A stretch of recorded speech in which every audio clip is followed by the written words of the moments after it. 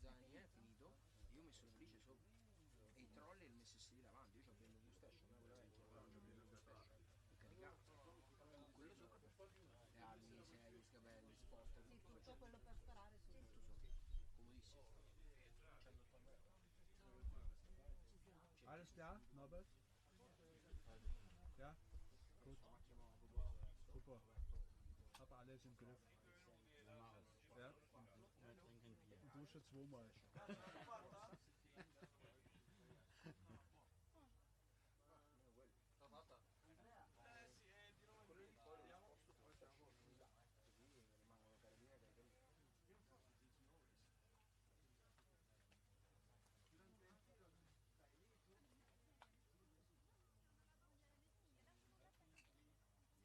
Uno, due, tre, quattro, cinque, sei persone che la spingono.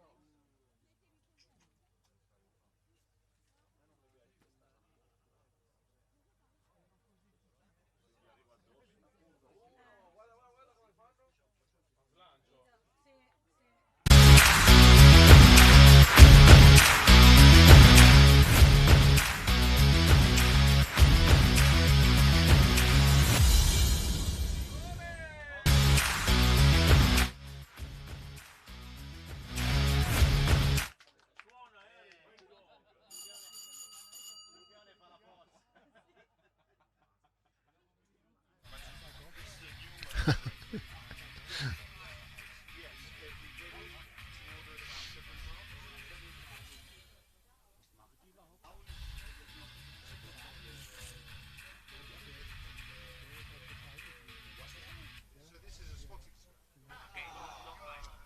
All right, well, welcome back. We're at Extreme Shot Italia for the finals. We're going to start off with light gun class, and then we're going to move on to the heavy class. Light gun is going to have 25 shooters.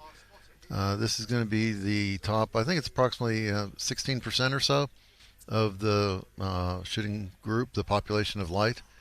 Very competitive competition, preliminary rounds.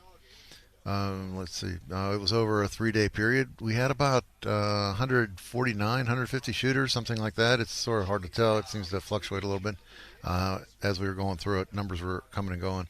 Anyway, it's about 150 shooters representing 30 different countries. And well, this is just one of the biggest collections of broadest collections of shooters I've seen in quite a while. Again, we represent about 27 or 30 nationalities. Again, about 149, 150 teams in light class. Heavy is going to be the top 20 teams, I believe. And that we had 80 classes or 80 teams signed up for heavy. So we took 25% for the heavy class, the top 25 for the finals. The distances, oh geez, I have to look that up. We'll read them as we get into the shooting. I don't have them in front of me right now. But the light class, I believe we start off at about 1,800 meters, and the longest target is going to be about 2,000 meters. Heavy is going to pick up from there, start off at 2,000 meters, and then have an intermediate. Again, I'm not sure of that distance, so I don't want to state it. With the final target being at 2,600 meters. So that's about 2,900 yards. Again, that's the heavy class. So we'll be starting with light class. Now the scores are going to be added from the cumulative from preliminary, so will be additive to increase for the final standings. We ended up with extremely competitive scores through the preliminaries. The weather on several of the days, or particularly yesterday, was phenomenal for shooting, and the shooters took advantage of it, to be honest with you. And they really got... They took advantage of it. We'll just say that, to where most of the shooters who ran yesterday in the finals were the ones that progressed on. We do have a few notable exceptions. One being Ryan Cheney, who's currently sitting in third place. He was in first after day one, and also Gary Costello, former champion of this match, is also moving ahead from day one.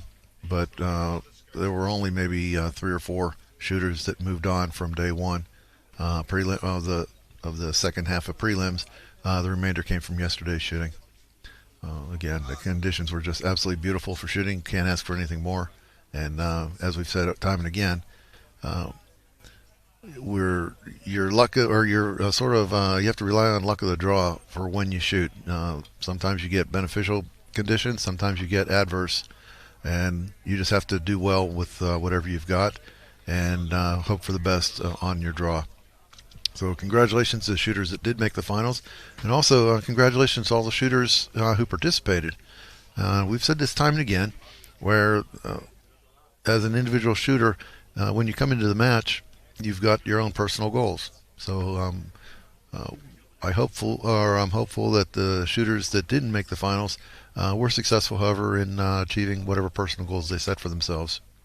Again, there's only one person ultimately who will win the match. So everybody else that's involved, whether their goal is to make the finals or to set new personal bests, whatever their goal is, hopefully they were successful in achieving those. Now, we'd like to thank Rod Formosa and his team for putting on this match. It's pretty much a year-long effort for Rod and his team. They need to coordinate the sponsors quite heavily because it's a significant production that they put on here, and there's a cost associated with that. And Rod is always quite active in keeping the sponsors online, keeping them engaged. And as I said, it's a virtually year-long activity. So along those lines, we've got all of our sponsors, as you can see on the banner behind us now. So whenever you're in the need for products, firearms, and we've actually grown beyond firearms related, so some of them are just general market sponsors. Please take a look at who the companies are that are sponsoring this activity, and give them your business if you can, or at least give them a chance to see whether they can meet your needs. That way they'll continue to support these types of matches.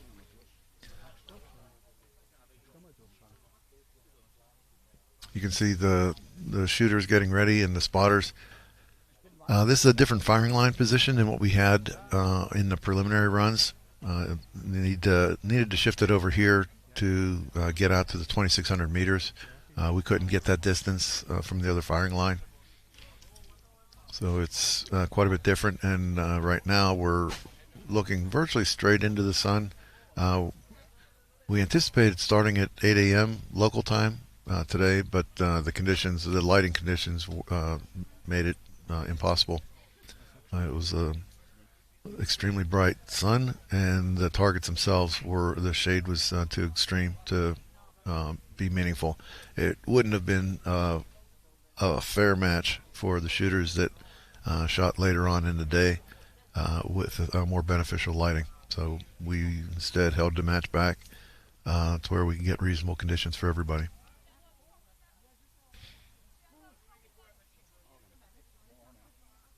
And we can see from these images we're getting on the screen, this is just a phenomenal venue for holding a match.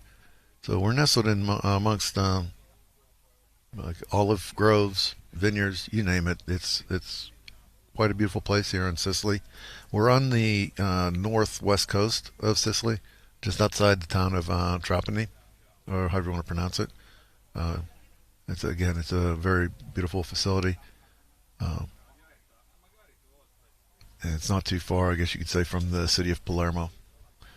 Sicily itself is a very nice place to visit. It's definitely a destination match.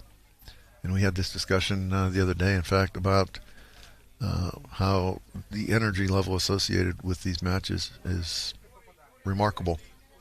It's truly an event that goes beyond simply an ELR match. The shooting is obviously a critical component, but there's so much more goes on after hours, and just a social event, and the broad expanse of nationalities and experiences makes it quite an event.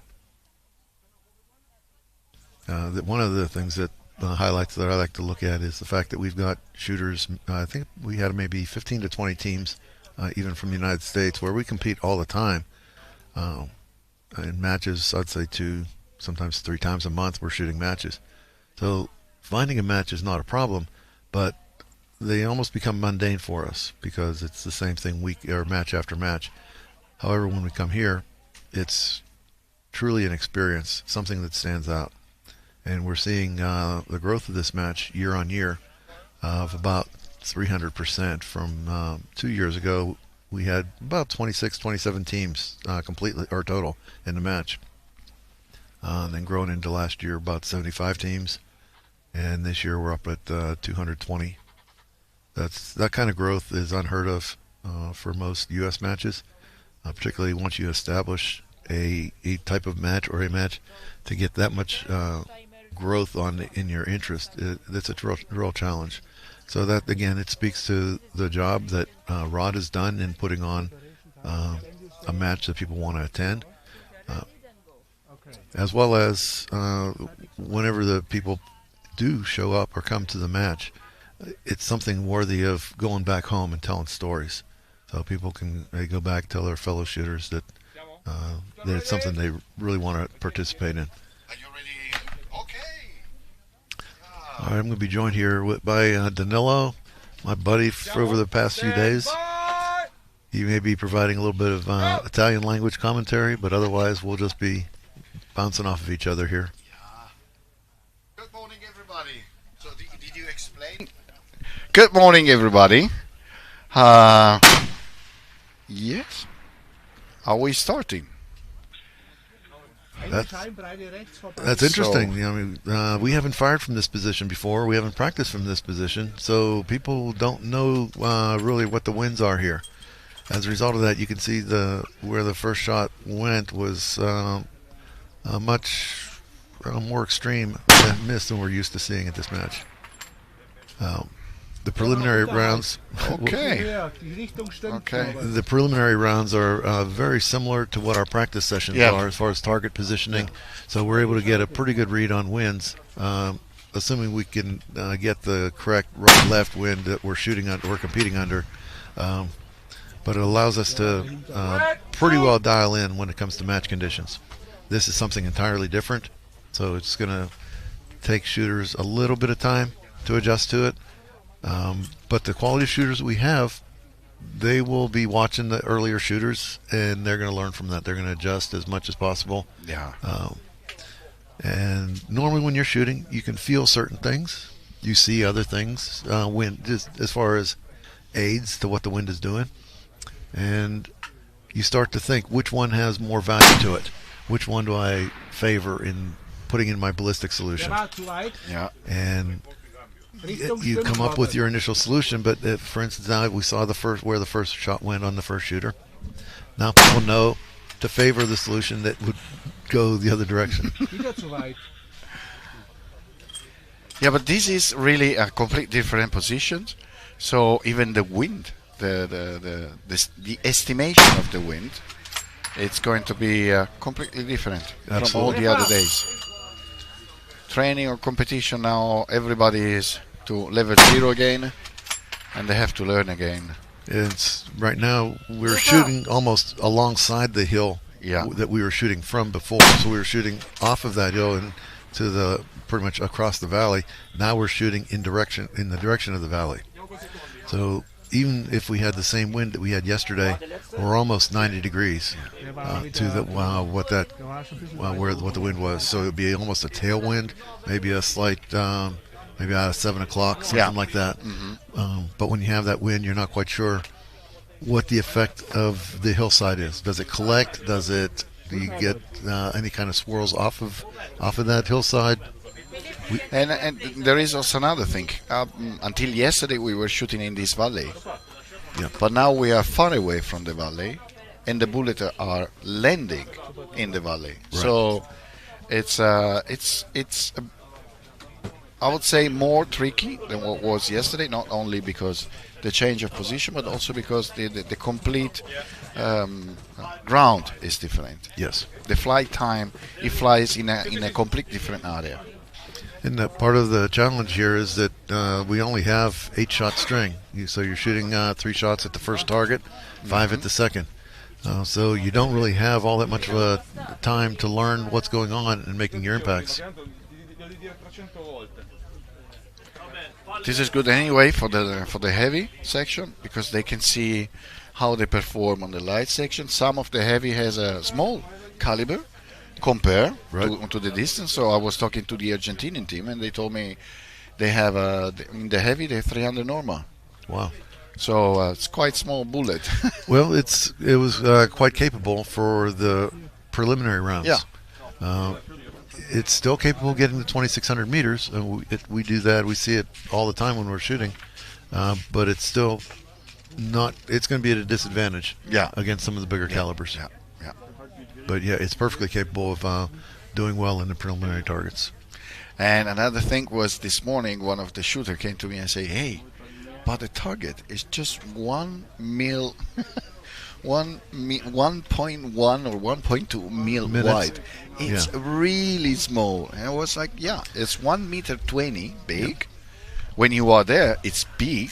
Yeah. But from this distance, it's really a tiny spot in the middle of nowhere. That's a challenge with the Sicily match in general, is the fact that it runs smaller targets. Rod, he creates the challenge because we don't have just the raw distance to challenge the shooters, so he does it by making smaller targets. Many times we'll be shooting 1 minute targets compared with most matches in the U.S. The targets are about 2 minutes wide and 1.5 tall. Okay. So that gives you about 3 square minutes of area to hit. Whereas here we have 1 square minute. So it's about 1/3 the area of most of our match targets. Okay. Good to know. So when I come in the United States, maybe have more chance. You'll be able to hit everything. Impact. No. Nope. I'm He's more- off not on the impact. same side as the first shooter. Et l'autre, et là, je le vois en haut à droite de la cible. Vas-y, vite.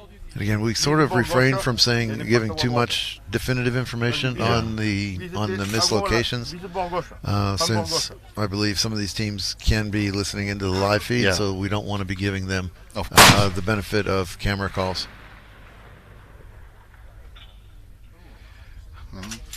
I think it's I'm not sure what our camera angle is on this thing, whether or not we're looking straight on. I thought we were, but no. I'm starting to question I it. believe this camera is on the right side. So when we see that kind of impact, could be that it's just I thought we were looking pretty straight on this target, but those first 2 shots had the same windage on them, and I would have expected Yeah. correction. Non, vu. that's fine. That's fine. Vu. Alors, And again, we're at about 1,800 yards, tu as vu, meters, à droite, about 1,800 meters. à droite, It's not a difficult shot. 2,000 meters is well within the range, or 2,000 yards is well within the range of these calibers. Anything that's here can be effective at this range. Yeah. The lighter ones, especially 6.5s, will start to lose their energy at that distance. Yeah.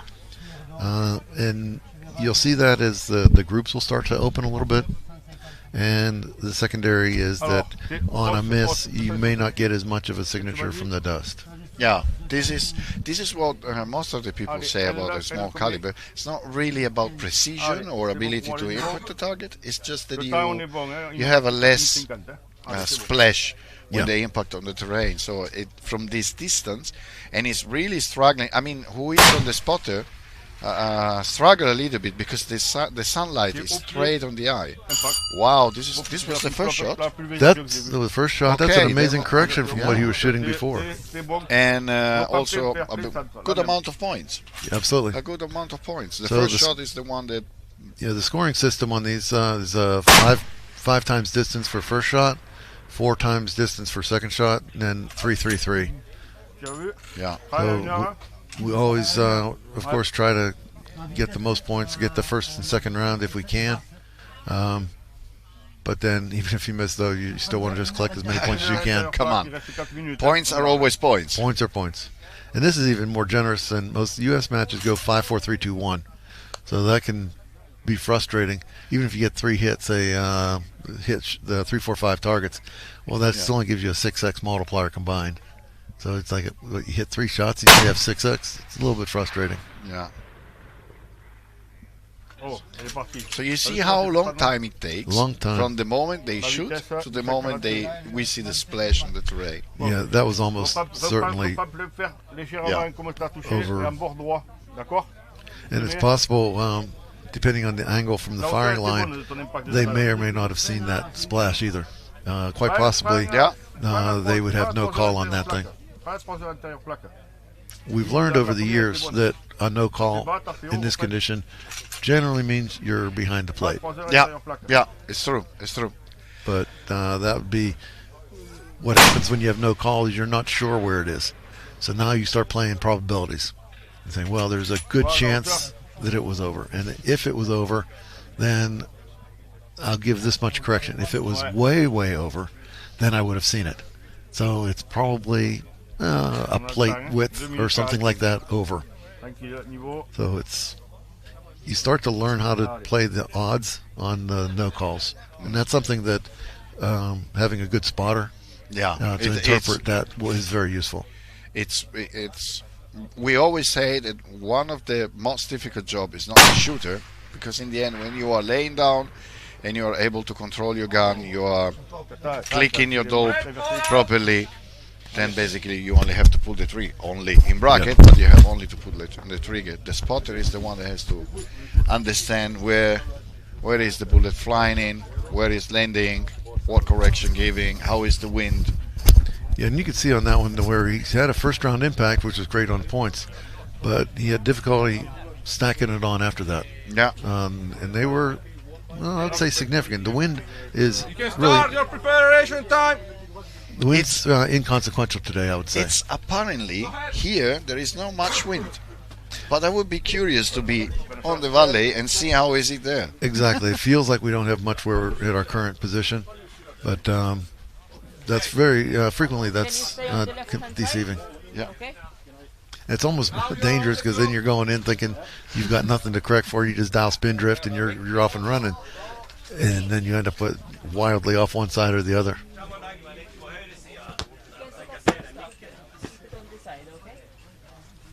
So they lay down two shooter per time.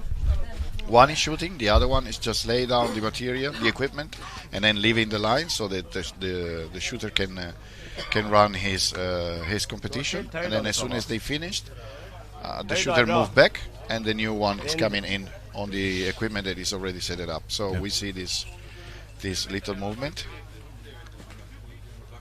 The shooting line here is definitely smaller than I mean, it could be bigger, but as it is organized, it's smaller than what it was on the other line.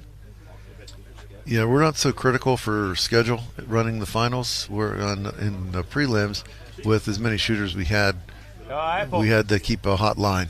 So it was going from one shooter to the next shooter with minimal time between them, just to get everybody run through. Whereas the finals, it's only a 7-minute string, and again, the count is relatively small. 25 shooters in the. 40 seconds. I think it's 25 and 20, so 45 total today. That's about a half day's worth of shooting. Yeah. So we can burn up a little bit of time in between shooters without killing our schedule. Yeah. I was watching his bipod. It's pretty. It looked like to be pretty skinny. Yeah. Small. That's something that frequently, if someone's coming from another discipline, maybe PRS or something like that, they'll carry this equipment over.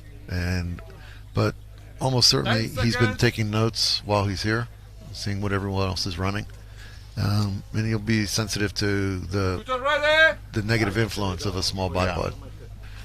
Almost certainly next year he'll have a different bipod, Stand by. possibly from one of our sponsors, Accutac. Yeah, probably. Accutac. Not for sponsoring, even though he's a sponsor for this competition, so he deserves it. Yes. But not for sponsoring. Honestly, I passed from one brand to Accutac, and it changed completely the behavior of my gun. It changed completely. Ett mål högre. Accutac came on the scene, and Men jag tror du ska bara kompensera för högre. yeah, at one point we were running Phoenix bipods, pretty much F-class style. And then King of 2 Mile rules changed, where we had to have a folding bipod. And when that came overnight, virtually the Phoenix were put aside. Yeah. And Accutac became the standard solution, for at least in the U.S.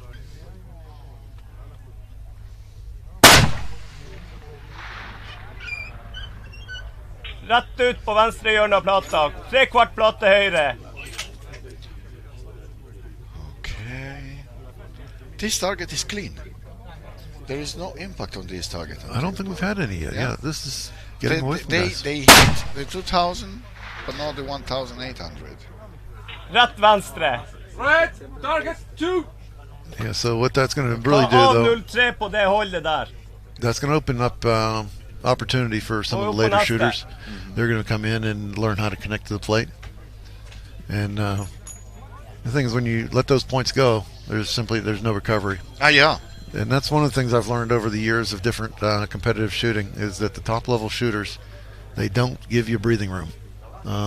You may beat them on a target here or there, and you can feel good about it, but they're not going to lay an egg and really give you a huge margin to catch up. They're just extremely consistently good, and you may have, like I said, a super strong target and beat them here or there, but overall, that's the sign of some of the better shooters.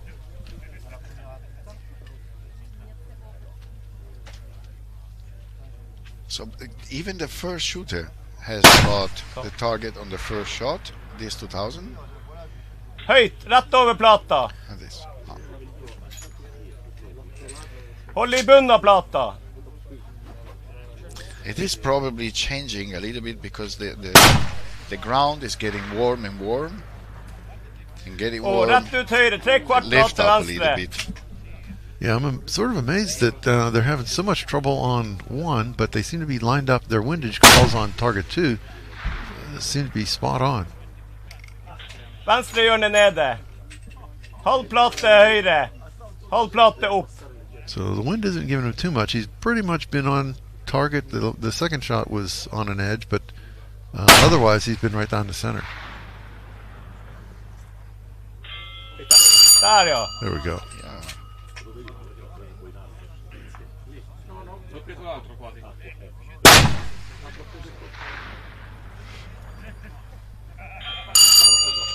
All out. Vad i fan skedde med den vind där? 2 impacts. So 2. When you're shooting the finals, you'd like to get enough points to really maybe overtake a few spots. But actually sometimes just getting any points is...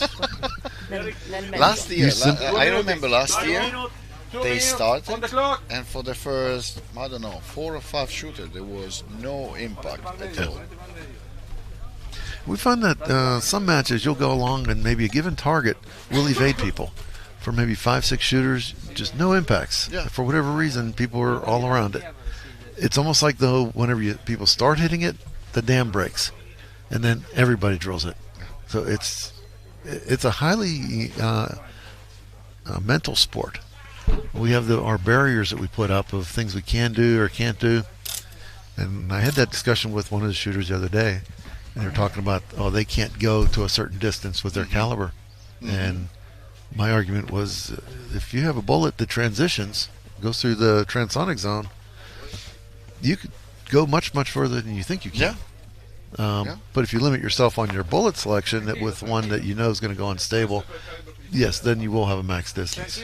I was making comparison with artillery. Yes. Because we were talking before about a video that I saw of an American guy that was shooting 7,000 meters. And they were like, no, but this is an impossible calculation shot because it flies too long and this and that. It's you hit the target by chance. And I say, actually, we were thinking the same for the distance that we are shooting today.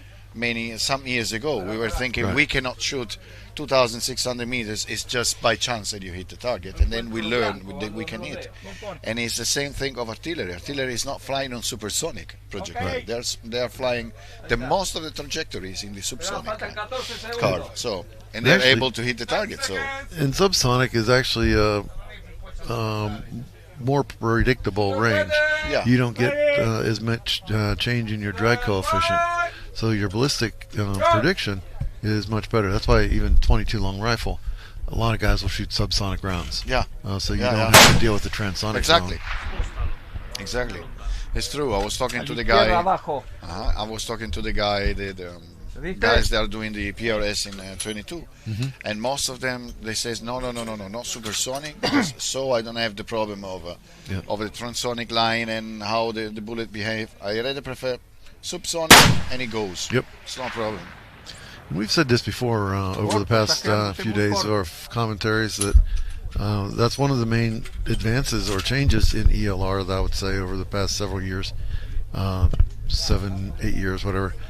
That's that we've gone away from trying to get ultimate performance. Yeah. Instead, our goal is to have First impact very good. on the 1,800 meters. Yeah. So The last bullet. Estamos con mucho tiempo, tranquilo. our goal now is consistent Ten en performance. cuenta eso que aumentaste, ¿eh? Now let's see if you can carry Esto that es para across los the chicos de T2. Argentina, vamos, que Yeah. están haciendo el aguante. It's just telling him he has enough time not to run, not to be in rush. Yeah, Take your time. which 7 is- minutes for an 7 minutes for an 8-shot string. That's quite a bit of time. Yeah. There is no big difference between spot 1 and spot 2. So No, it's an easy transition. Dale Yeah. un poquito más, menos de And arriba. yeah, it's just the one transition. That's usually what burns up time for shooters.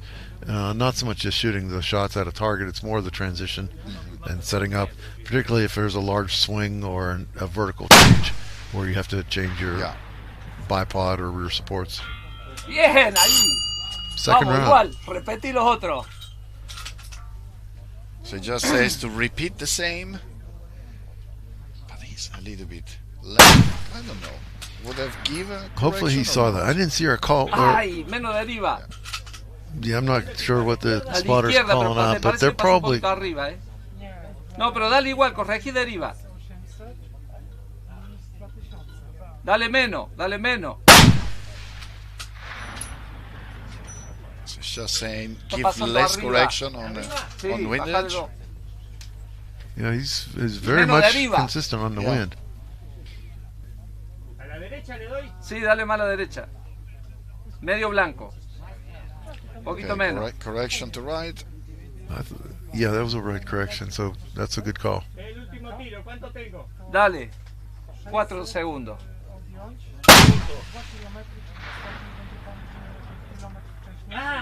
No, se te fue Oh. aumentando la Hola, velocidad. It came over, just ¿Cómo? slid under the plate. Yeah, Sí, yeah. todo. But yeah, that was a good wind call, though. Wind correction. Yeah. Anyway, the grouping on this distance, you always need to see how is the ammunition performing, Exactly. because maybe they were right with the dope and correction on the spot, but the grouping was a little bit too wide. That is true. No, he wasn't seeing the variation on the wind so much because he was maintaining that Yeah. position we were seeing up and down. But there are different reasons for having vertical. A lot of that can be when your bullet, if it's not particularly designed for transitioning very well in the transition Yeah. or From transonic supersonic zone, then you're gonna, if a bullet is designed, say, purely for supersonic, when you get to that transonic zone, it's gonna have different drag performance. Sometimes it'll fly clean straight through. Other times it'll start to wobble, Yeah. and it becomes more draggy. And if it does that, then it's gonna fall low because now it's picking up more air and it'll fall off. So you end up with all kind of degrees of stability, and it'll show up as a vertical string on the target. So now we have to switch from the previous two to the next two shooter. They're preparing the stuff. Oh, we have an American team. Yeah, this is the first American team to shoot. Yeah. This is Danny Gilbert, and his spotter is Brian Catania.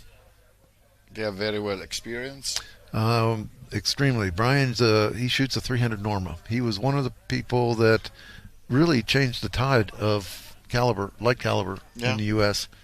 A few years ago, the trend everyone was going with was the 33XC. Yeah. And Danny and one or two other guys sort of bucked the trend, and they went with 300 Normas. And they routinely hit plates at 2,900 yards. Wow. And they'll go 2 for 5, 3 for 5.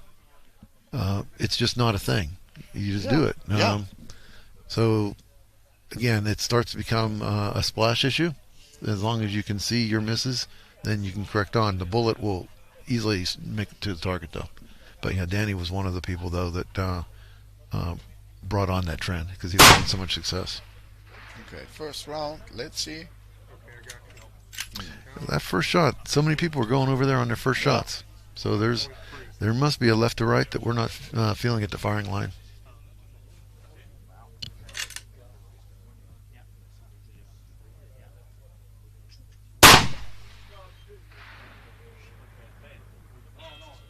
Impact. Danny is a machine. I'm Very telling nice, you, very he nice is just a impact. crazy shooter. They just gave right perfect correction.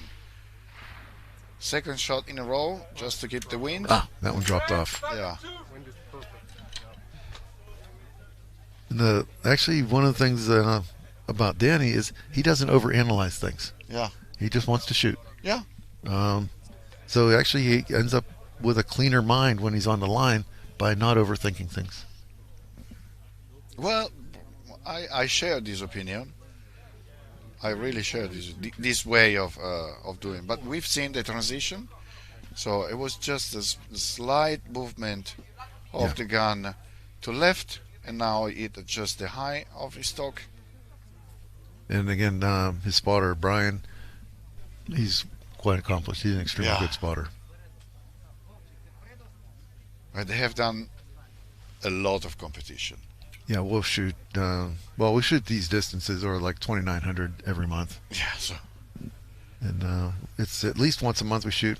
Usually anyway, more 2 or 3 is more like. Anyway, what is the consideration to be taken is that even though you are shooting consistently on certain distance, you are still struggling to impact the target every time. So this is the fun of this sport. Well, it is, because but you always have a challenge. You can never get bored. Exactly, but certain courses become so mundane to where hit percentages do get up north of 80%, and they're approaching 90% impact rates. Mm-hmm. So we tend to usually run strings of 2 targets at a time, 5 shots.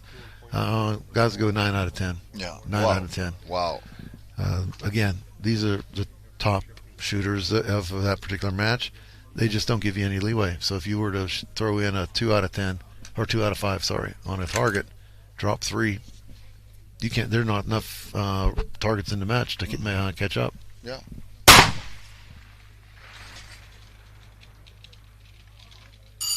Impact. We had one match. I think it was maybe 2 years ago, on that particular facility, where the guy hit this cold bore.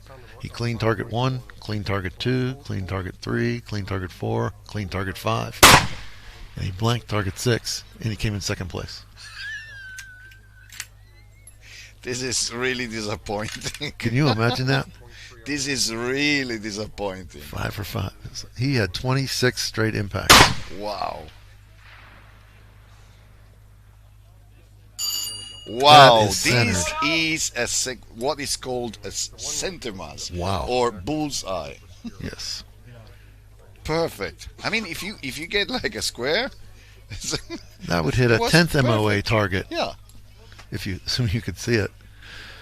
Wow. Again, like I said, the top shooters, they know how to get it done. They don't give you room to catch up. That's how they keep rising to the top time and again. So, but in total, they score 3 impacts. Do they score 3 impacts? I believe it was 3. They hit the 2 one. impacts on the furthest, on the 2000, and 1 impact on the 3000. Yeah. Wow. And they were in the middle of the pack. I think they were approximately, maybe 10th place or so coming into this one. But the field was really tight, though. So between first place and 10th place, I believe, was only within 10,000 points. Yeah.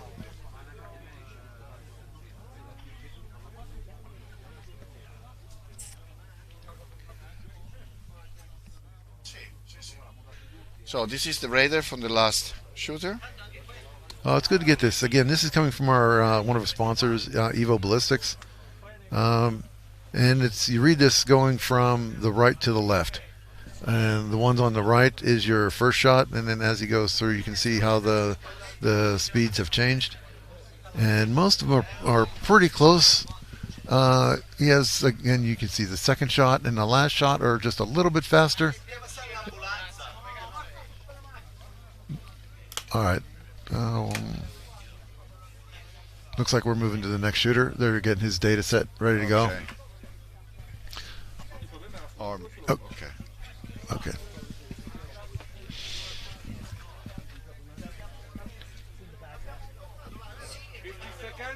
All right, so this is Gary. And he's Gary Costello. Yeah. And he's representing one of our other sponsors, March Scopes. What is this machine that he has on top? That looks like a lab radar.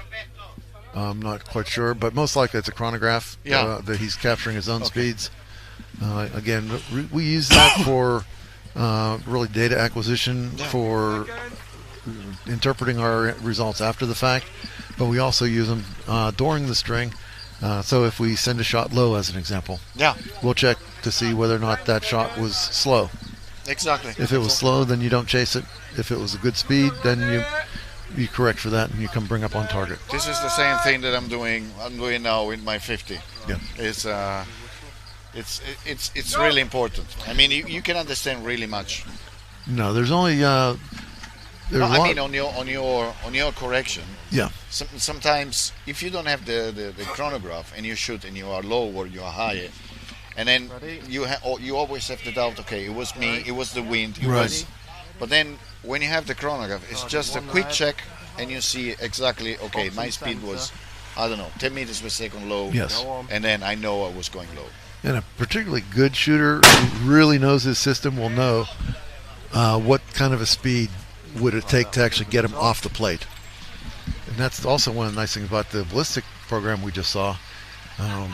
So right now they can go back to Danny's run, and they can show his speeds, and they will show what your probability of impact is based on those speed variations. So most likely what we were looking at, he's going to be on the plate for all those with those variations.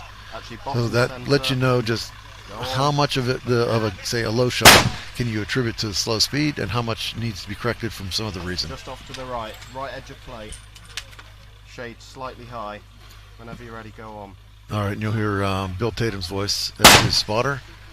And again, Bill is another former champion here. Nice one. So that's a very experienced team out of the UK. So he also scored one impact. He got right? number 3. Yeah. Can you come up to 77 minutes, so 17 on the turret?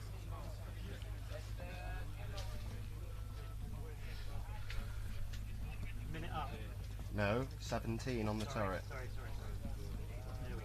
It's nice to hear the communication between spotter and shooter. So apparently they've got some sort of a 60 minutes, most likely as a part of the base, maybe an air attack or something, to where he's got a 60-minute correction built in. So Bill was calling for 77 total minutes. So they probably have a 60 plus 17 on the turrets. Ready?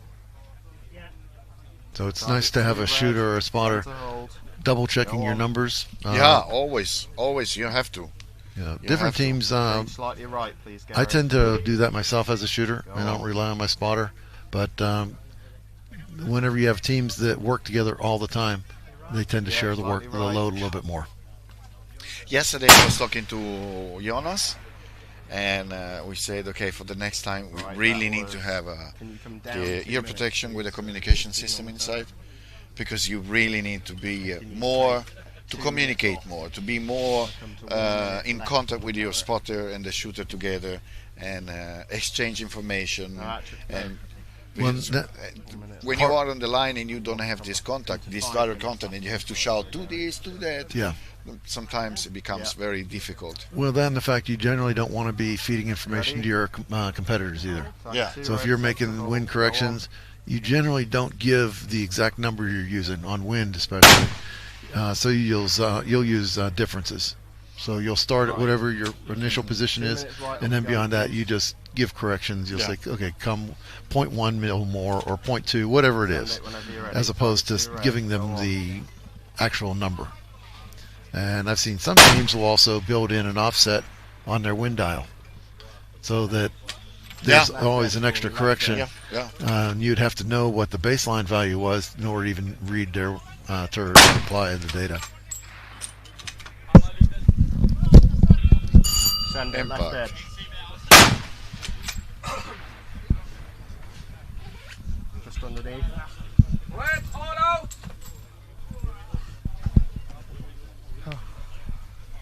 So 2 impacts.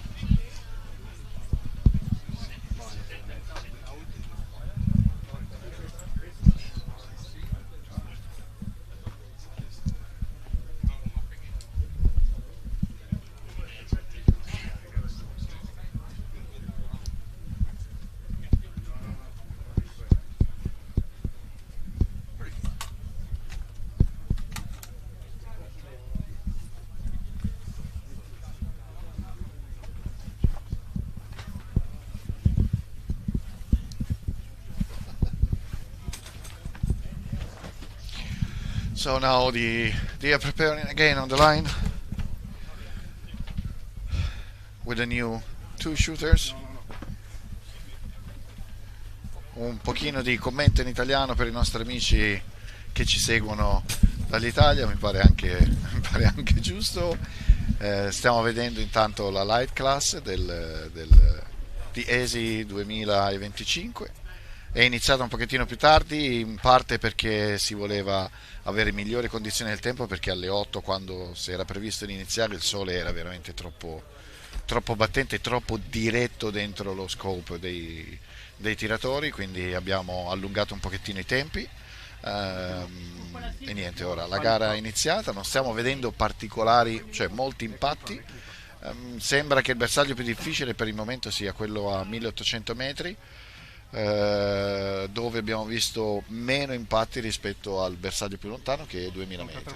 Vi ricordo che la light lavora su 2 bersagli, 3 colpi sul primo bersaglio 1860 metri se non erro, e 5 colpi sul bersaglio a 2000 metri. La heavy, che si disputerà subito dopo la light, invece ha 3 bersagli, 3 colpi al primo bersaglio che sarà 2000 metri, 5 colpi al secondo bersaglio a 2400 metri, 5 colpi a 2600 metri. Ora si sta preparando il prossimo tiratore dalla Francia con un 3.38, vediamo un po' come fa, vediamo se riesce a capire meglio il vento. So I was just giving an update to our Italian friends. Very good. Ok, we ready, they run 7 minutes, loro hanno 7 minuti per fare i 2 bersagli e gli 8 colpi. È bello vedere il momento dallo sparo al momento in cui atterra il colpo a terra, potete capire il tempo che il proiettile percorre in aria, quindi è esposto a tutte le variazioni atmosferiche, che sono quelle poi che cerchiamo sempre di calcolare per riuscire ad arrivare agli impatti di questi bersagli. Siamo al secondo colpo. Non posso dare quelle che sono le nostre opinioni sugli impatti, perché non vogliamo facilitare qualcuno dei partecipanti che segue la diretta.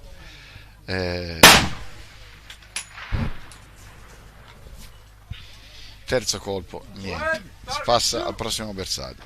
So here they're really struggling on this first target. Absolutely. They're really struggling. There are much more impact on the furthest. Yeah, and there's something going on there that there's a wind that we just aren't feeling here, and they just can't bring themselves to correct for that on the first shot. Someone's going to be balked. And anyway, I was talking to the jury to know where the target were. Yeah. This morning they told me that basically the target, a new target, so not the target where we were shooting in the previous day, but are basically in the same position where we were running our training. Got it. So as a position, it's not that far away one to the other one. No. Yeah, the difference is we're shooting a different angle we're shooting up the valley now, as opposed to down into the valley or across the valley. So before anything, the winds generally run up the valley here. So when we were shooting across it, it would be a gentle left to right wind. Yeah. Whereas now it's almost a tailwind, and historically tailwinds are much more difficult to manage than a full value crosswind. It's almost counterintuitive. You think a crosswind would be worse, but the reason for that is that if you have a crosswind, say at 9 o'clock, and you have a small error in it, and instead it's 8 o'clock, well, just with the trigonometry involved, it's only about a 14% error that you have to absorb for a full clock position. Whereas if you're at 6 o'clock versus 7 o'clock, that's a 50% error on wind. It's quite significant. And then if the wind is going from 5 to 7, that's a huge swing. Yeah.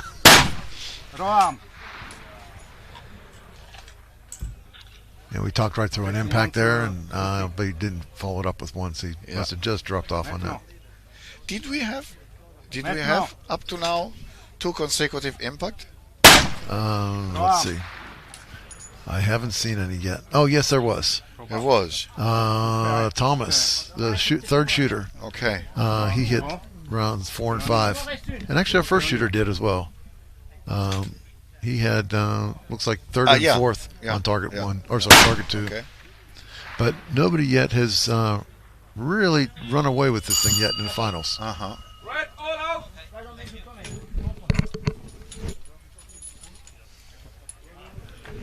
Looks like we have Ryan Cheney coming up next. I apologize. I always call him Cheney, but it's Cheney. So, my mistake. I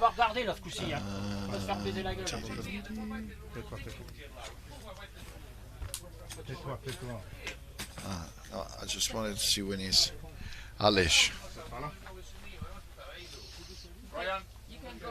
He's down here. Yeah. 23rd.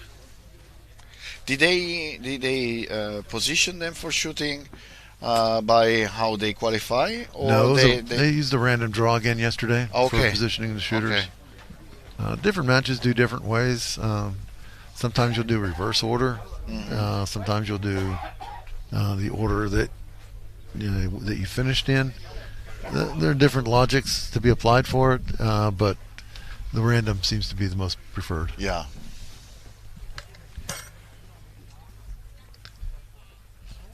Because random, you cannot complain with anybody. It's exactly right. It's just what comes. And I was teamed up with Ryan at King of 2 Miles this year, and that was a very fruitful match. So we both finished in the top 10. And Ryan was 7th, and I was number 10. Okay. And you can see Ryan's running my rail feet on the front. He switched to those mid-match at King after preliminaries, where he was starting to see some vertical stringing on an uphill target. He decided that there might be something to them, and they switched over on the finals, and much of the stringing went away. And we saw it here as well. Even when he was shooting target 7 in the preliminaries, he had virtually no vertical dispersion. He was center of the plate, 5 shots. Yeah, but look how it works. Look how it works perfectly. Very smooth. Well, Ryan's a very good ambassador for virtually anything, any equipment. I think you give him a slingshot and he'd hit. But 10 seconds. Shooter ready. Yeah, the screen has James Hullum as the spotter, but it's Rusty Newton is spotting for him in this match. Go. Ready, party? Let's go.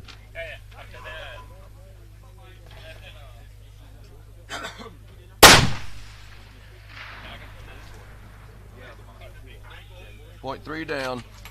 Good wind. And they're using a huge spotting scope, which is a great choice, I would say. Yeah, Ryan recently got that, and he let me look at it through King, and I ended up having to. Similar spot. 0.2 down. Come right a little bit. It looked just. It looked left edge to me. Okay. Okay, and here's an example where the shooter almost overrides the spotter for the point of impact. Impact. Wow, tiny, one. tiny dot. Got him Yes. now. What caliber are them running? I think Ryan's shooting a 33XC. Okay. Come out 0.5. And Ryan is definitely one of the best light gun shooters in the U.S. He's won King of 1 Mile a couple years ago. He's always near the top with lights. He can hold his own on heavy class as well. But I know if when you talk to him, he'll readily acknowledge he prefers light guns.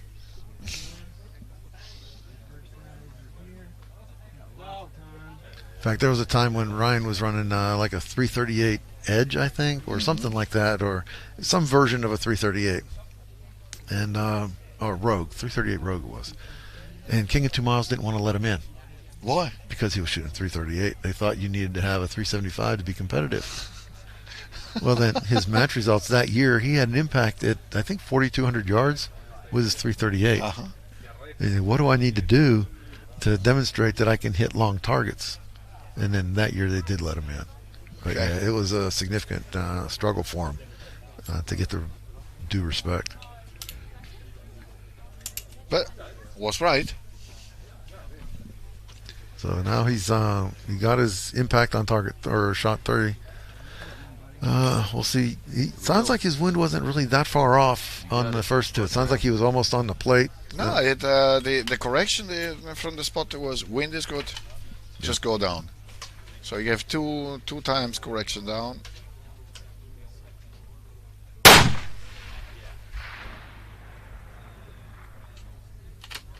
0.3 down. Good Again. wind. See?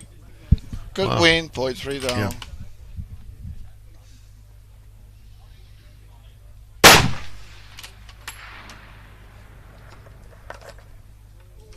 Damn it. That was 0.2 under.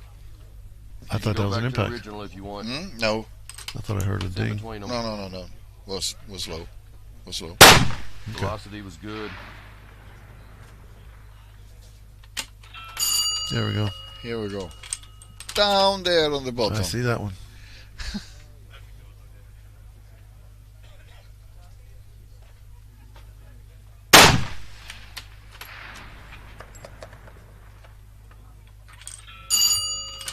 Second Still impact. not too far.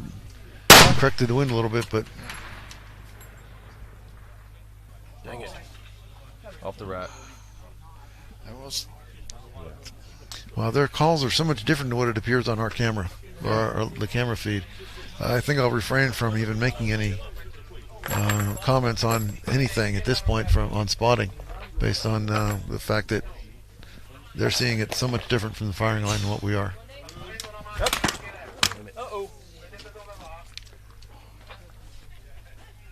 Sorry about that. so based on the impact. Would you have give, without saying where the correction to be given, but would you have give any correction? Where those impacts were, I would. If I knew that's where it was, I would be giving it at least a 0.1. Okay. Not necessarily a full value Yeah. to center, but building in a little bit of insurance. Okay. Yeah. Me too. Okay. But At of least- course, when you are here sitting and commenting, it's always easier. Oh, heck yeah. Velocity again. Up. Yeah, it's very easy from here. In fact, the first year that I was doing commentary here, I felt bad because I was doing it from home and sitting and watching the feeds on my computer, and almost felt guilty because so many times you'll have guys online on Facebook or wherever, Yeah. whatever blog or whatever you want to go to, and these guys are just spouting off, and a lot of them are people that occasionally you'll see show up at a match, but not very often. Yeah. And yet they're some of the loudest opinions online. Well, I didn't want to be seen as that. So I figured, okay, me fine. neither. Me neither. The first year I did the favor of just the broadcast or whatever, the commenting from overseas, but I wasn't going to do that again. On my point, certain like a chit chat like this one, what would you have done? Is it much more to learn rather than to comment or make a critique to the person that is on the line? It's just It's a challenge How because would I have behaved in this situation? Would I have done the same? Maybe I would have changed. Maybe I would have give correction. Maybe no. It's that's the tough part is I try to put myself in their shoes and what would I do if I saw that same situation. yeah. I'm not sure I'm 100% accurate.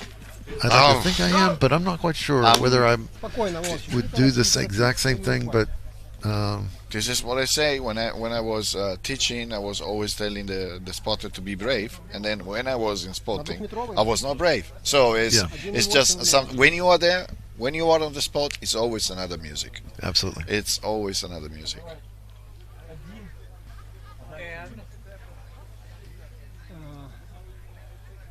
Сколько ты, 0,5 берешь? Well, I find that there's so much to these matches. So many, as we always keep saying, variables and things that you need to tame and control.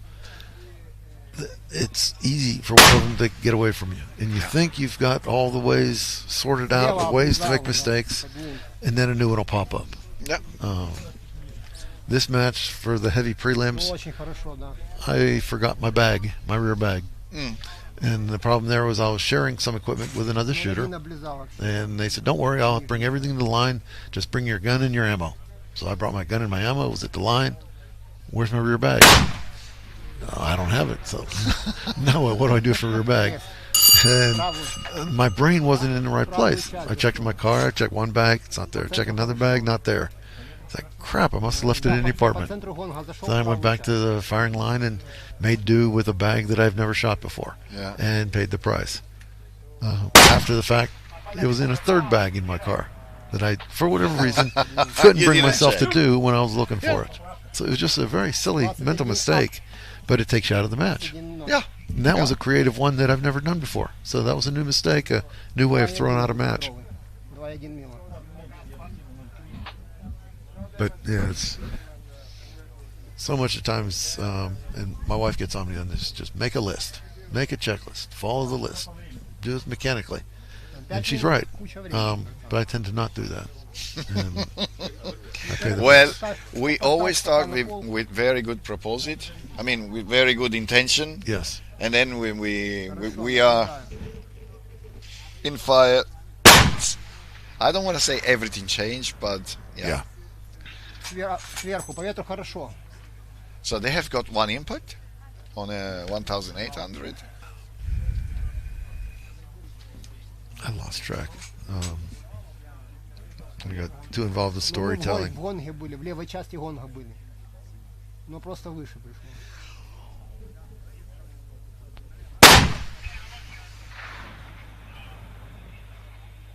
Есть. Oh, one impact, Брат, я не вижу куда, 2000 meters, но мне кажется в левую сторону, по-моему. 2007 Не meters уверен, потому что to be мне плохо precise. видно.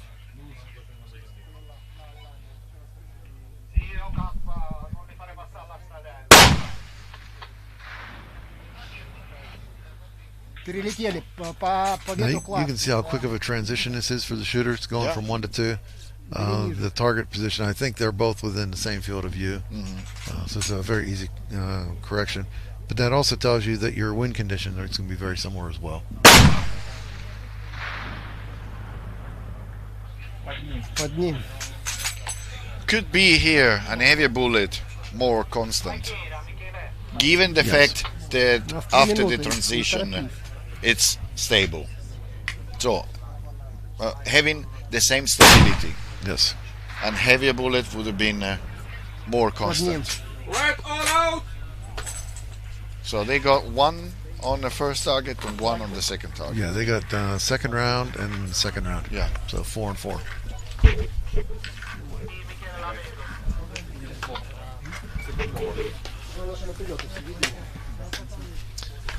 So this is a very tight competition.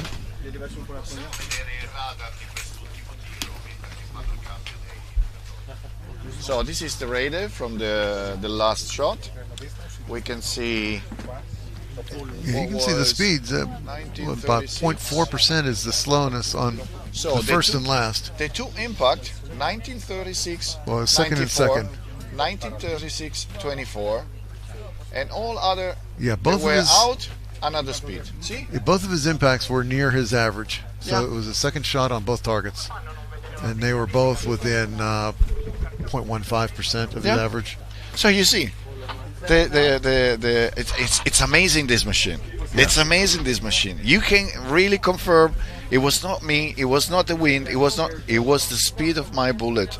It Quite changed. possibly, yeah. It changed, and I changed my point of impact. And in this distance, it affects a lot. Yes. It really affects a lot.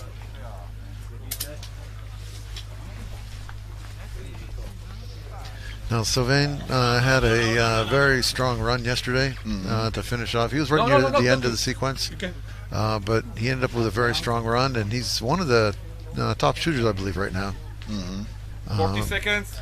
Yeah, he's sitting in here now with 99,000. We were tied first and second place coming into the finals, and he's one of those. He's holding one of those positions. He's got his work cut out for him because Ryan accumulated 13,800. Ryan was in third place. Yeah. 20 So seconds. he needs to make sure not to let that margin slip. On a le temps, on a le temps. 10 seconds. On s'en fout du chrono, on va. Shooter ready. Stand by. Allez mon poulet. Okay. Moi, je suis en cible. So to which shooter are we now? Which number? Go. We are shooter number 16, it looks like. Vert No, pour no, moi. no, no, that's not right. Shooter 10. Shooter 10. Okay. Are there 15 to go? Okay, first shot. Ok. T'es sorti à combien? 867. Ok. Tu me mets 3 down. Ouais. Et tu me mets That sounds like the same correction Ryan 4 gave. right. Yeah. Et on doit être à... Ok. On est à 4. Ok, L4. Vert pour moi. I don't know much French, but I know enough to interpret corrections.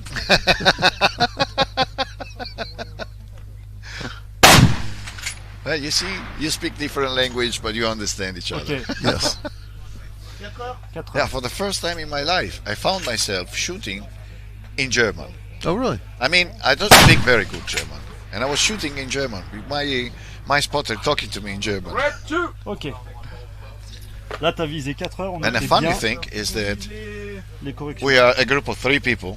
Cible suivante. Thomas and Jonas, they are Germans, L5. and I'm Italian. And then it was one day there were Thomas and Jonas speaking in Tu me German, mets 239. and then while they were discussing about the point of impact, the correction, etc., they start talking in English, and I was like, "Hey, wait a second! You want me to talk German, and you speak in English?" 5 minutes. Well, we've been joined on the commentary panel by Bill Tatum. Et moi, He's going to 230. keep us in line. Hello guys, hi, Hello. good morning. Rod asked me to come and have a chat on the basis it's a long Ok, en day. cible. Red 2. Well, you had a nice run today with Gary. You Sorry? know, you had a nice run today with Gary. Vert pour moi. No, I haven't run yet.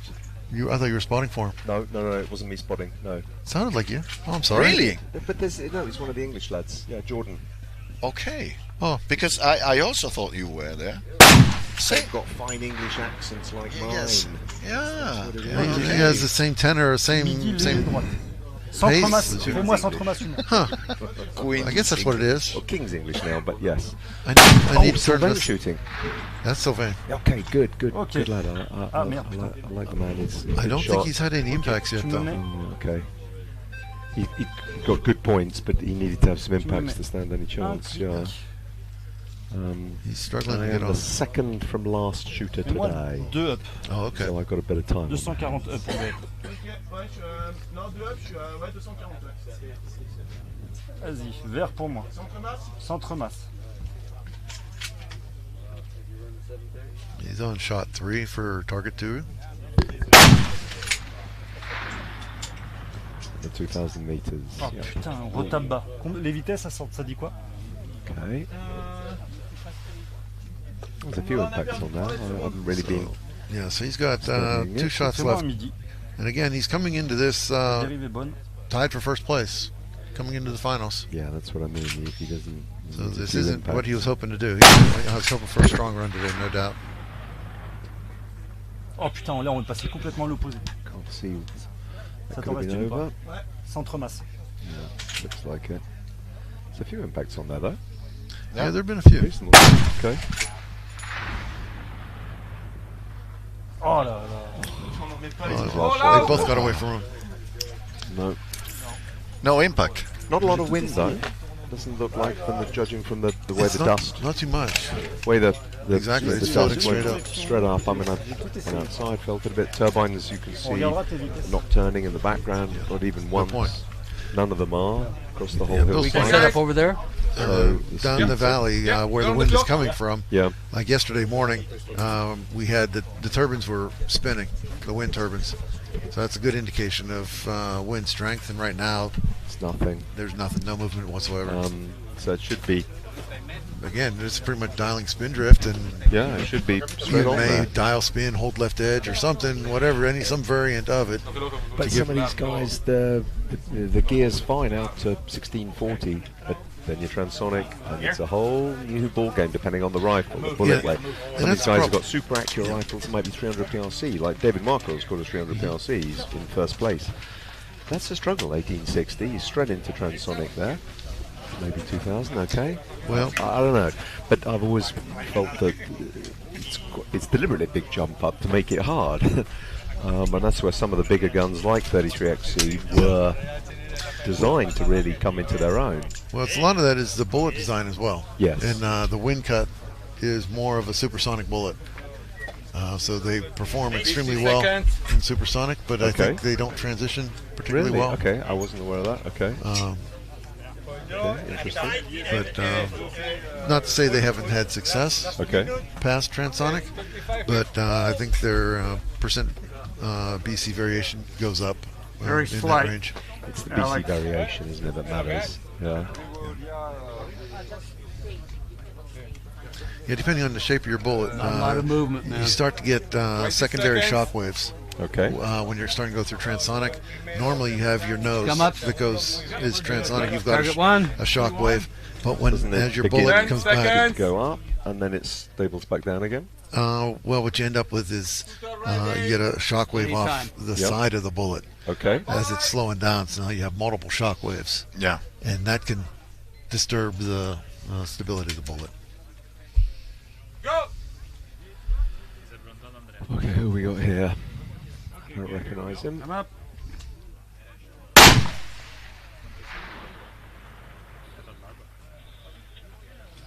Okay. Got absolutely nothing. Yeah, none of the misses to the left or the right. They're all Yeah, this elevation. is Alex Harder, Okay. U.S. shooter. Okay. He's teamed up with Gary Evans. They're Okay. They're Yes, both in they're the finals. both through, aren't they? Yeah. What's he running? I think it's an XC. Mhm. I think he's 33. Yep. Okay. So this is good for him.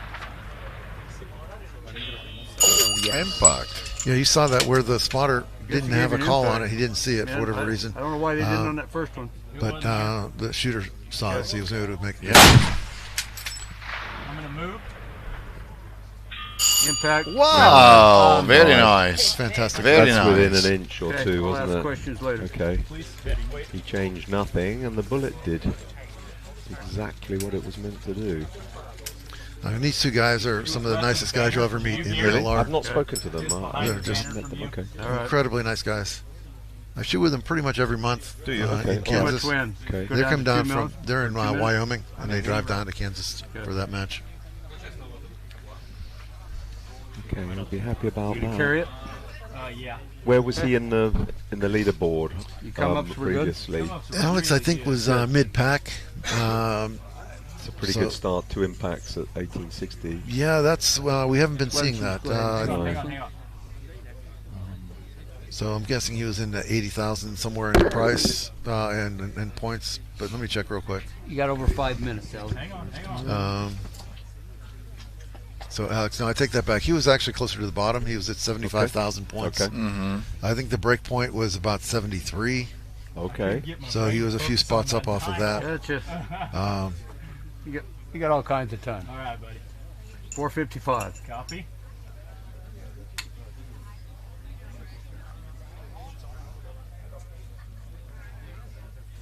But in these matches, it's a matter of just I'm up. making it through. Give me just a second. As far as the preliminaries I'm into the up when you're finals, ready. Yep. if you can make it in, then you have another fighting chance to Agreed. make up some points, make up some ground in the finals.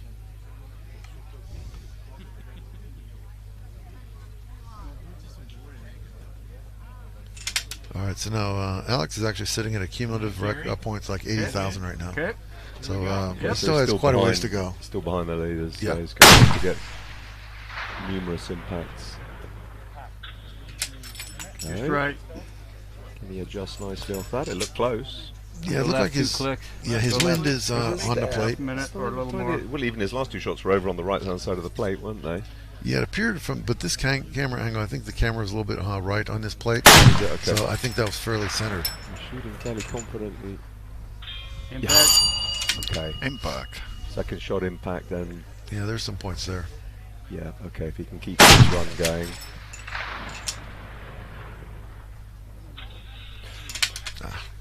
Top plate. You see where it went? It went low. Dust is now blowing the other way. Okay. Looks Or like split that the camera difference, angle Alex. that was Don't run it over the drifting top. off to the left, right wind.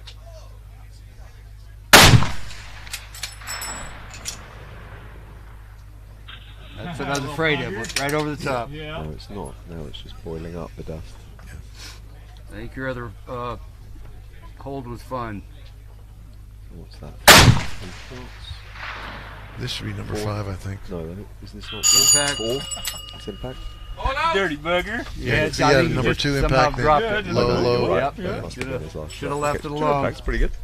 So He casually says, pretty good. I have impacted the 2,000 meters in the comp with a 33XC. Yes. But I can't remember. I don't think I did it twice. I only had 3 shots, I think, in those days. Or maybe it was 5. I've not had it. So actually, I think that's the strongest run so far we've had in the finals. Yep. As So you say, yeah, though, it's not. Look, it's 94,000. yeah, that put him like That's- 19,000. So yeah, You know, David's only got to get 1 impact to Yeah. stay ahead of him. yeah, exactly. run, So though. there's still Well done. several shooters, 5, 6 shooters in front of him, even at this point. Maurizio. Okay. Okay. Little boy guns. Uno rosso. Yeah, and that's the thing with these finals. Being 8 shots, it's really restricted of how many points are even available to make up ground. So you can build up enough of a lead during the prelims. No, you need to have the lead already. 22.3. Reasonable number of points. It's tough to make up that Yeah. much ground. 0.5. Okay, so And generally, the person coming in with the lead isn't going to blank. That was surprising to see Sylvain have trouble. let's see. Normally, you don't see that. This is Maurizio Battaglino. He was last year the first shooter, and because he was the first shooter, he was not able to see no 1 impact last year. But both last year and this year, they score very high. He and Fabrizio, they're always in the finals, Yeah. whether it's here, whether it's France. Piastra 1 rosso.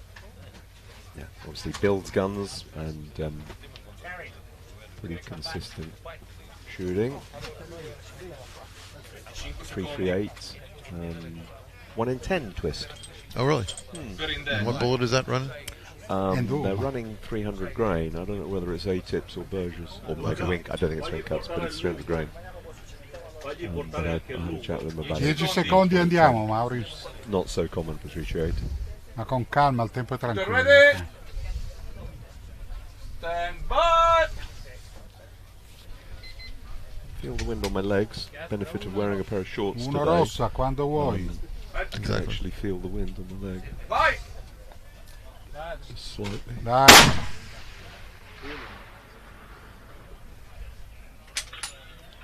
Oh, 0-3 right, sinistra. that's what I mean. There was just felt like In the run-up to Uguale, that shot, dai. I could feel the wind pick up. So that looks like a significant right miss from our angle, but I don't think it is, based on the correction that guys have been making. Dai.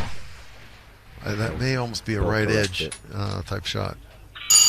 Oh, Impact, ripeti. Nice. Good lad. Okay. Leggermente ore 6. Very calm shooter.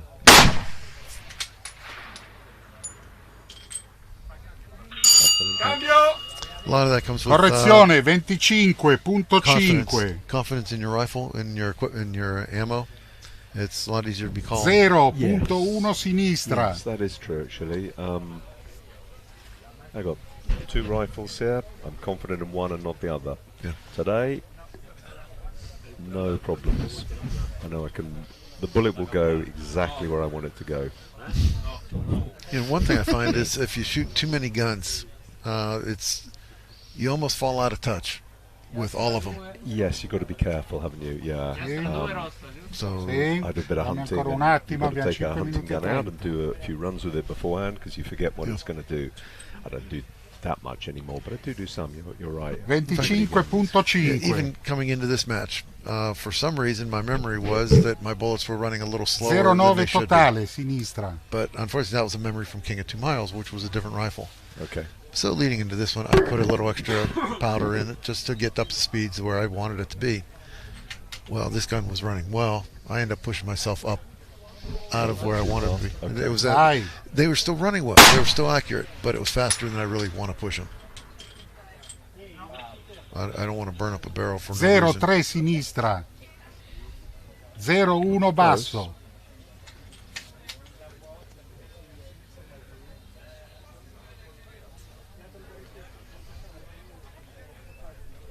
Now, anyone watching from home, you can sort of get a feel Aye. for the feel of a match in Sicily with all the different languages going around. We had one yesterday where we were watching an Italian 0.3 team, basso. but we were listening to the spotting calls from a French team. Privilegio leggermente ore 6. So it's rather interesting. Vai.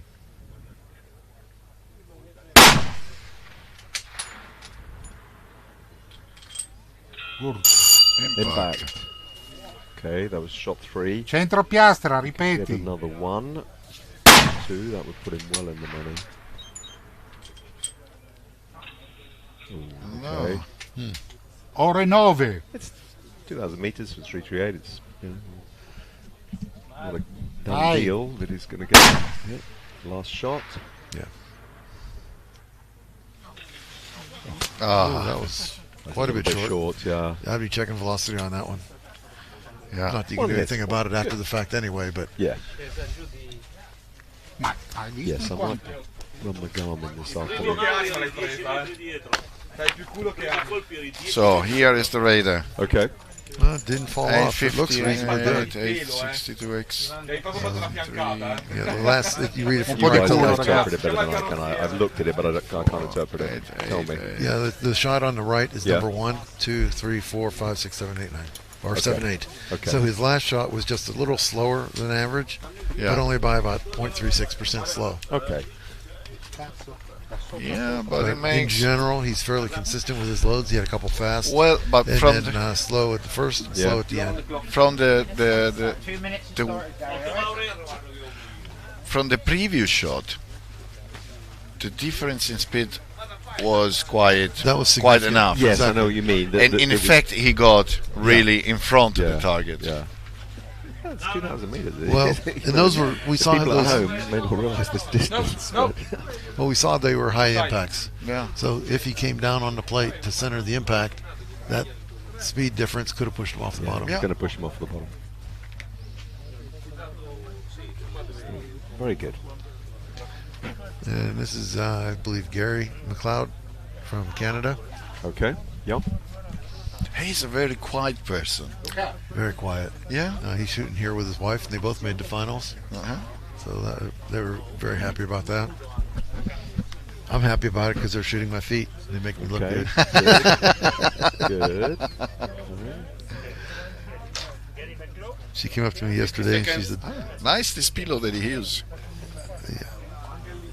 "Yeah, that's Some guys will do that, especially if they need to establish a high position, like we did on string 1 of the preliminaries, where we had to get up a really high rear position. Some guys will do that. Do what? Sorry, The pillow position on the back, just the wedge. Okay. As in, to physically lie on that. Exactly. Keep your chest up. Nice idea. Yeah. Right. I don't like some of the Whoa.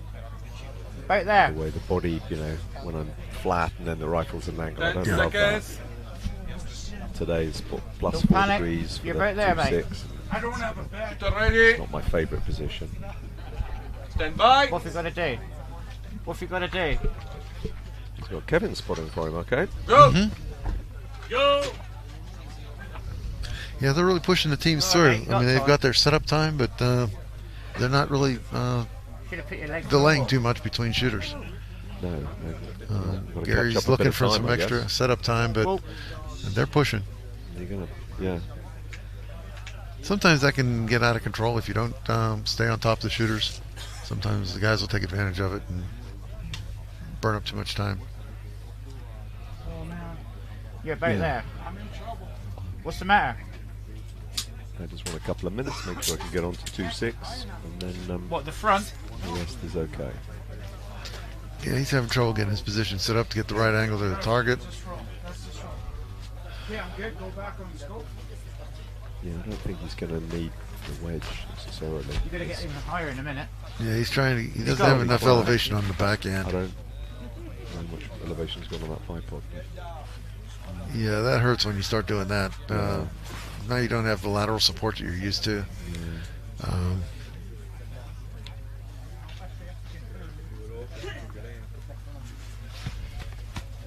I think he's running one of the Accutacs, the Hydropod or whatever it's called, the micro adjustable.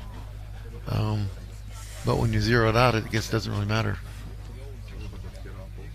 I like Ryan's bags, the squeezy bags. I'm not trying to squeeze the I'm on bipod, target. but I do like the bags. Ready to go when you are. Certainly for light class. There are quite a few people that run his bags. Yeah, he's had a lot of it success does make with for them. very easy adjustment. You don't overinflate it. You got to go. It is good. Still, for my heavy gun, I still prefer a traditional rabbit ear.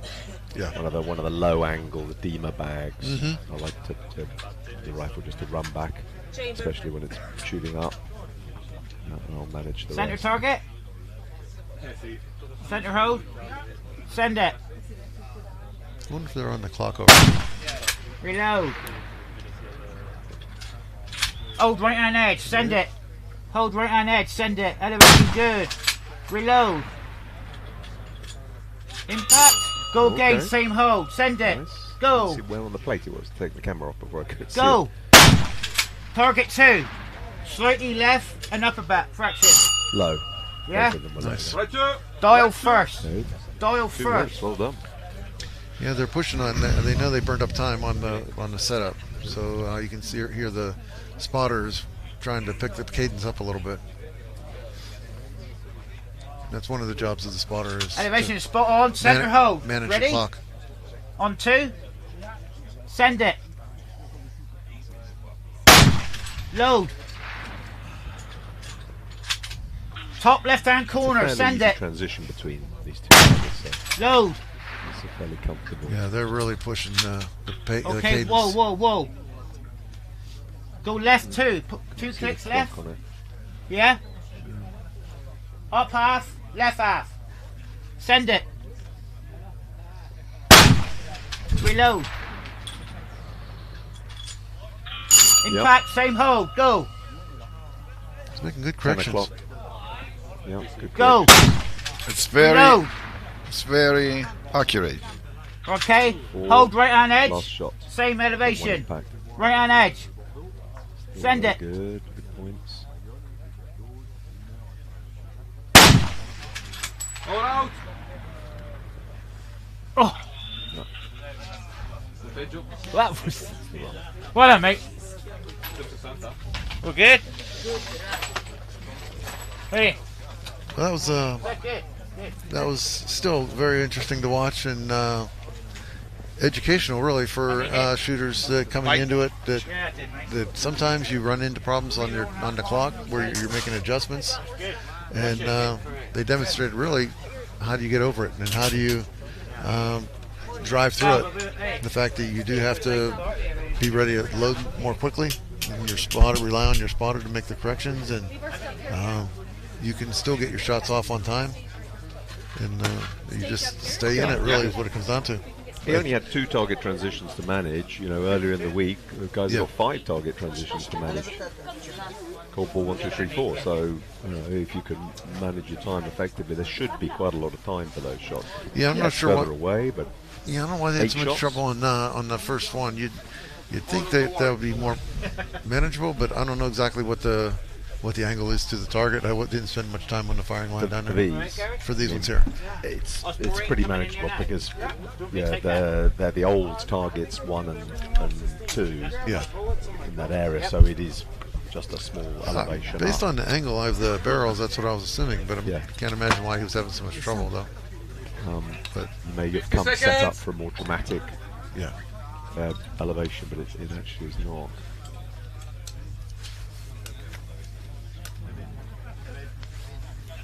This is one of the situations also, it's easy to be in our situation here. Yep. And say, I don't know what's so difficult. It's easy from here.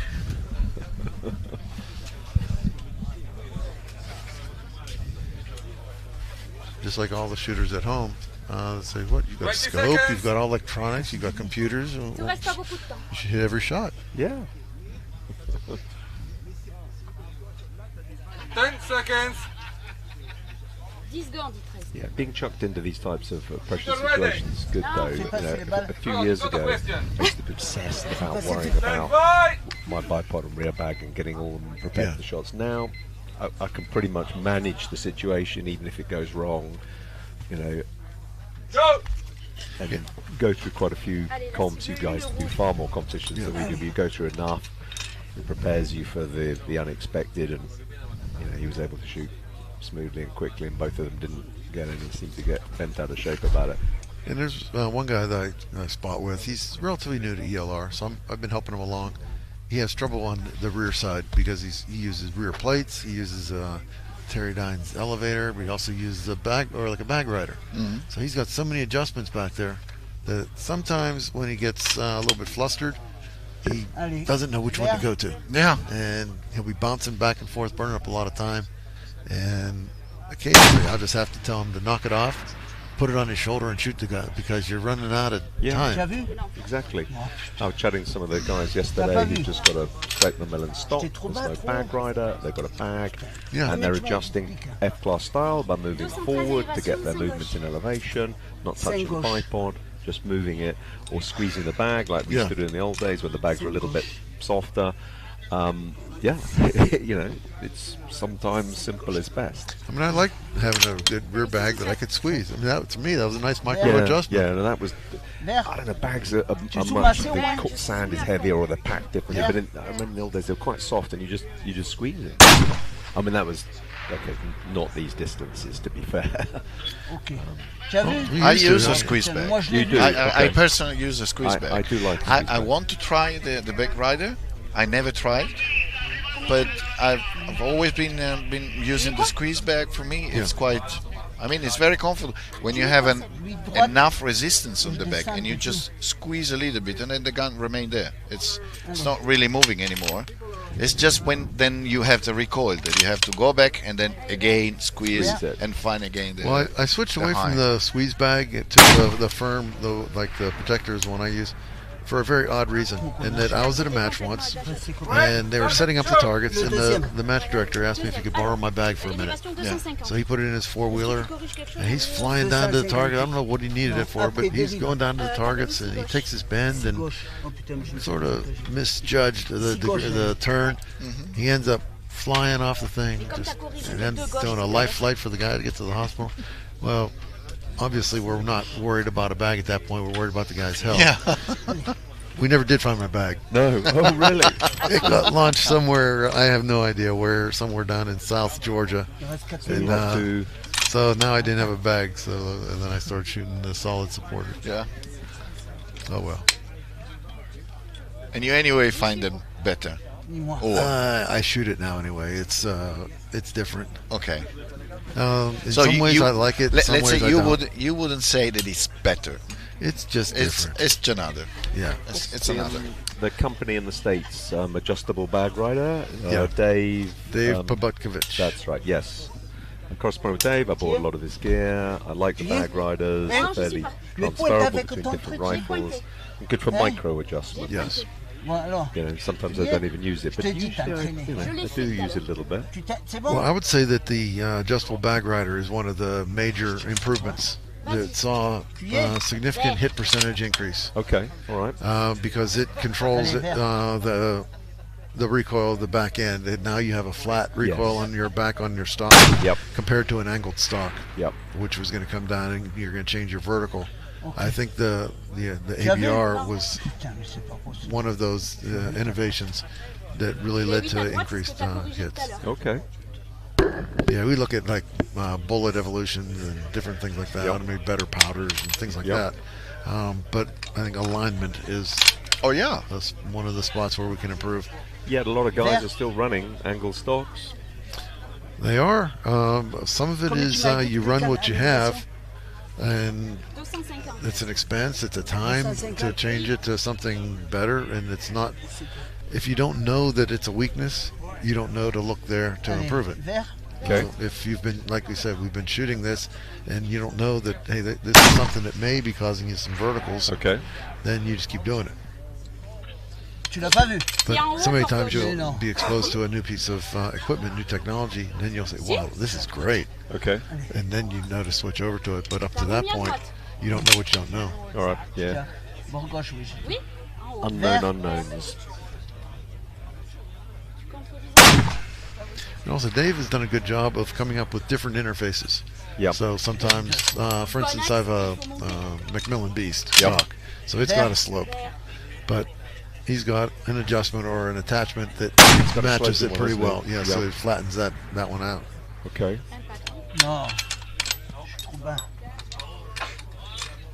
And Dave will work with people as well. I know he's not a sponsor here, so he shouldn't talk about him that much necessarily, but the fact that his innovation has been that critical, in my opinion.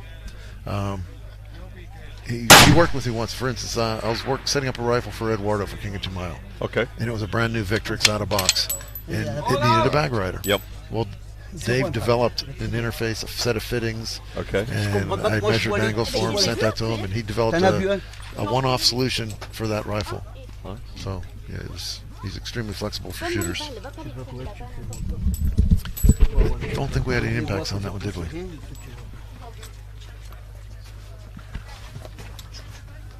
Let's see where we are.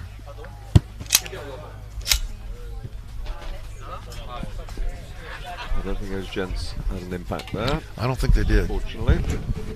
Judging by the headgear, I'm guessing it was a French team. It looks like another French team here. Unless that was the same guys now. Oh, maybe that was the guys who just shot. Oh, let's see. Alice.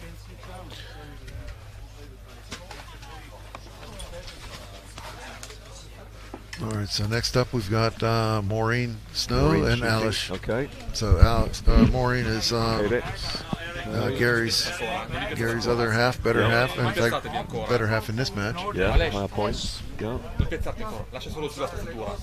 They're a nice couple. Normal mags, okay. And what rifle is she's that running one? my feet as well. Cadex. Cadex chassis with a 300 normal mag barrel of some sort. I was looking at the chassis yesterday. Nice. They're good chassis, Cadex. Yeah. We don't see a lot of them over here, but it's certainly easy enough to get hold of them. It's not that hard to get hold of. It's one of the nice out-of-the-box solutions that's highly functional.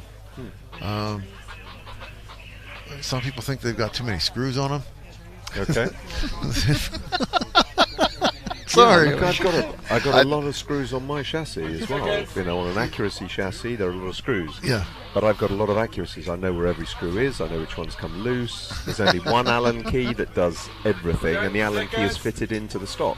And I imagine, regardless which one you have, like if You know, I don't if care you've how got many, different Allen keys, that's a problem.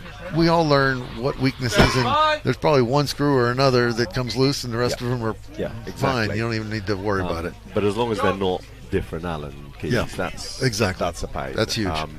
And I'm sure Codex haven't done that. You know, accuracy being a military, platform, it's one soldier, one absolutely. key, everything. You can see you were mentioning the ABR. Yep. She has one mounted on her chassis as well. Okay. Right. Lots right. Go a mile right with your barrel. Right. Right. Right. Right.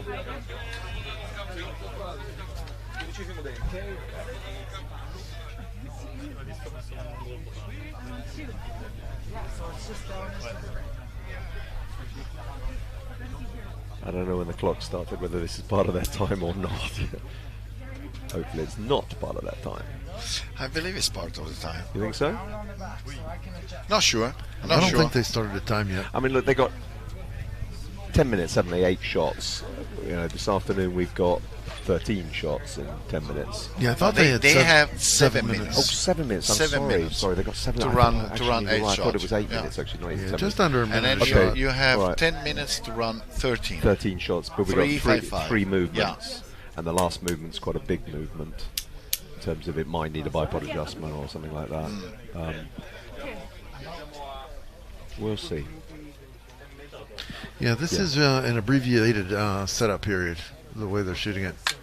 Because you really only have the time from while the other lane is shooting for the previous shooter to vacate, and then you move in.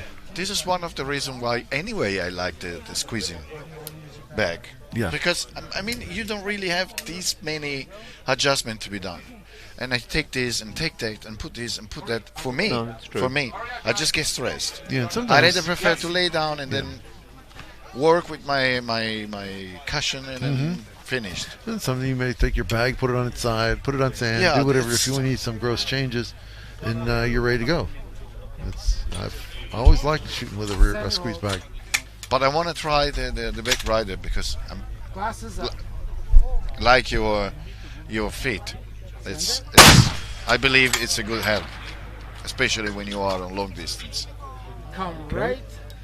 That puff of dust blew right. Mm-hmm. Hold on to More wind than one. there was from the last time I looked. Hold between the one and the banner. Good shooter's cap on. Send it.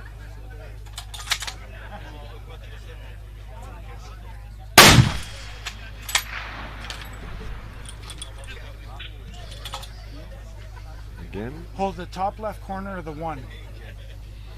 It's interesting spotting. Like on the red. In what way? They're moving around the terrain for their hold. So he has her holding the top left corner of the number as opposed to dialing. Okay. Transition to It works for them. Give them that. No, it's whatever works, doesn't it? Some of the guys I shoot with fanatic, shooting offset and drop that.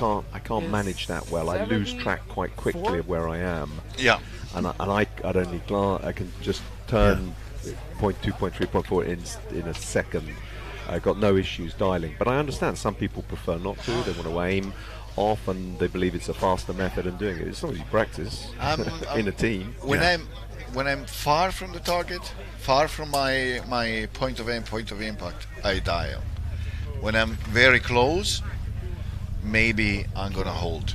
But when I say I hold, I mean the target, and then you want to hold like half target right, half target. Yes. Then in that case, probably I'm gonna hold just because it's so tiny.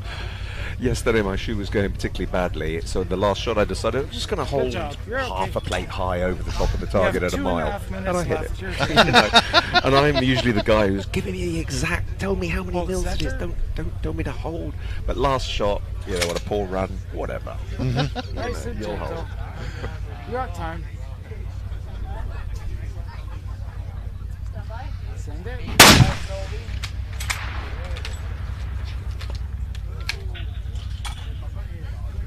Okay, less right. movement of dust. 1.5 MOA. Hold center. Here we are looking at the camera. We don't know how easy it is to spot. There's a fair haze today. I really don't. It's not straightforward. These sort of distances, even with good spotting scopes, a bit of a haze. Hold top right corner. Top right corner of the target. My guess is that they're seeing that dust because it's not getting blown away, immediately. When it gets blown away immediately, it's worse. Is this a third shot? Or fourth? No. Come up one. I don't know whether they're getting low or high. I can't tell from the camera angle. Unfortunately, for I those at thought home, it seems like they're low, but it looks a little bit low. But it's. I thought I knew that before, and they were making different calls, so I'm holding back from those. Someone said, "Oh, I was watching you on the camera." And is that an impact? That was the impact. Yeah, last shot impact. That was near the center. No, that was number 4. Oh, it's number 4. Okay. Yeah, someone said to me, on the camera you were low, and I knew I wasn't low. I was left. Just when I off was the missing. bottom. So here we are. We can't give job, babe. precise help to anyone. You did a lot in case better someone's than me. tuned in. Okay, she got an impact. And she had 2 impacts on the first, or 1? She had just the 1 hit, I think, on target 2. Yeah, nice little banter between them as well, though. Supportive. That's good.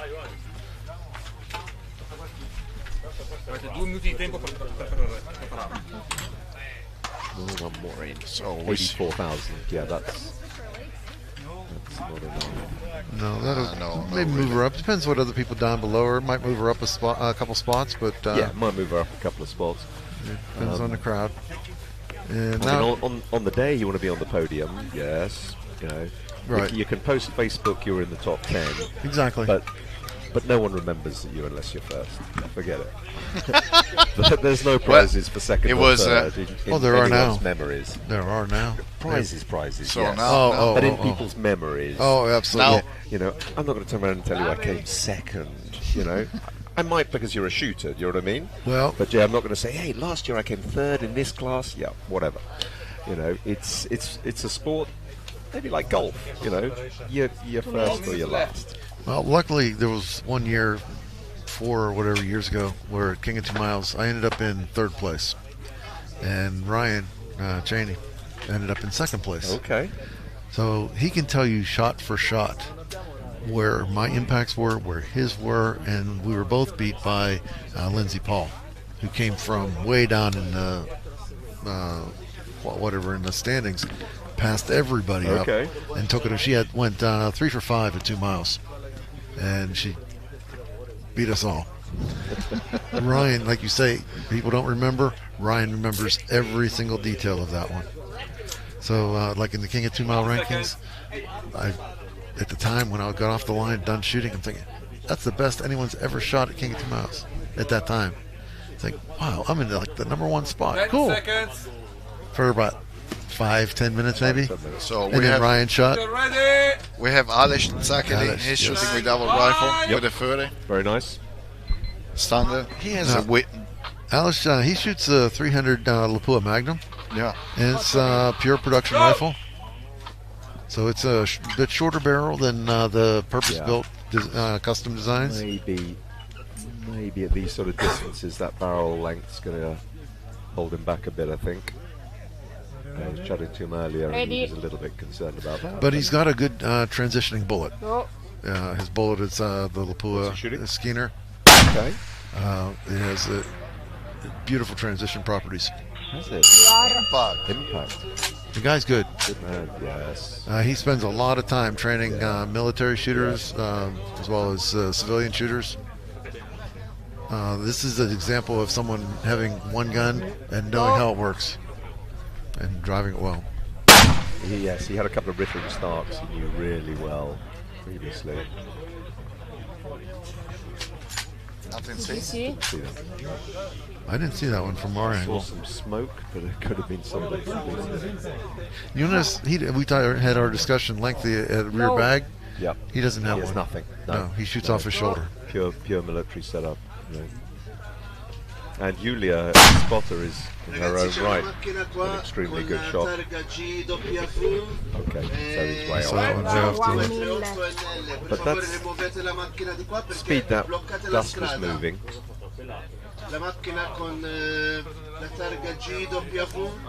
Well, that first round impact is going to be worth quite a bit for him, though. The 5X on that. Yes, true. And he was in a nice position coming he into the wasn't finals bad, as yeah, well. True. You know, this is now pushing the limit of what he's got out of that barrel 2000, but yeah, and he's off to the left, so it's just overcorrecting a little bit. It looks like there's more left wind than there was. Ready.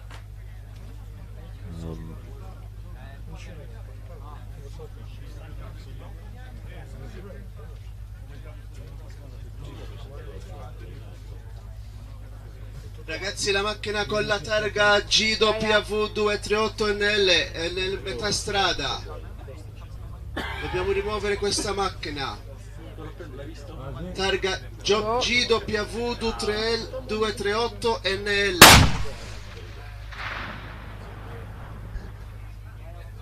Sta a mezzo alla strada. 1 mil left and 1 mil low. Left, fair amount of left wind running there.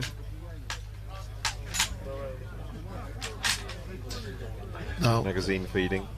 Yeah, he also had to load some extra rounds coming into this. He was short a few. Okay. So yesterday he was scrambling around trying to find bullets and powder, and he ended up having to take bullets apart and spending some time anyway just rebuilding bullets last night just to get it through the finals. Impact. And central impact. And that may have been one that he was using to... He needs to get it out. Case. Hope he doesn't separate it. Give it a strike. Yes. That's a shame. Overpressure. I believe maybe why he had the impact. Avete una bacchetta. He's going to run out of time. That was his second shot on the plate, so he's still got a few more to go. I mean, still got his impact's very good, but if it's stuck, it's stuck. Well, Julia was having problems with hers. I think she shoots the same Your rifle. car is in the way. Mahmoud El Balawi, your car is in the way. Please remove Peugeot 3008. Run for the stick in the car. Run in the car. Mahmoud El Balawi, please remove the car from the middle of the way. Be bold. It's not your rifle. But I'm sorry, but I would be pretty bold at this point. I think I would be as well. Yeah, I would be. It's already broke, so let's do what you can. Exactly. Be bold. Yeah, but there was there was another pressure. Jay, but you were saying he's reloading some rounds. That's no pressure round, and that's why he had an impact, because it was. Yeah, I don't know when he shot he got one in. So okay, come on. His spotter ran back to the car, so he's running on his own right now, I think. Go. Ready? She's back. She got her cardio in. You are 1 mil right. Yeah. He's probably using some of the ammo that he's reloaded. Poor guy. Yeah. Out comes the rod. I do it. Oh goodness, prettiest spotter on the line. Those at home will be publishing Julia's Facebook details later.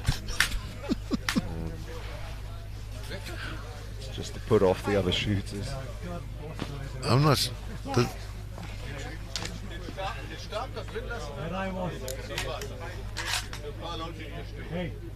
Yeah.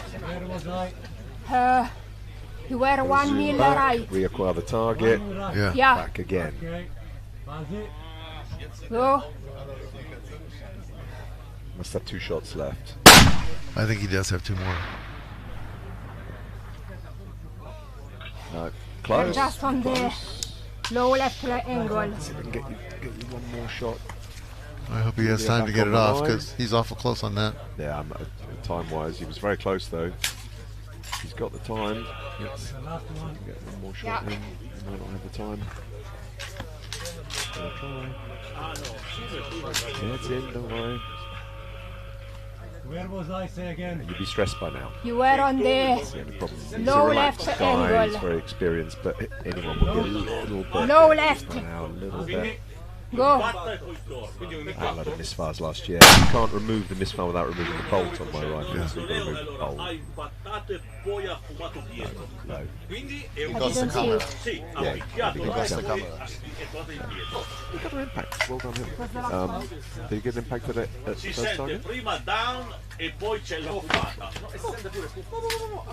With the equipment and the scenario, still good.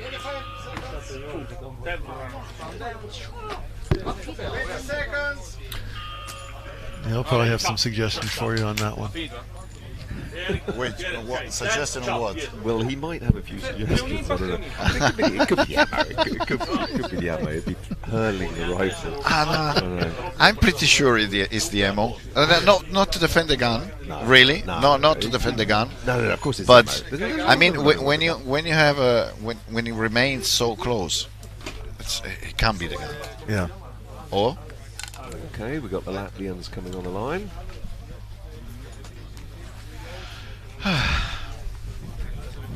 Alex, I know, is the guy shooting. The right side. He's very stern and serious, and the spotter, I can't remember his name, but he's quite jovial.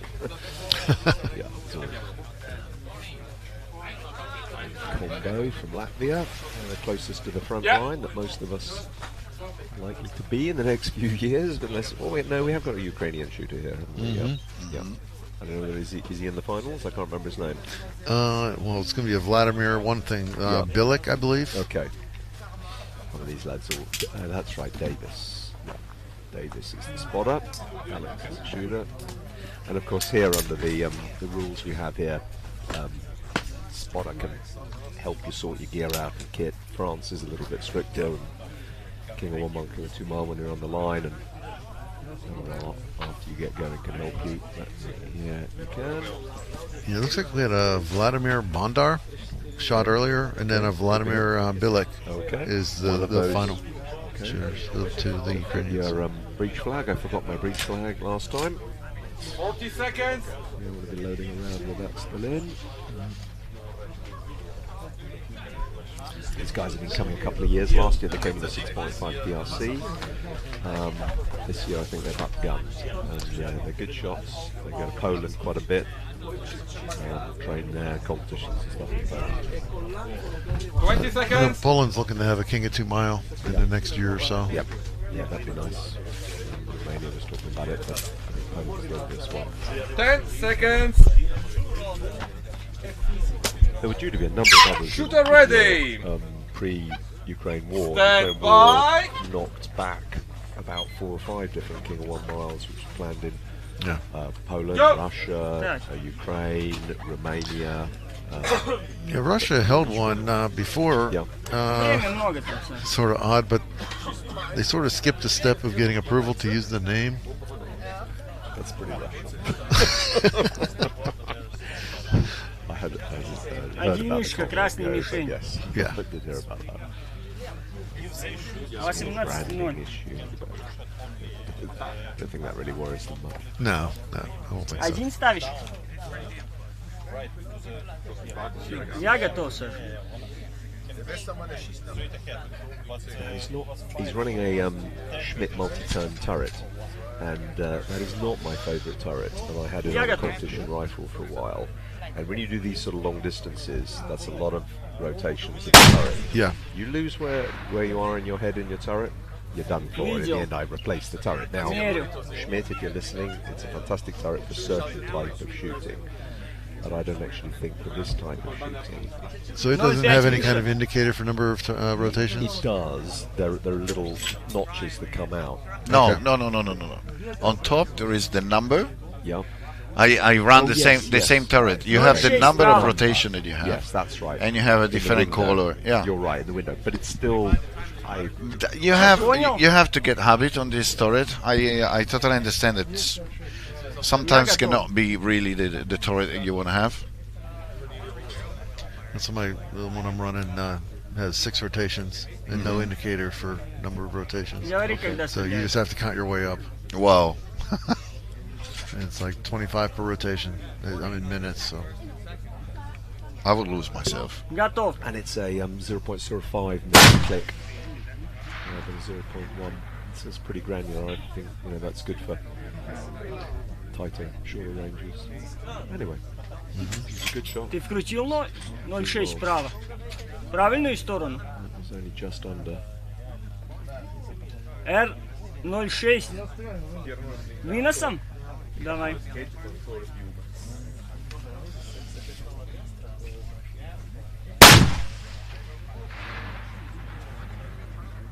Ниже. Red, target 2. На 0,6. Left wind and a little bit. Второй мишень, Саш. Pops the dust and drifting. Прилетает. Сошка повыше не надо?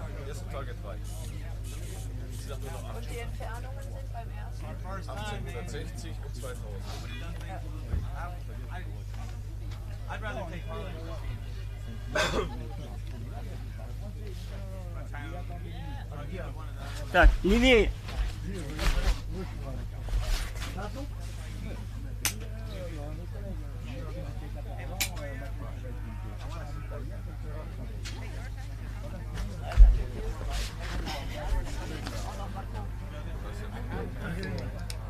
Время 4 минуты. Я готов, сэр. So these guys, left-handed shooting right-hand bolt. He's managing the bolt with the right hand. Все, давай. Firing with the left hand. I noticed them doing that last year. They trained themselves to do it. Well, I do the opposite. For my light gun, I shoot right-handed with a left-handed bolt. Okay. And it's not for any strategic purpose other than the fact that when I saw the gun, I liked it and wanted to buy it, and it just happened to have a left-handed bolt. Дай больше вертикаль. Реально не What these видел. guys do, but I remember doing it last year and being impressed by the speed they were managing. Yeah, the nice thing is when you do that, you don't ever break your hand. Your trigger hand stays in your same Yeah, so his formation. trigger hand's been pretty much on the grip, and he's been doing all of his adjustments with the right. Yeah. I haven't got the dexterity in my left hand to do something like that. It took me a while. I kept reaching across with my right hand for the first couple of matches with it. I run a left-handed mouse, and that trained my left hand to get much better. Okay. And to get stronger, because I do pistol shooting and I want a strong left hand, but I'm not dexterous enough to start squeezing the trigger. 0,2 ниже. It's not got a particularly heavy gun. I can't remember what the caliber is. Я готов. Maybe it's Norman.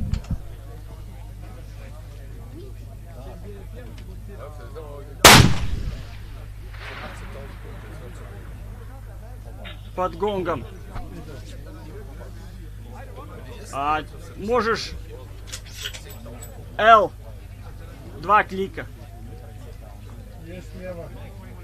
Все, готов. 0,2 добавь.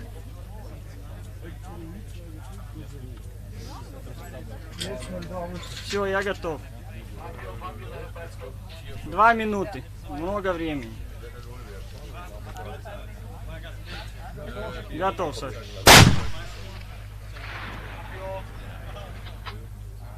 Перелет. Да, ну ветер шикарен.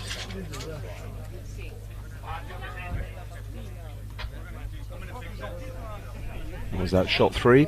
Готов. This will be shot 4.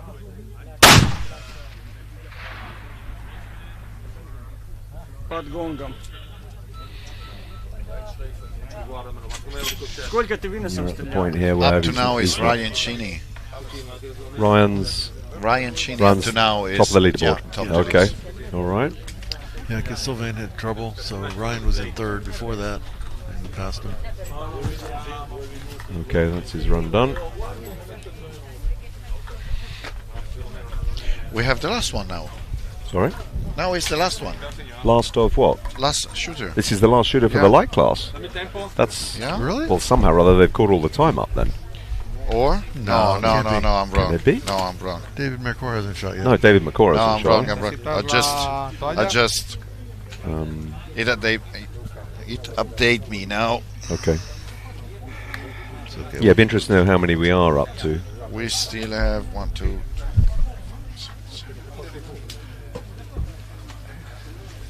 8, I believe. Okay, so we're only just over Vale, halfway. blanco Yeah, uno, that makes sabes que sense. está al borde del camino.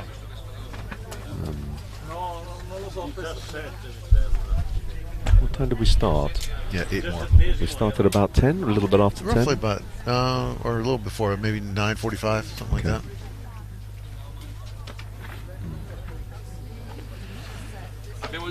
Yeah, we've got some good high shooters still, because the Jordan's got a really strong score. David, of course, is currently leading, or whatever, after yesterday. Okay. Hunter was doing pretty well. Yep. Now, Petter had a surprising, his second half of the prelims wasn't as strong. He had a really strong first half. Then he gave up some ground yesterday. Yeah, I was chatting to him yesterday before the run, and he had cleaned the first run like he did last year. And I said to him, you know, it's looking good. And he said, yeah, but last year my second run, you know, I was weak. I said, it's another year. Yeah. And then after the run I spoke to him, he's like, yeah, it happened again. So I don't know, he self-jinked himself. Nivélame el rifle. It's a very interesting rifle he has, Petter. Yeah. ¿Lo tienes? Empezamos en 20 segundos, ¿eh? Pero vamos, hay tiempo de sobra. La gente se va con... 10 seconds. ¿Estás? Yo estoy. Shooter ready. Verde. Stand by. I don't know, guys, if you've noticed, but the first turbines have started a turn. I was looking at it earlier, and I saw some of them starting to rotate. They tend to be on the edge. They'll do nothing. Yeah. And then they'll start to turn. There won't be like a really slow rotation. I saw that. It's almost like there's a financial break point where it's not worth running them slow. I think they've got some sort of system that they lock at a low speed. Yeah, you can see that one is sort of sluggish. Yeah, they're playing around right now. Yeah, I use them for finding my wind direction more than anything.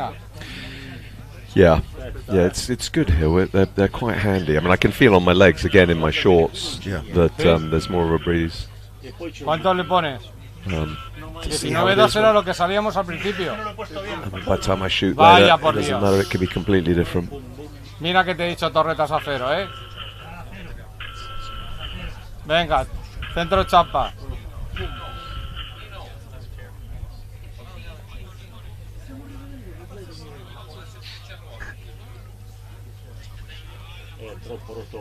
Yeah, my wind app has it as about a 3 gusting to 9 right now. Okay. Verde. And it's pretty much straight out of the south, which is a little bit of an odd angle here. Where are we? South. Not that way, I yeah. That's east. I think it's coming up this way. Métele 3. De altura yo creo que bien. Yeah, this is the wind we had on Friday. We were coming out of the south. Verde.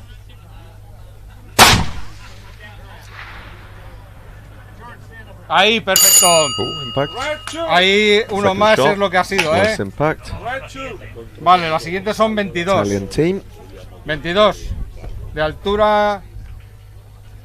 Al final has tirado con 19,2, ¿no? O sea que de altura vamos bien. 22 y... 0,8, 1 con 1 izquierda. Y le has corregido 3 a derecha. Con lo cual estabas a 5 izquierda, ¿no? Pues... 5 izquierda, 0,8. 0,8, 0,9. Ponme 0,9. 0,9 izquierda. Nivélame el rifle.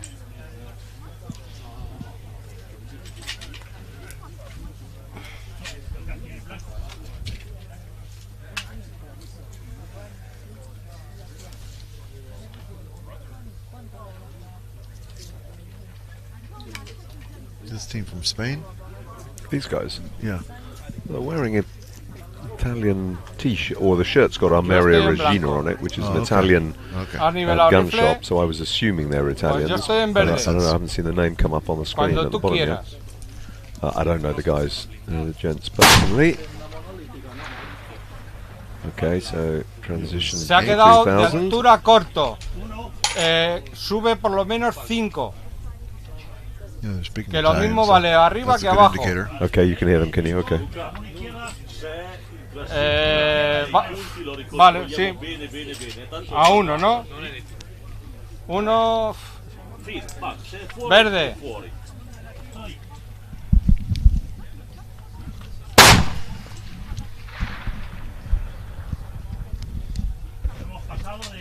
No, de izquierda, se ha ido a izquierda. Sí. 2 derecha, 3 derecha, 2. O sea, le has metido 0,9 y tienes que corregir y mételo a 0,7, ¿no? ¿Eh? He quitado 3. Le has quitado 3. No va a ser la suma de ahora. He quitado 3. Pero... He quitado 3. Vale. ¿A cuánto estás ahora? Angel Antonio 22-5, ¿no? ¿Y de lateral qué tienes? So he's got a third round impact on first target, and he's on shot 3 now, it looks like.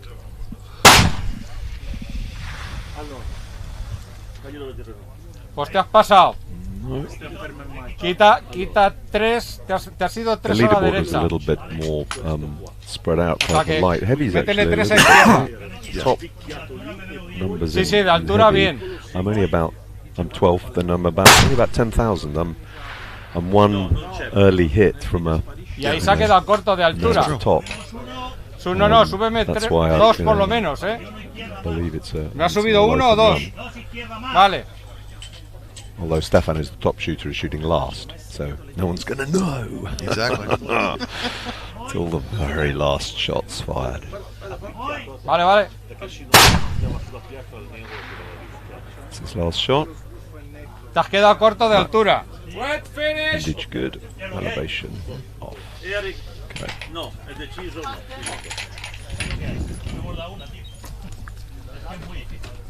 Yeah, the wind is rising up. It is picking up a little bit. Yeah. Que había que haber subido a 22.7, 22.8. But in a way, it's nice that the shooters can feel it. Sí. The tough ones are when you está. think it's calm and you can barely feel it, and then Pues es el aire, you get some areas where it collects and gathers and gets stronger strength, but you don't fully appreciate it. Yeah, as long as it's constant, it's okay. Ha un segno, ma non legge via il nero, quindi è impossibile che sia arrivato. Io mi fido di voi. Si è appoggiata la palla, spostata da un lato.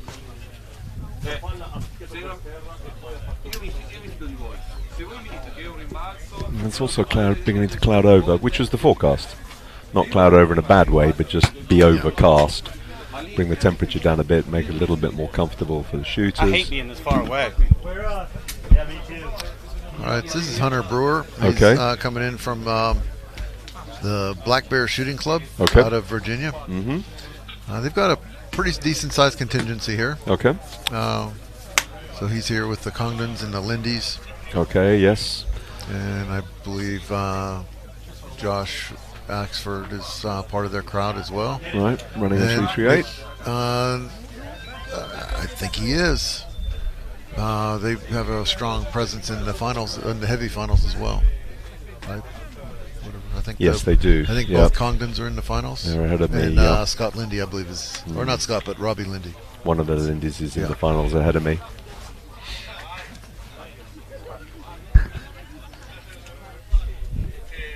Yeah, as a group, they travel well into matches in the U.S. They'll get an RV, a big old RV, and then just drive around to matches. Nice.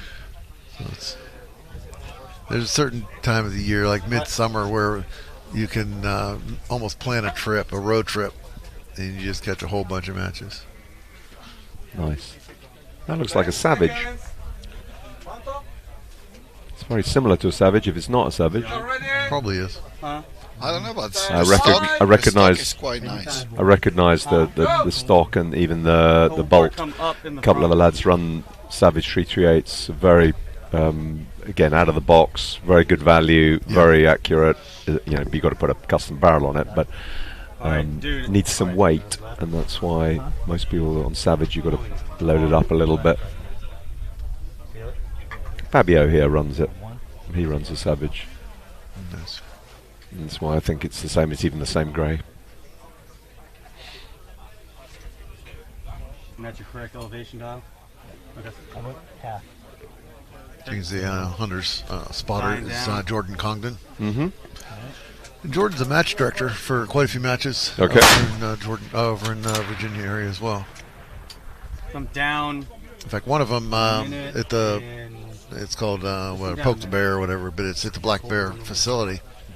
Is somewhat like here, where it has a very sharp down angle for the cold bore or target one, or one of the early targets.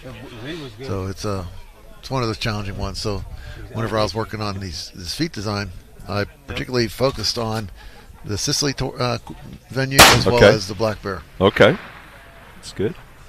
Just Yeah, you below need it. some. You need to have some proving test grounds. Exactly. I was hoping to get some good data out of this course. We got a lot of good information Wind from was King of good. 2 Mile, where it was all uphill, 5-6 degrees. That told us a lot. And it was really just proof of concept more than anything else. 10. But that was all up. This one gave us some chance to shoot some down angles. They performed a little different up and down, so that's good to see.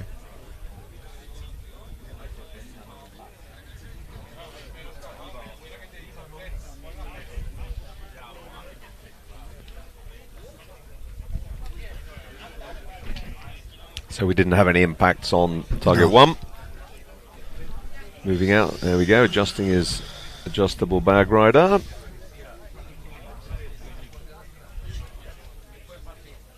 Can you come up in the front? Has a lot of travel on those dials, so it's Yeah, they do them generous travel fine on that thread one. or coarse thread. So the fine thread, you see guys frantically Yeah, moving it. Coarse thread, less so. I prefer the course myself. I think I've got coarse on one of mine and fine on the other. I can't remember. You need to come up. Ooh, Full looked minute. pretty close. Maybe favor high. Again, you know, back home people don't appreciate it. Up, down. That's a 2,000 meter getting that Yeah. close within the camera. You know, that's Well, you just have to give it. Just start counting how long it takes to get there to get an appreciation of Yes. distance. you know, you can feel the wind freshening, but it doesn't look like the windage is an issue. No, they're centered up pretty well. Impact, I think. Impact. Yep. I didn't see where though. Extreme Felt left. like a right side impact, but I didn't see it. No, extreme Just left. below it. Center Really? mass. Last shot. He's just taking it quickly. Impact. Impact. 2 impacts. At 1 o'clock. Yeah. Okay, that's good. Well done. That was a slow start, but he finished Yeah, off well. finished well. Yeah, 2 impacts. Yeah. Adesso non pagano. Anzi, togli un minuto perché non pagano. In preparazione. They're just making jokes Yeah, 3 minutes. with Marco Re. Just say they don't pay. Take off 1 minute for them. Okay, let's see what David can deliver. Again, he's at the limit of 300 Correzione PLC. intanto? 19,7. He's running a stock on his rifle. 19,7 up, sì. 1.2 left. Some sort of Macmillan stock. Or similar.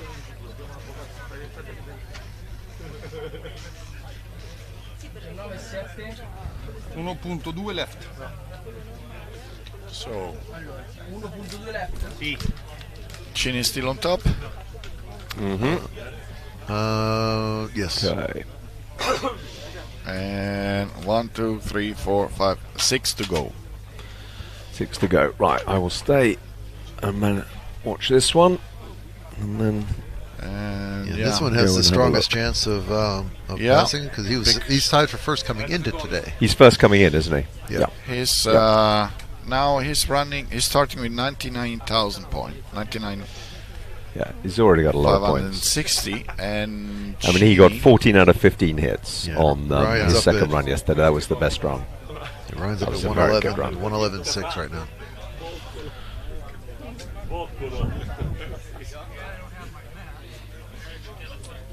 Tiratore pronto. Via.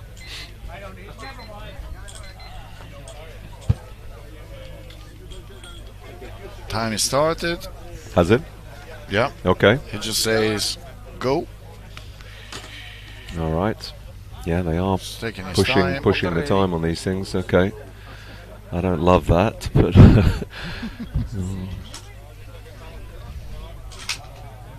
make a plan.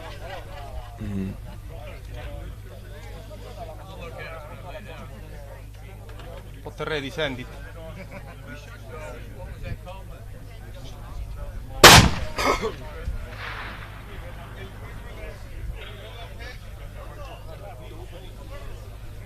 Not sure where that one was. Not seen that, but it might have been a bit low. There was something just flashed in past the camera lens there. I didn't hear anything from his spotter calling out the correction. Yeah. No. I don't believe he saw anything.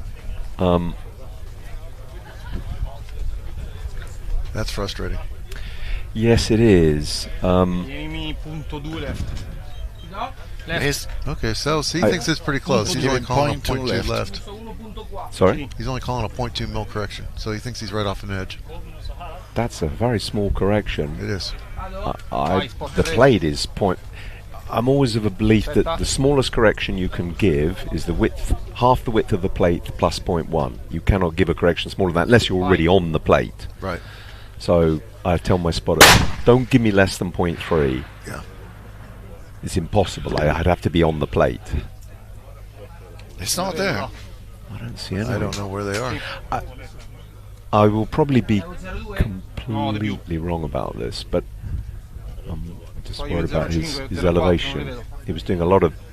Yeah, he may want to check his turrets. I better say, he was doing a lot of dial turning. You know, he wasn't checking another target and then coming back to it. Just gave 0.4 correction. Up or in what? elevation. In elevation. I haven't understood. Look, maybe we're not seeing it. We're not seeing it.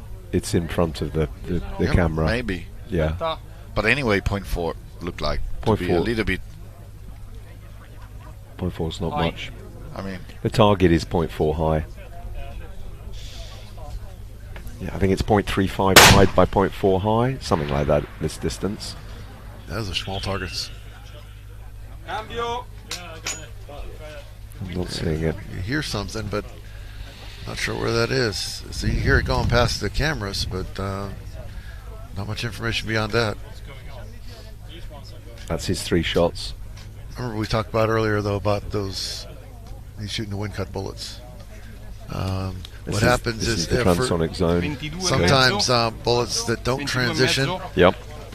You get extreme vertical response. Okay. Where they'll be too high, way high, or way low, or too low, just completely off the range. Okay. And they'll just be total draggy. Sometimes they work. That's the part about it. It's an inconsistency. So some shots work, sometimes they don't. I remember back in 2019, Bruno Putt was shooting King of 2 Miles in France, and he won the match, including a hit on the 2 mile plate. And he was shooting Warner flatlines. And they're notorious for having a similar type of response. Okay. 3 minuti e mezzo. 3 minuti e mezzo. But I kept looking back at that. Yeah, but he hit the 2 mile plate. He won the match. He did this with those bullets. So I was very slow to disregard that data point. Okay. I was shooting for Warner's team at the time, in fact. Okay, so well, that'd be a good reason why. That's another good reason, yeah. Let's see. But that's the first shooter where we are not seeing them in the camera. Right. Everything else, we have seen something. We see dust coming through. Oh, over to the left. Yeah. Okay. No. Yeah, you can adjust that. He hasn't seen it. The spotter hasn't seen it. Ooh, okay, that's even more depressing. These are the sort of things that I wake up in the middle of the night worrying about. Yeah. Yeah, we can't call it direction. Corretto. Tira giù mezzo mille. No. Vai. Spara così. Bye. Yeah. He may be thinking that it's behind the plate, so he wants him to come down. They have again, they have the doubt that they were on it's the even pole. lower. Yeah, he thought he was right behind the plate. It's even lower. So he's coming this down. time. You can see he's low left. Yeah, now he's got some good wind Okay. information. 06 right. I put a round through the frame a couple of years ago. You know, the frame that targets hang on. I put a round through the frame. And no one saw the impact. We didn't see the impact. Nothing, you know, written off the round. And unfortunately, you know, it was a perfectly good hit. We just didn't see it. Well, sometimes you'll hit an upright, Yeah. and it'll ricochet way off to the right or left. And you're thinking you're off by whatever, many minutes. In reality, you're right around the target. Okay. That's third shot. So he's got 2 chances. He's got to get an impact of some sort to stay in the money. Yeah, he's given up his spot to Ryan here. Bye. I'm about to say, I don't think so. It's not. But you pretty much predicted this, though, Bill, as far as being at the limit of his bullet. Yeah. I was chatting to him earlier, and he's confident, of course he is. But I've seen enough matches here to know that things start to change when we get to this final day, and what you're shooting starts to really matter.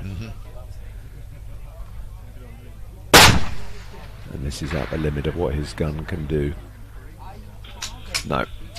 Yeah, we shoot so many long range or long distance matches that I tend to not think of distance as a limiting factor anymore.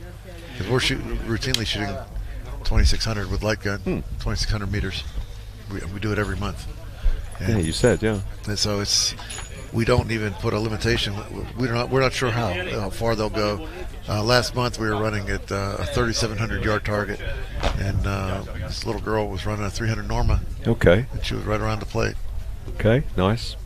So what's the law in the United States? If somebody wants to come to the United States to run some competition, bring the gun, how does it work for Sorry people to coming interrupt. from I'm Europe? going to take a break. Okay, Right. Yep. I'll be back. We'll talk to you, Bill. You pretty much get in touch with Customs Border Patrol, CBP, and I think you might have to get in touch with the what's it called, the gun control people. Was it Tobacco Firearms, Alcohol, ATF? And I think you put in a request, and it's one of those things. Unless there's something strange about your background, you'll be accepted. Okay. And then you get this permit for a period of time to bring your rifle in to shoot. Okay. It's not really that much work, I don't think, and not much hassle. And then once you're in, you claim your rifle, and then you just take it with you. So, okay, it's most people don't really complain too much about it, as far as being a very difficult or troublesome process.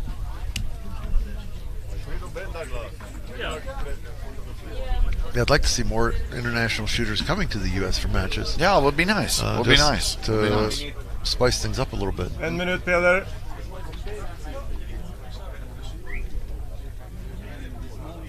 Half this year, maybe next year, could be nice for me.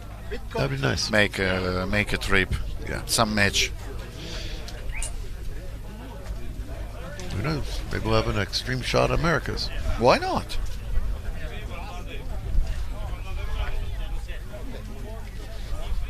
Yeah. We just dropped down the idea. Let's make it. Let's make it happen. Who's got a year? Who's got a year of free time they can put into doing one of these things? Okej, vi har 20 sekunder. So for Rod, when he will listen this Linden. live streaming later, 1,1 just please go ahead. Yeah, he's got our permission. Go ahead. We'll support you all the way. 10 seconds. Shooter ready. Stand by.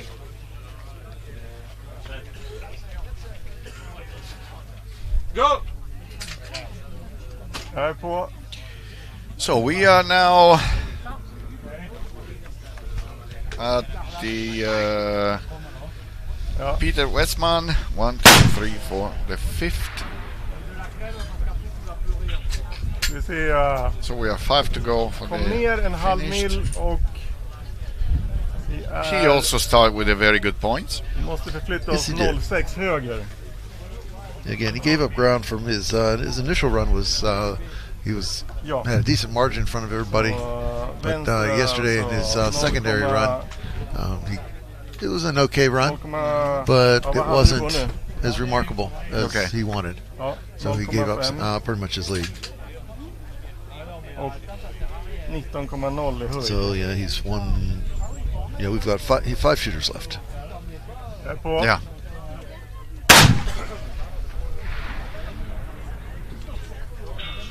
Impact. There it is. Okej, leverera. He cut that Kanske bullet. upp Yeah. ett klick.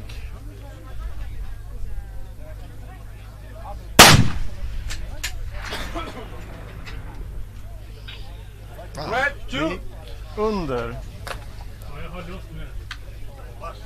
Ja, So it was interesting to see that okej. the magnitude of shift from one shot to the next when you were at least doing the same hold. He may have even been adding a little correction since based on the placement of the first shot, and yet you still see where it went. It's getting quite a bit of variation shot to shot. Yeah, let's see how was Så 0. just when the run is finished. How was the radar? 22,5 I'm really curious i now. höjd. I'm really into this radar. Yeah, we'll have to see what shot 3 was. That's the one that's seemed to drop out on us. So the second and the third. The second was in Yeah, in exactly. target, and the third Second may have been fast. was down. Justera siktet där. We don't think to do that when on impacts. We don't think to look to see if something went wrong and caused us to go high. We tend to look when we miss. That's actually a decent thought.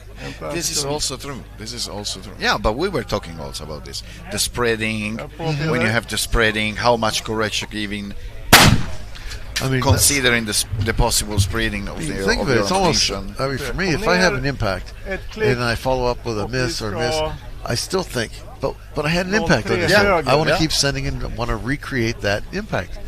I don't give proper credit necessarily to that. My group center may be off the plate, and that was just an extreme that just happened to find its way onto the plate early. Impact. Very light impact though. Fortsätter vi där. Second shot. Impact. Wow. Wow. Really? Have you seen? I saw it. I saw that one. Wow. He's splitting some bullets today. Den gick av på And now höger. is up. Tänker vi väntar. Ja. Did they ring a bell on that? Fan. Red finish. Okay, so he has got 3 inputs. 4. No. Lite för lite.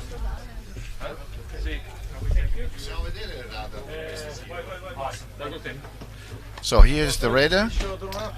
1, 2, 3. So for the second impact 902, the third was 889.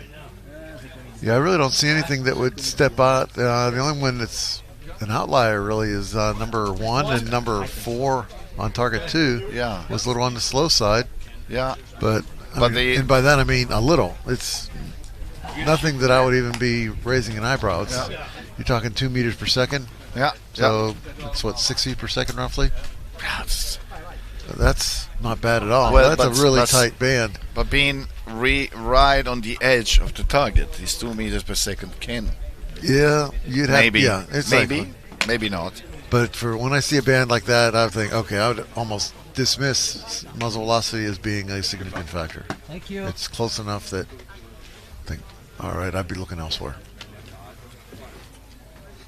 Oh, and do you know what? I want to see the speed from Alish. Oh, I'm just curious. I'm pretty sure. Rod's running right to Yeah, left. the reload. Just switch. 45 Let's go seconds. back to 2 right. What did he say? How many seconds? So it's now Gary Evans' time to go on the line. Yeah, Gary Evans, he's teamed up again with Alex Harder. You see that?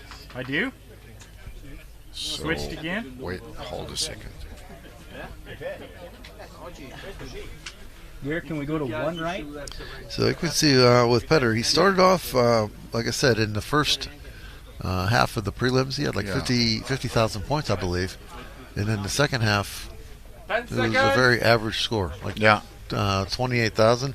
So that gave him 78, and that really qualified him for the bottom half of the finals. So he gave up his advantage that he had, and he did well in the finals here. But he had created a hole for himself to dig out, and it wasn't enough to really get up into the top standings. Gare, favor left.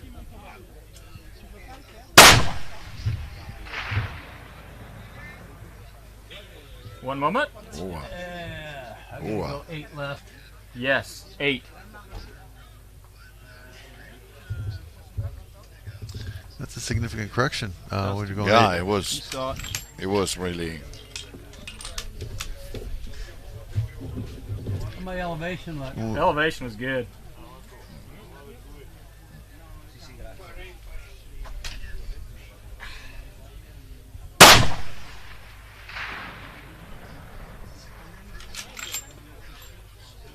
Gear, come. 3 left. 3 left. Did you put it in? You gonna hold it? I did. Copy. I put 3 in.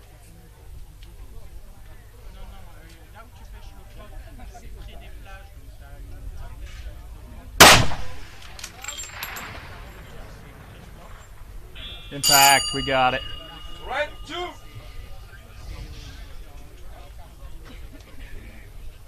So third round impact on target 1.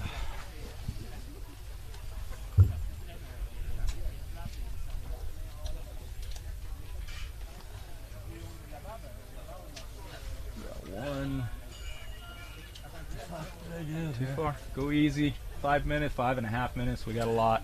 You come up 100 yards, high left of 1.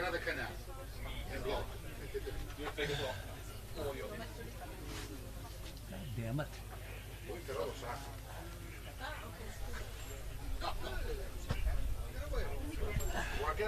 Good. Verify 2. What are you doing when? It'll be interesting to see how they do this, whether they carry additional correction or I they say run add straight one- out. Add 1 or 2.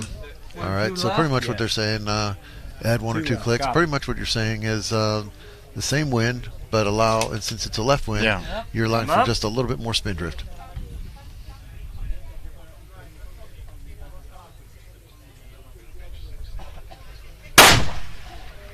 No, well, it makes sense. Yeah. Centered. Impact. A beautiful waterline hit. Yeah. I didn't see it, so send same.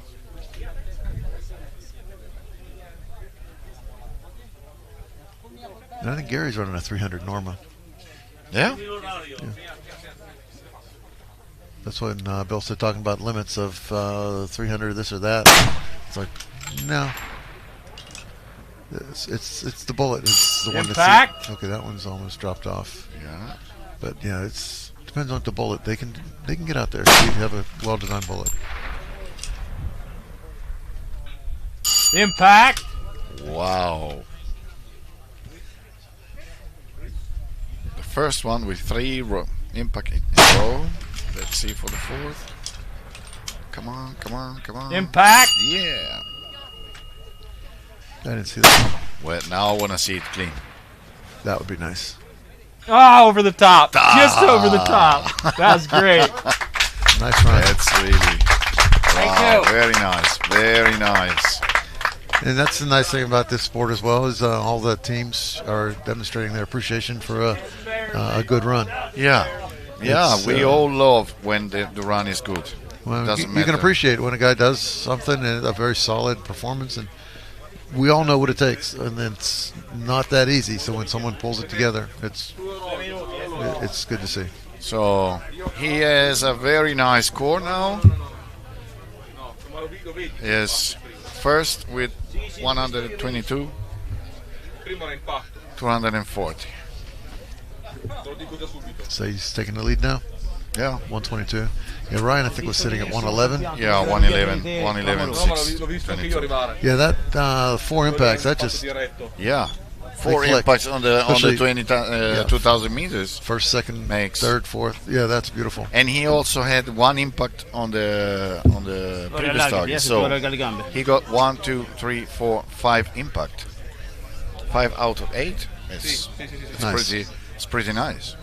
That's Gary. And with a 300 Norma. He shot a match this past summer. We were up in over in Raton, and it was a series of 3 matches: a light gun and then heavy gun on the same course, and then followed up with another on a different course. He won 3 matches. Wow! So I'm not surprised. Yeah.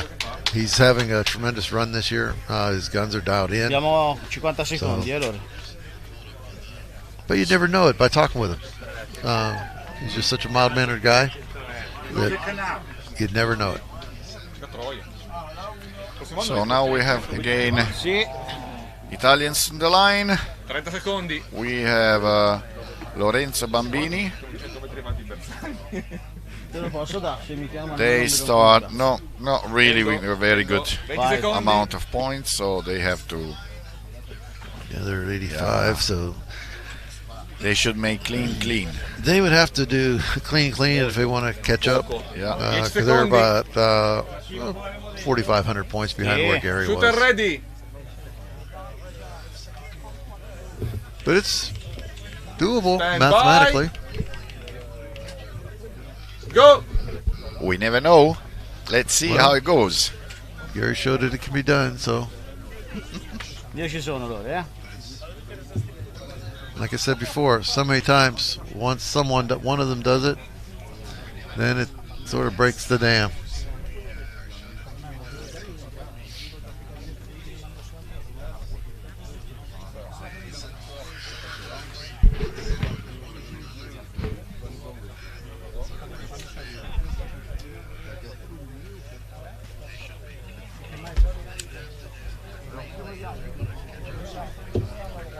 Sei?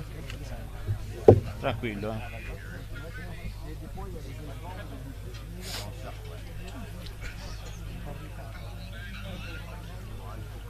Now, what do you think the influence on the next shooter? Huh? What do you think the next shooter's mindset is after Gary has a solid run like that? Do you think he's demoralized? Do you think he's encouraged? What do you suppose is in his mind right now? That's a nice question. I can tell you what I would be. I would be like, I need to run a very good match. This would be my setting. I'm there with you. I think anyone who's in this match has the potential to do it. Yeah. And we have done it at one time or another. And we just need to try to call that up. Just do your best. Yeah. Punto 5 left. Yeah, generally, you see that and you think, okay, the guy had a good run. And generally, you're not even running your own numbers in your head. You don't know exactly where he is because it really doesn't matter. All you can do is run your own match anyway. When I am in competition, normally I don't check for the points. I don't check for nothing. I just wait the end. I watched more heavily or closely yesterday than I normally do. Just because I knew I was on the bubble. But normally I just don't even do that.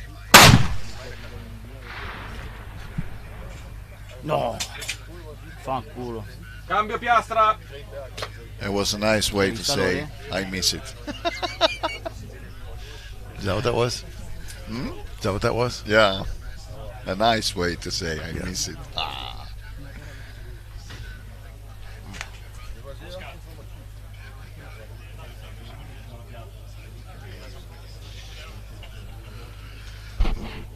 Come avevi sparato prima? Che sei andato fuori di punto 3?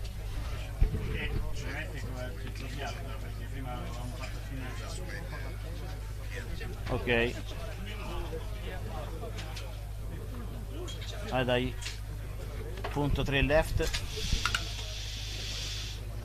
Dagli qualche click meno up, perché prima si era alti. No.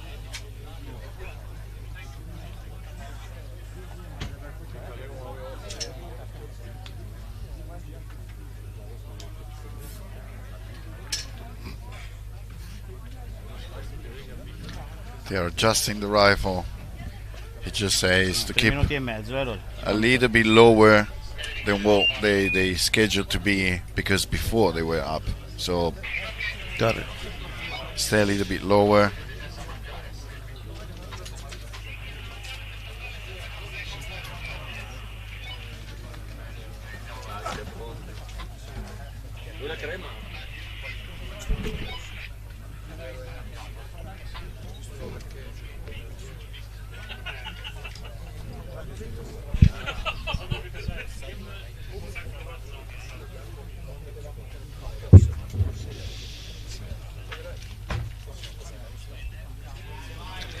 Noticing a migration of crowd coming up this direction, away from the firing line. So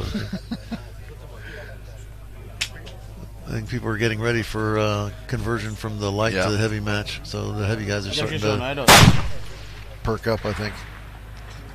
They start preparing. Yeah. Ok. He took a lot of time for the Punto 3 transition. up. Yeah. Punto 3 sinistra.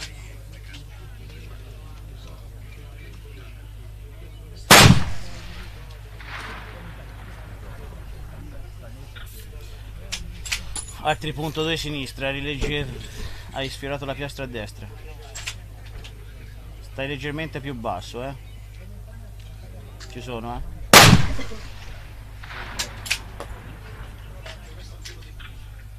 Impact. Buona. Ripeti.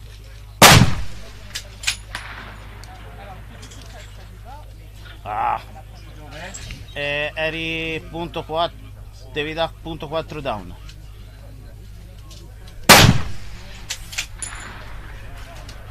Impact. Ah. Ah no. Finito. Ah no. Allora, così. Adesso. Andata. I didn't hear a bell. Yeah, because it was not an impact. It was probably just a ball. Yeah. A recoil. Ricochet.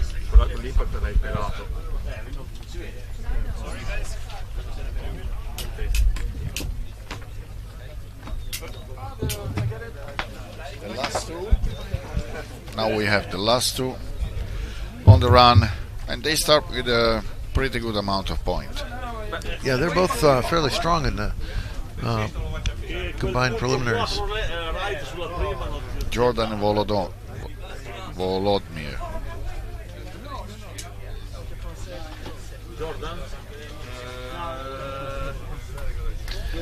Yeah, the Vladimir, he's had a really good run or good match, a very solid shooter. So I'm curious to see how he'll do today. He's could put it together still. It's not out of reach for him. And again, Jordan's been shooting well as well. No, ne ho ancora uno. Sì, questo è un altro. Sì, numero 2. Questo è un altro e poi abbiamo finito. Gli ultimi due. 2 e poi abbiamo finito. Siamo in orario? Siamo in orario? Siamo in orario? Sti cazzi. Che efficienza. Che efficienza. There is a comment from the jury. We are in time. Yes. No. Yes, we are in time. Wow. Such efficiency. Yes.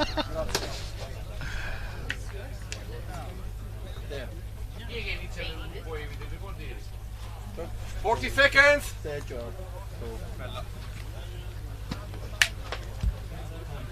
Ah, because it's on your... Oh, it's interesting to see the hit rates for round one is 5%, 30%, 40% on round three, and then on for the target 2. Just a second. I say hi to two of our shooters that are leaving. 10 seconds.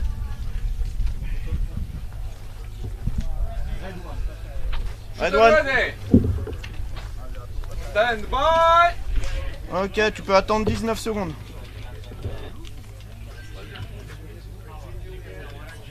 Go. Ouais, je l'ai le mirage, mais attends.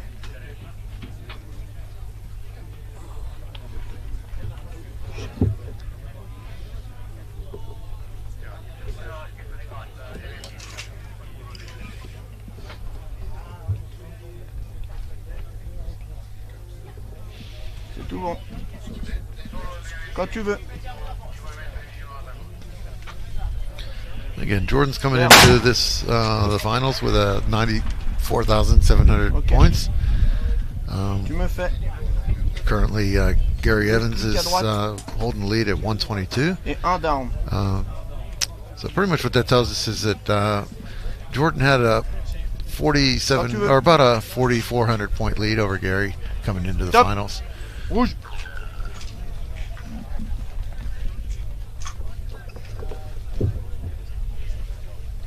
So he can maybe give up a little bit based on compared to Gary's performance, but not much. Quand tu veux. Vert. Oh, this breeze is definitely more brisk than it was. Bord droit.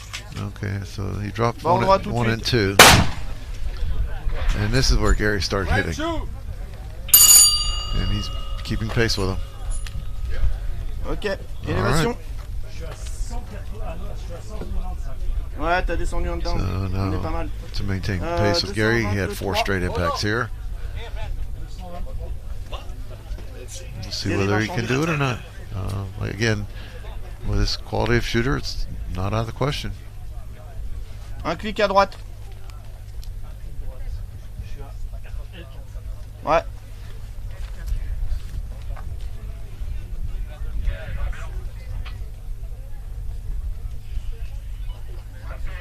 T'es dessus. Il reste 4 minutes, on a le temps. Élévation, t'es bon, 224. 4. Et tu dois être à L8, L9. Pardon, L4, excuse-moi. Ok. Ok. Validé pour moi. Quand tu veux. Like we have the current percentages. Vert. The first round has a 10% hit rate on this target. Ok. Tu me fais 2 clics à The droite. second round, 35%, 45, 30, and then 25. No, no, sort of interesting that it peaks Un as clic à opposed to increasing as you go through the round. You'd almost expect that with more practice and more whatever, your hit rate would increase, but it's not that way. Vert pour moi. Ok. Gianfranco Zannoni. Vert. Possiamo rimuovere questa fault per favore, così gli altri possono uscire. Grazie. La même. Impact. There it is.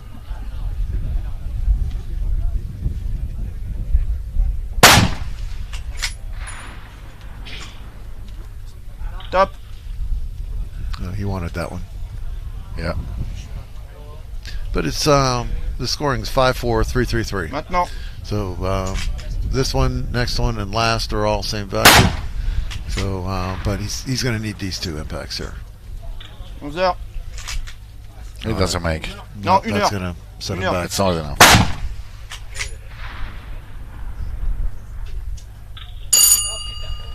So close. That was a good run. He still had a lot of impacts.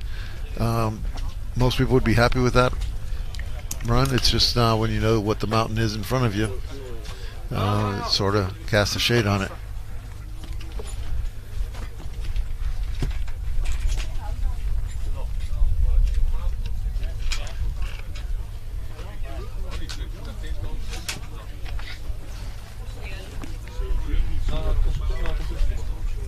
So let's see, Jordan comes in at 110, 580. So that puts him in 3rd place currently. Wow. It's a very tight field. So he's at Ryan's at 111. He's 110. There's a 108, 105, 104. This is different than most ELR matches. Normally the winner separates himself by a decent margin from the rest of the crowd. That's what we're used to seeing. This one is extremely tightly packed. I think that speaks to the depth of the field. Yeah. And that there's so many good shooters and so many shooters, period, that you just can't. The morphology of this field is really Più o meno un top 10 escono challenging. terzi Yeah. provvisori escono. So now again, coming into this one, Vladimir Bilic, he's coming in with 95,000 points, 95.7. So that means he's got a lead of almost, actually over 5,000 points over what Gary had coming in. Mm-hmm. So we can use that as a gauge of what he can give up. Yeah, he has an advantage at this point relative to what Gary had.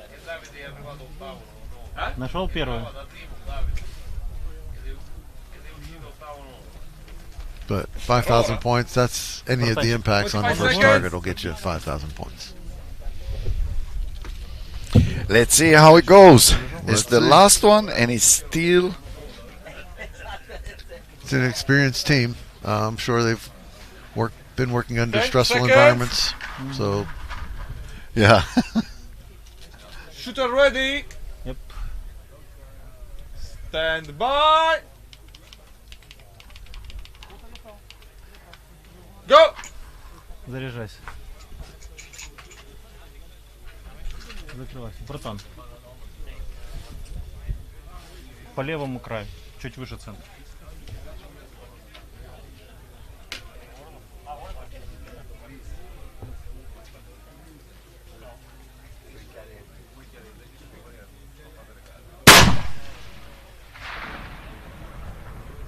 Угу.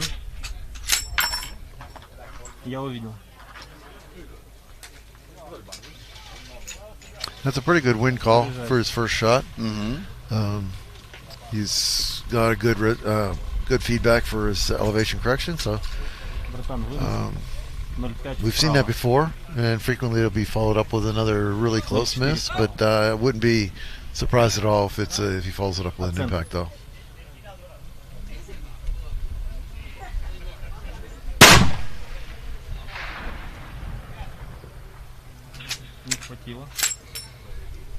He's working his way in. Yeah. You can see it appears to be a little bit short. Yeah. He's got a really soft grip on the gun, you see, whenever he's getting behind it. I mean, his trigger finger or his trigger hand is almost off the gun. Very light feel. You can see it's almost just the trigger.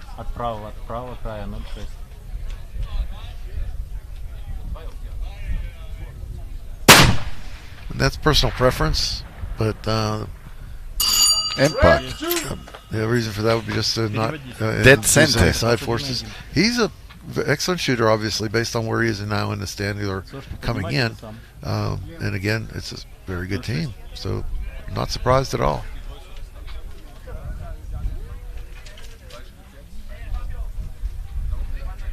The wind is picking up. It's going to make it a challenge for the light guns shooting heavy. Да. The heavy distances. There are no very, very heavy guns in the heavy. Now.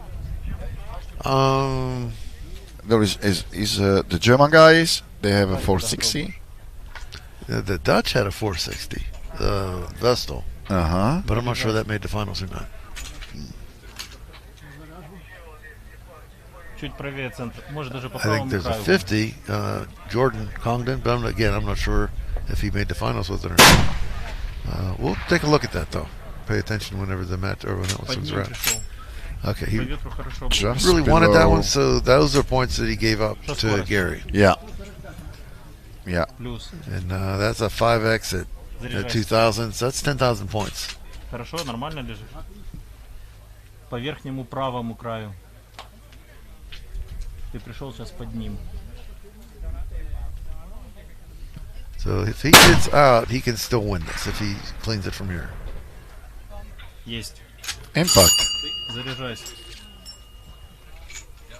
But still low. Or it appeared to me to be low. I mean, low in the target as impact, but. Насколько я вижу, все нормально. Мы чуть левее центра. Да, работаем. Точно так же, по верхнему правому.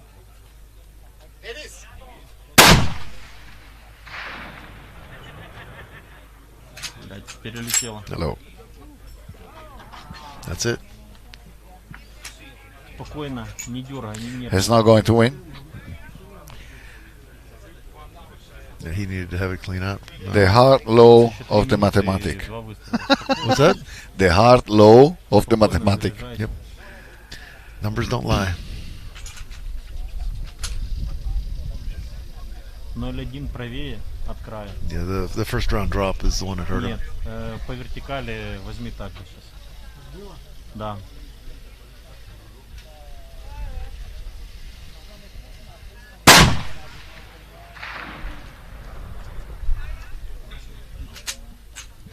По-моему, мы прямо над ним прошли. Сейчас ниже возьмем. So up to now, we know that the first one is going to be Gary Evans. Yes. Very well done. We're not sure of it at this point. He's been dropping several. I think he only has one impact on his target. So most likely he's going to drop out of the top 3. Yeah, probably.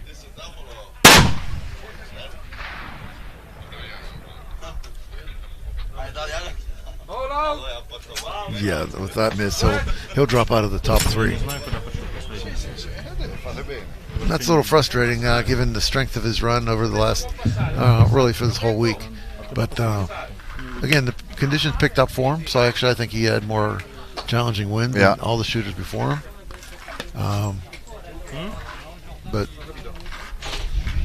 it's a goofy one, to be honest with you, because we think it based on where we're sitting, we're feeling a little more wind, but sometimes it's okay, you feel it, and sometimes what you feel is representative of what's downrange. Yeah. Other times there are things happening down there that you don't feel where the firing position is. So there is no single good bad thing. You just never know.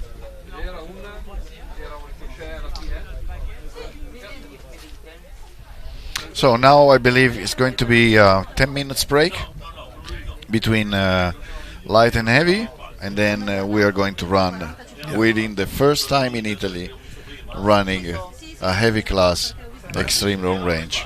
You'll probably go down and paint the 2000 target, I would hope. It's not that marked up, but still, if you want to run the heavy final, it would make sense to have a clean target. Yeah, yeah. Adesso ci fanno fischiare le orecchie adesso.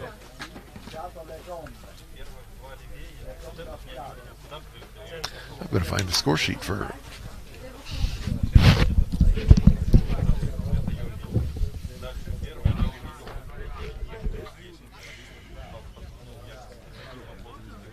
Allora, per i nostri amici italiani la categoria light si è terminata, si è conclusa.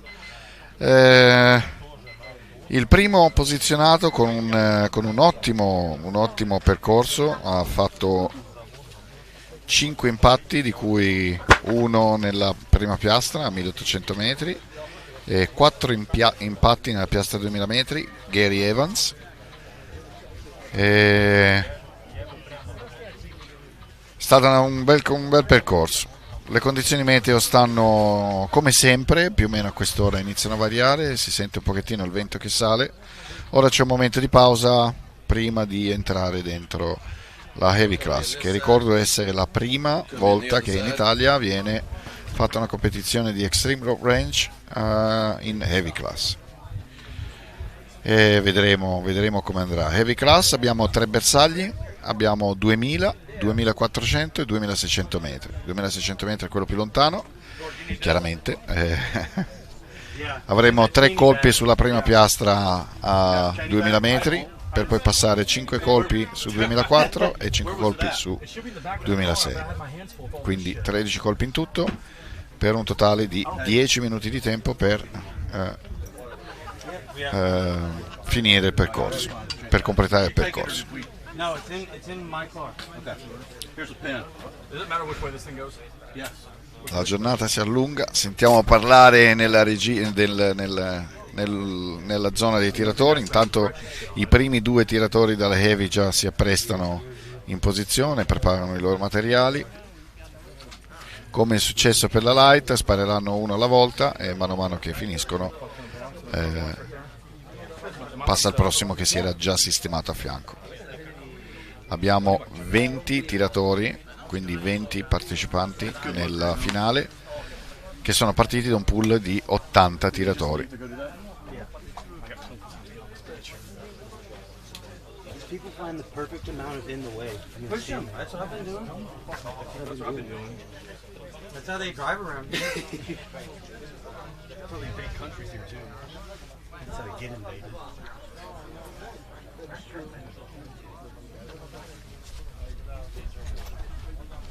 What is it? How many shots? 3, 5, and 5. 3, 5, 5? Yep, we gotta make sure we're not don't fuck that up. transition to 7 yet? No, I haven't even got on there yet. Okay. Whenever you start, I'll get at the front. What do you need, Rusty? I have it up there. Maxed out. I mean, I'm looking at that front.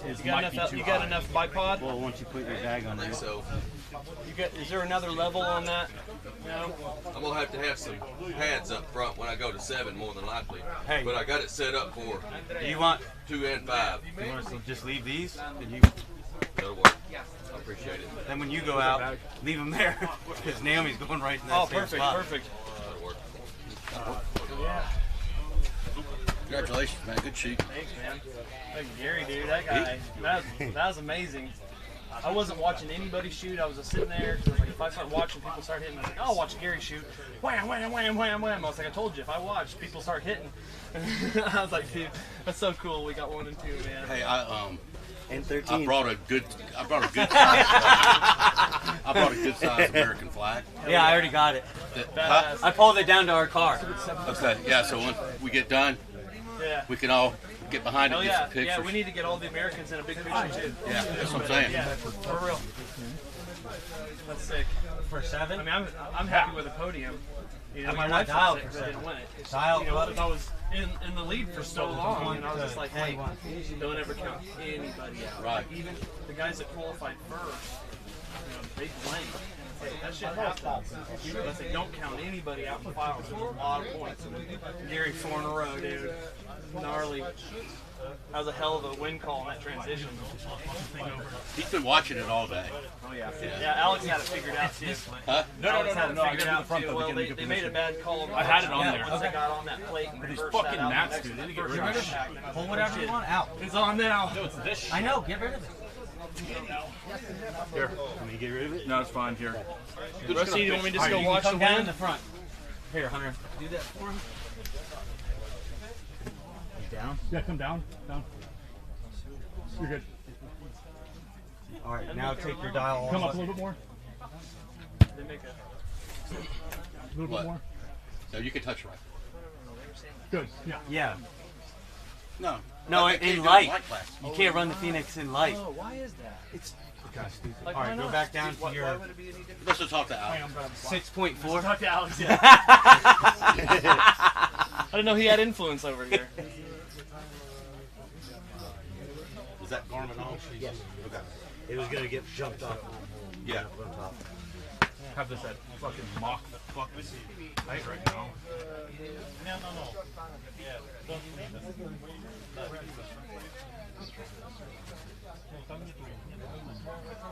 I'm about to rip this goddamn mat off and throw it on the goddamn mountain.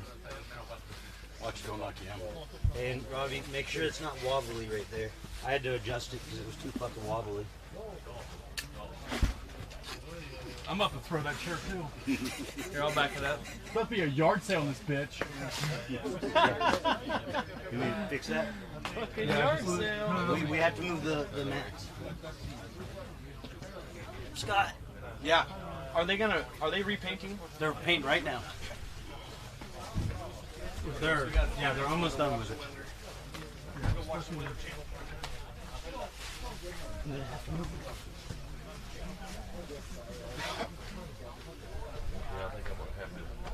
Is that good?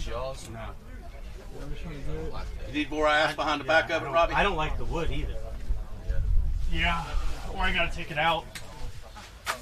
Huh? What do you mean? Fuck that. Yeah. No. Does this one do it? Yeah. Oh no, I just fixed it. That's a lot of ass back. Can we take the wood out? He can still go up more. Okay, I'm taking your. I'm not saying that. Yeah, just ditch it. And then just bring the Phoenix up more. Yeah. Well, hold on. It might be. We'll have to test this shit. I think that's Madubadoo. It is. Okay, two's good. Let me check. Hold on. Yeah, you need to be dialed for it. He already did once. Hold on, we're trying again.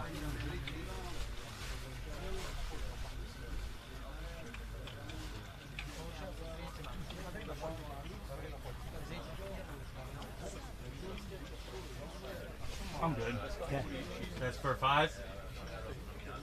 Dude, that's for 7. Yeah, for 7. Okay. If I'm good on 7, I'm good on 5. Okay, okay.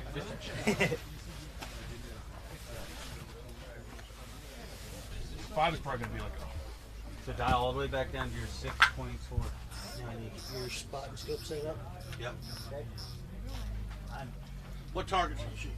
We're shooting 2, 5, and 7. 2, 5, 7. Okay.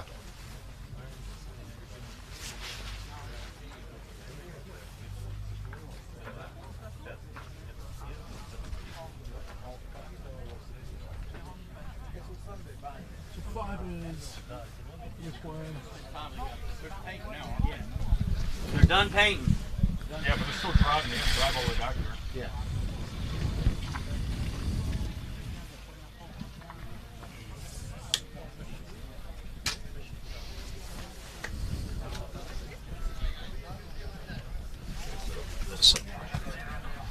Okay, Peter. Nice to be here in Sicily. Yeah, really nice. Now the heavy is getting ready to engage targets a little bit further out than the light. Yes. We stopped at 2000, and now we're gonna head out even further, out to 2600, I think. Yes. What do you think about the distances? Is it just gambling, or will the best shooter win here?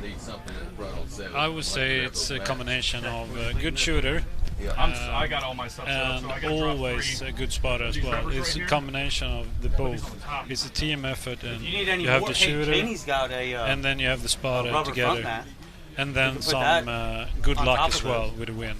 Yeah. That'll get When you the up wind to your- picks up, That's way it's down. getting hard, and then it goes down a little bit easier. So it's a game. Yeah. Yeah. When the wind is shifting, that's when the better team gonna win. If everyone was shooting with constant wind, it of course would be easier for everyone. The 2 or 3 guys who can read the wind and read the change in wind, Yeah.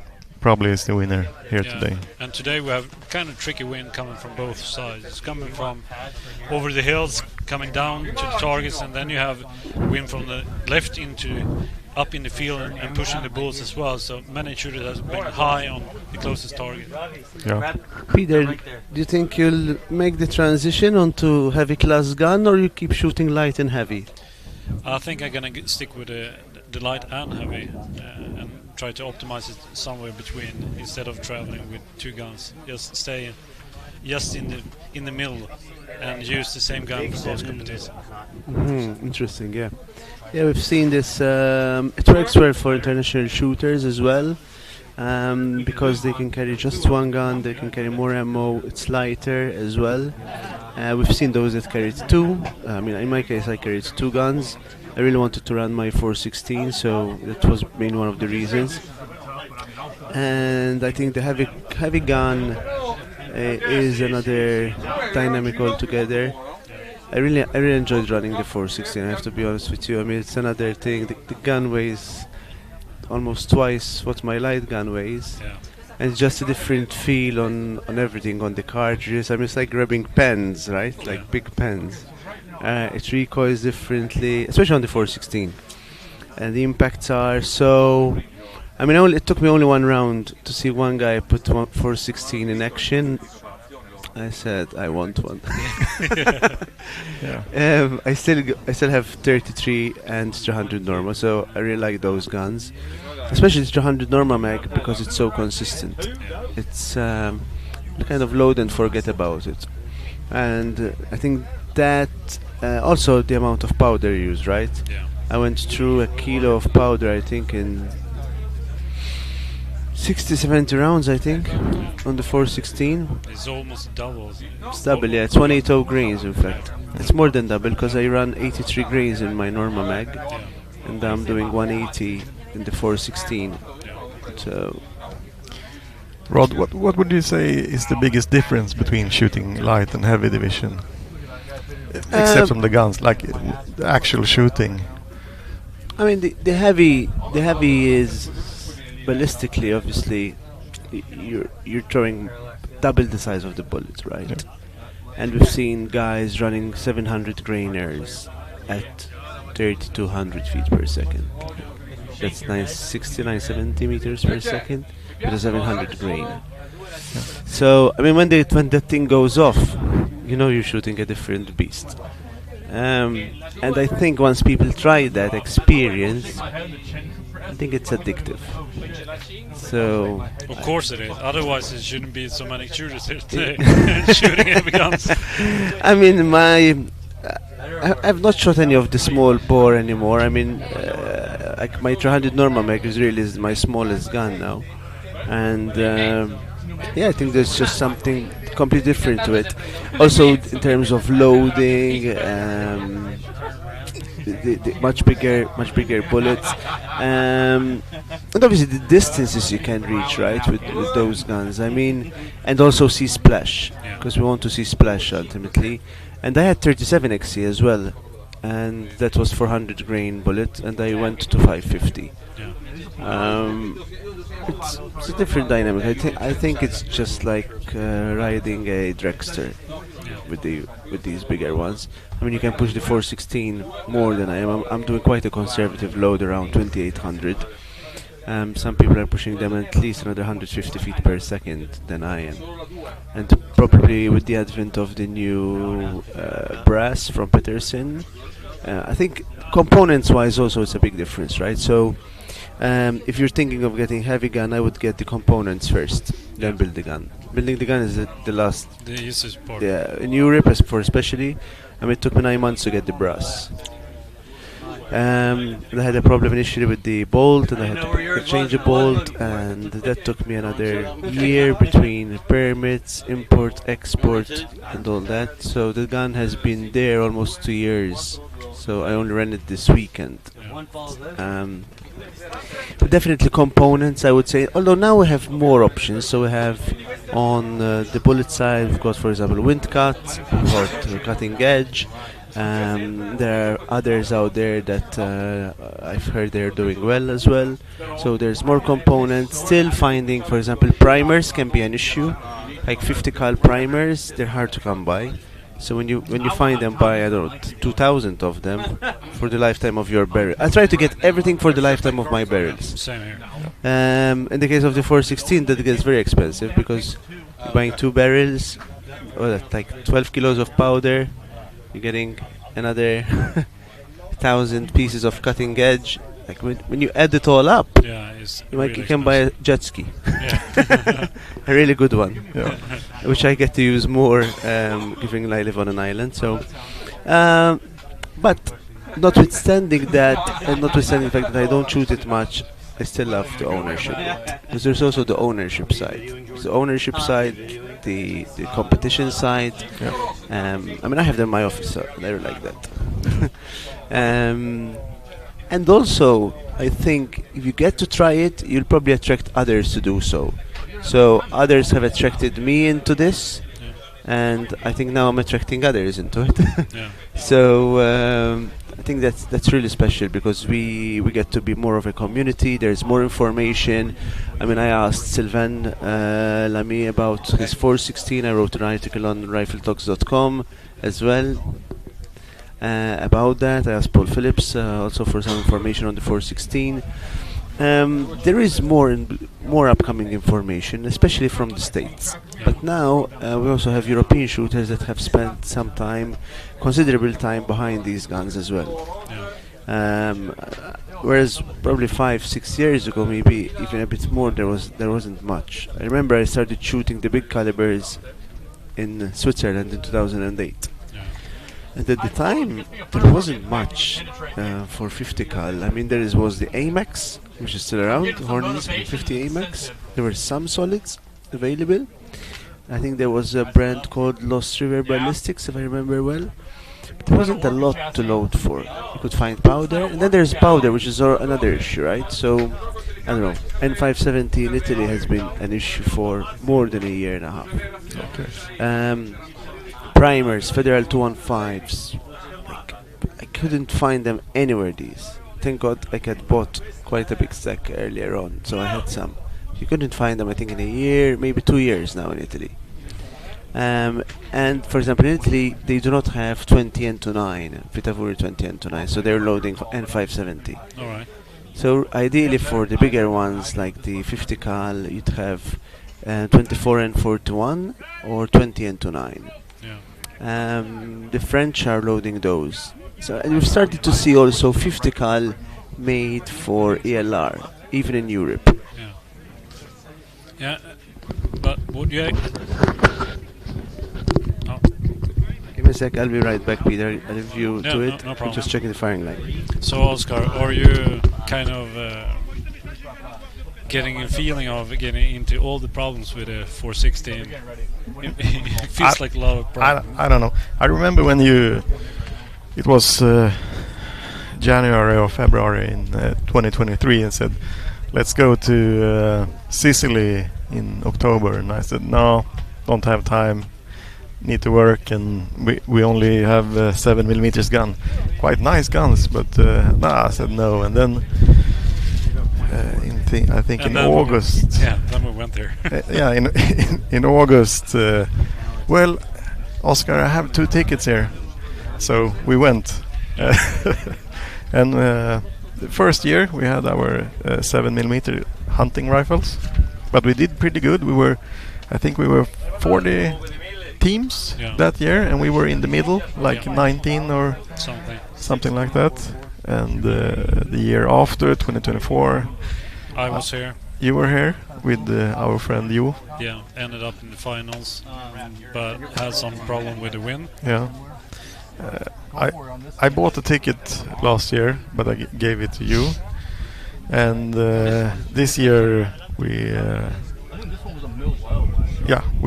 both build. You build your 300 Norman Magnum Improved last year, and I bought it this year. And we'll see next year what's the plan. We have one competition in Sweden called Tyfors. And we have a couple of them in Norway as well. Yeah. 2 or 3. Yeah, so hopefully we can go to Norway in the summer, and we'll see what. What about the Finnish shooters? We have We have Denmark here. We have Norway. We have a Danish heavy gun shooter here setting up right now. He's going to shoot the finals, and we have Norway guy that shot in the finals as well with a 3-thread Lapua improved. Did well. But no Finnish guys. No, I think it's like this. It's moose hunting season now, and the Finnish guy, they want their meat. Yeah, So and we can actually promise that there's actually saunas down here if you would like to come down and shoot as well. So if you need some information, just give us a call or send us an email. We will help you with everything. Come down here and shoot with us next year as well. Of course. So right now we have Robert Lindley and Scott Lindley at the firing range and setting up and getting ready to shoot the heavy as a first shooter. Yeah. So I think they're waiting for fire permission. Yeah. But when we did the math, it actually the purpose with the 300 Norma Improved is that you can actually compete in both, and with the good winds you can actually be kind of high up in the scoring, even in heavy with a lighter gun. Yeah. Somewhere between the sweet spot is like 33 XC, something there. Yeah. We talked a lot about 338 enabler. Yeah. Also as a sweet spot. In Sweden we have a heavy class from 338 and up. Yeah. But here in Europe it's 338 is still light class, light division. So the heaviest thing in light is actually kind of competitive even in heavy, but in this kind of winds when it's really heavy, changes and the winds are tailing, coming from sides and going back and forward. Of course, if you push a 500 grains bullet, you're gonna have a different situation hitting targets. But also, these targets are really small. We're talking small targets at really far distances. Yeah, I think cold bore was 0.25 mil. Yeah. And the rest of the targets around 0.3 mils. Yeah, 0.3, 0.4. Yeah. So we had at 2,000 meters it was 0.35, 0.4 mils. Yeah.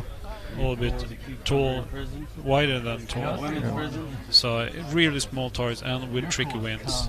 Yeah. So the wind going on and off all the time. But it's a good day being here. We had like 29 degrees. Absolutely. So it's really hot. And that's also one of the things that actually you need to account when you're coming here shoot. If you're up in north and do the load development in like 10 degrees and come down here and you have 30 degrees, it's something else. Yeah, absolutely. So, last year I ended up really too high, so I backed down this year. Yeah. What do you think about the development of ELR shooting in Europe? Is it on the right way, or would you like to change something? I would say that the ELR shooting in Sweden, Norway, Denmark and Europe is actually it's getting better and better all the time. We have also the King 1 and 2 mice in France, a really good competition. It's running slick, and this one Extreme Shot is getting bigger and bigger all the time with like 125 shooters in light, and we have something like 60 or 80 in heavy. Yeah, I think 135 shooters in light division. Yeah. I think. Let's see now what's happening. All right. You need to go 0.4? Yep. Alright, I'm up. Oh, that was a fast one. Yeah. Alright, you need to come. Left side. Okay, they're on 2,000 target. It's to the left of the left leg. Yeah, so they started at 1,000. 2,000. 1.1 Yeah. right? 1.1 right? Yeah, measure. That's good though. So you can hear now the communication between the spotter and a different thing I see here, that many spotters sit on the side instead of behind the rifle. Yeah, it's easier to talk, leaning down and talk to each other, and also I think there's one of the competition things that you don't want to hear that's a good shot. Yeah. Hear everything, what you're saying. Looks very giving bottom. all the wind info away. Yep.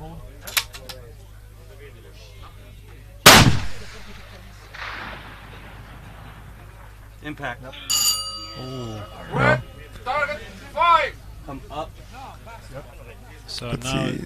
his second target, Come up 8.4? and as you can see, is zoom out to find the target easier, and then he actually adjusts elevation, and then because the sight picture will go off when you adjust up, and so if you start moving the rifle first and then set it up and then doing all the elevation, you will actually end up wrong again. So you need to adjust it.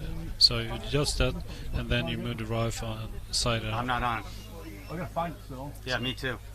Okay, they're having problem finding the target now, as we talked about. Yeah. Let's see what's gonna happen now. Push up in the front. Yeah, hold on. I know I got you. So now you can see the teamwork, helping each other with plates behind, and they have the pump bag for adjustment, so you can let some air out or push some air in and elevate the bag up and down. But you need to make the big adjustment with plates or the bipod in front. Most of the guys with heavy guns running the bigger F-class bipods with skis. I want you to add. They're not that easy to adjust. So it's easier to adjust the rear. Yeah. I say run with it. Now he pumps some air in. You ready? Yeah. So target number 5 is a bit elevated. You need to come down. Okay, you can see some smoke to the right. Yeah. In the bushes there. They said come down, so it was probably high, and the camera is a little bit off, so you can't see if he's on the right side. He's really fast shooter when he... Yeah, he doesn't hesitate. That was still high. And left. It was a touch left, so favor right, but come down another 210. 210 when you go 3 and hold it, because it looked 3 high. Yeah, they're doing the imperial measures. So one, he said 2/3 or 1/3. Yeah, so it's Mo and then. Yeah, I can't translate that to centimeters or mil, but one MOA is 2.7. Yeah. Okay, see what's. You need to go to the right hand side of the plate. He's getting closer. Yeah. Now you see that you have wind from the right to the left, so it's changed this morning. He said go to the left side, but he was aiming there. This is the tricky part with this kind of shooting. You need to like be really fast to chase the wind, because you can hear the wind is picking up. Yeah. So you need to chase it, and otherwise you need to like hold off, wait a little bit, and take a chance with the time, and hope the wind goes down again. I put 3/10 in the wind. So I'm gonna hold right edge still. Yes.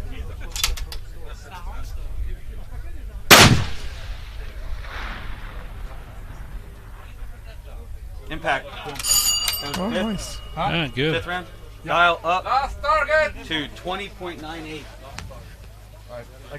So now the last target up on the hill. Yeah. And now we're gonna see the big plate. There's 2,600 meters, and it's a little bit bigger plate. And now we also elevate the rifle, so the rifle will actually point upwards, and the recoil will go a little bit back down. It's a little bit harder to lay behind the rifle and shoot well when you elevate it that much.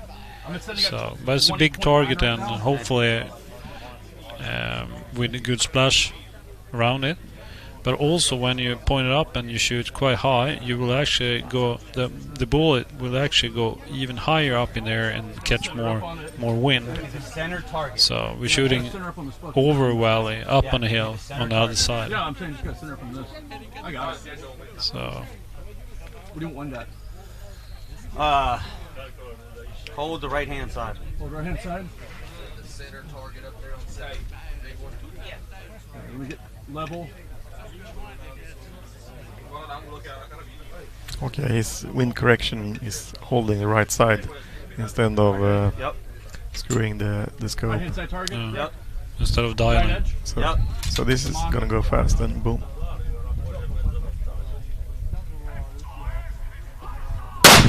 Oh, now he took some time aiming. Yeah.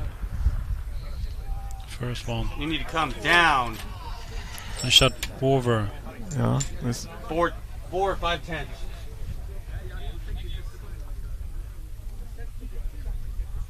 Five for sure. But it looks like it was right. Wind was good. Wind was good, yeah. The wind was good. It was center on the wind. Ready? Yep. Load. You were at the bottom right. Bottom right. Just off of it at the bottom right. Just off it, bottom right? Yeah, it was just off the bottom right. So don't. Come up 1/10 or no? Are you holding right? Yeah. Alright. Hold center, come up 10th? Yeah. Ready? Yep. And you can see on his rig he has the Night Force. Load. Before the wind changes again. Impact. Good. Nice. Yeah, he has the prisma in front of the scope just to elevate it even more. So Load. most of the rifle don't have that much adjustment in, so you can dial this kind of distances. So you need to have a prisma, and or you can have a scope mount that you can tilt. You can tilt it, so you actually have like 0 and 1000, and then you dial it. Yeah, that was good. He ended up with a couple of hits. So and you can also hear how the spotter, like after he triggered, like give him directions, load, get ready for the next one. Yeah. The flight time is kind of it's like 5-6 seconds over there. Absolutely. So we'll see. That was Robert Lindy and Scott Lindy. You want to run the big radar? You care about that? Yeah. You don't care? Now I think it's You say he doesn't Ryan care. who's setting up. Okay, guys, you are on the I'm clock. not sure, I can't see the name. 1 minute 44. We have 2 minutes to set up, and then so you need to be kind of effective when you get up to the range and put everything down. This is a spot that we haven't been able to lay down before the competition and look through the scopes and see how it feels. So everybody, this is new for everybody, so it's the same for everybody. Yeah. Basically, that's. So right now we're gonna see Rusty and Ryan. Ryan as a spotter and Rusty as a shooter. So we always say that you win and you lose together, because it's a team. It's a team effort all the time. So he puts out his bullets. It's 3, 5, and 5. Yeah. And they start with 2,000 meters, and then target number 5 from here was around 2,200 or something like that. 2,300, and then the last target is 2,600. 20 seconds. But my question to you about how the community is changing in Europe and Scandinavia. I think you can see a couple of years ago when we were here for the first time, it was more like a very nice club match. Yeah, we were having a barbecue at the evening, and today is more like teams are flying in here from the United States. Yeah, this is kind of it's an international competition. All right, I'm on. And there's a lot of nations here shooting. Up 3, right 3. That was close. But they have a quite strong wind from right to left now. We can feel the tent is moving right now. Yeah. And we should see that on target. Down 3, Yeah. left 3. So that is so the wind change from push the bullet to the right.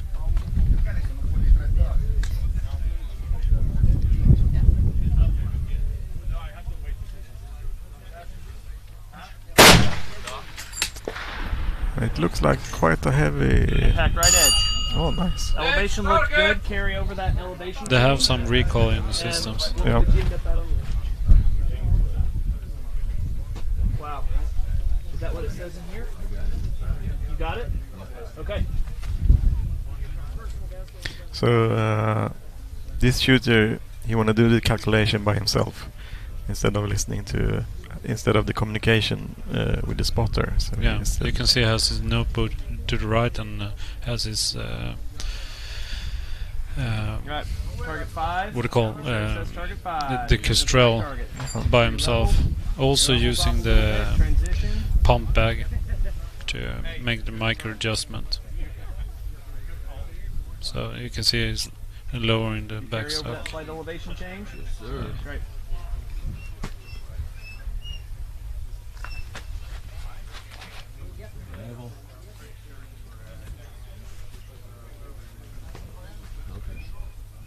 I'm ready whenever you are. Shooter up. Go.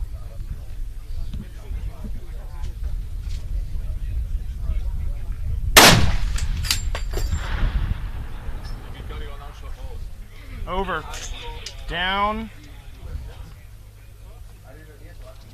4.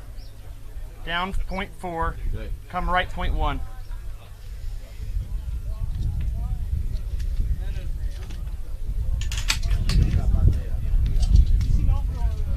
So what do you think about including a super light division? Impact. That was a good impact. Yeah. You're on the... Yeah. Let him shoot so we can talk afterwards. Impact, run it. Good. Now top of the plate, center. You could come down. It's just you're just do it. When they actually hit the plates, they're gonna run it quite Impact. fast instead of letting the wind change. So this is what you can see. He hit the plate and it runs quite fast. Just shoot, reload, and repeat it.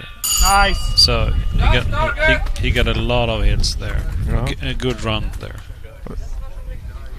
Four hits on that target. Slick on there, Yeah. so you're not chattering. Think you got enough? That carpet right there, that carpet. There you go. Yeah, you can see it. This is There you with go. the elevation up on the hill. You need quite a lot in front All to right. make the adjustment go all the way up. Nice. Run it. Going up the mountain. Dial your elevation. So Ryan gets the instructions to We got dial the 6 solution minutes, so we got first, tons of time and then to move the copy. gun. Yeah. So the last thing is that you close the bolt before you shoot. Otherwise, when you close your bolt, the ammunition, the barrel is hot now, so the ammunition is gonna get hot, and then the speed of the bolt will change So I think you're gonna have some with the lift on heat. this. Going up So that rock face, I think you're going to have some lift. Taking out 2 more. Okay. Going 0.6 left. I'm going to add a little bit left in there. Got it. Ryan told me that when you shoot up the hill, you're gonna have some lift on the bullet. So he said that it might be good to come down a little bit. Yeah. We will see I can run what's. back to the truck. Run back. No, I'm kidding. All right, nice smooth trigger pull on this first one, man.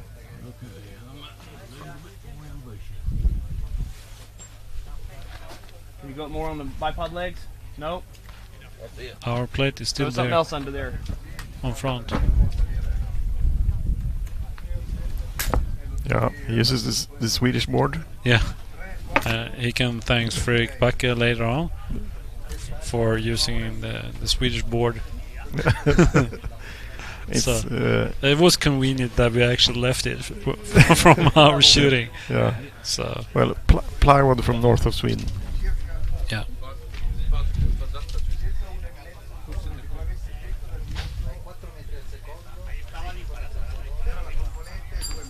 Getting some little gusts from the rear.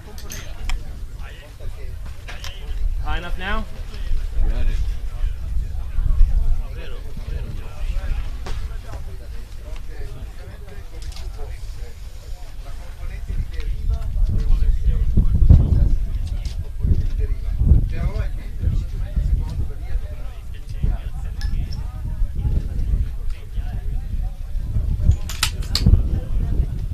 So Here we go. Ready when you are. Now the winds are picking up a little bit.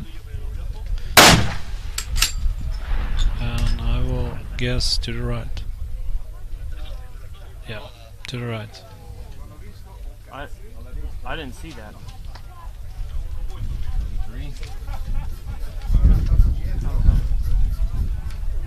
I thought I saw something right underneath it, but I can't give you 100%. So I think he goes back to 0 and then go back up. Yeah, he has to make sure that it's on the right elevation. Yeah. And he was kind of close to the target, so... Were you off on dial? Nope.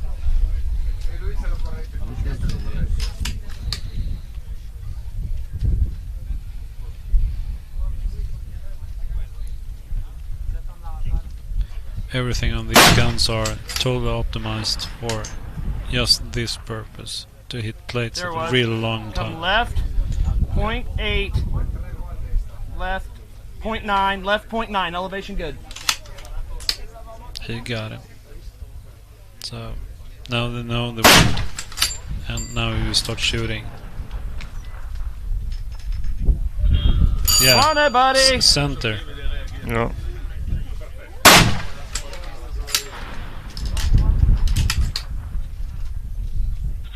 Run it! Same height on both impacts. Yeah. As you can see, he actually left his rifle before the bullet strikes the plate. I think those two are in the center. Yeah. You're sweating like a motherfucker. Yes, they were in the center. Yeah. Very good shooting. That's good points. Yeah. So I'm thinking about how to train for wind. When when I was at the Masters PRS 2023, you could see that the Americans, they had so much more experience about wind than we had in Sweden. And of course they have a competition every other weekend. Thank you. But I think like doing extreme long range, but more divisions. Yeah. Maybe you should have one for really small guns, like. Yeah, we talked about it. Like in Sweden, we could have ultralight up to 6.5, something like that. Yeah. Because a lot of people running the 6.5, Creedmoor 6.5, yeah. Something like that. 6mm 6.5, perhaps. 7 might be there as well, and then you have it's just more fun to compete against other people with almost the same rifles instead of having a 6.5 competing against 338 or 338. It feels more. Yeah, what you're trying to measure here is the effort of the shooter or effort of the team. Yeah. Like how efficient and how good are the team? What kind of experience do they have and how can they use it? Yeah. And this is also what we can actually see now is a new team from United States setting up here, the Black Bear team, and we can actually see there's coming more and more girls into this kind of shooting. So every year we have more and more girls coming, and that's good. And also in Scandinavia we can see that that's a good trend for the sport. Yeah. So. Absolutely. Yeah, this is. Take your time. Take your time. Can you pull my ammo out? Here you can see the team effort, the shooting getting ready, micro adjust the sights and everything, and the spotter is pulling out all the ammo. I'm struggling to find. Huh? Hard finding targets. Remember, we got 10 minutes.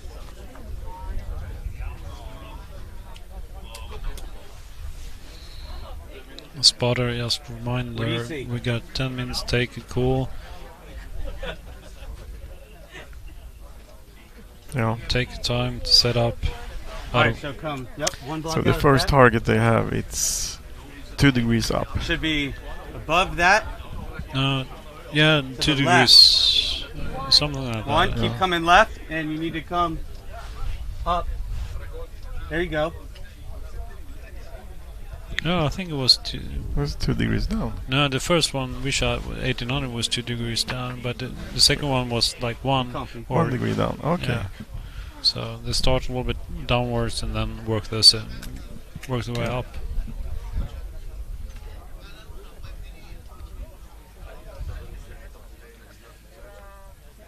So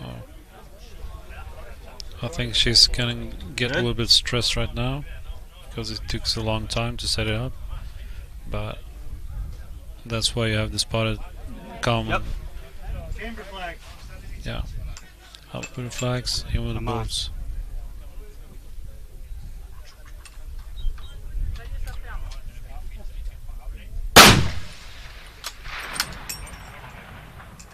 Come left 2 1/4 up 4. God damn it! I don't know if I want to go 4.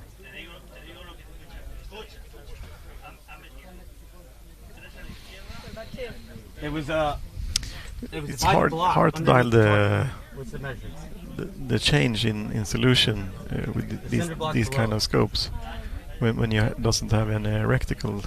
Yeah.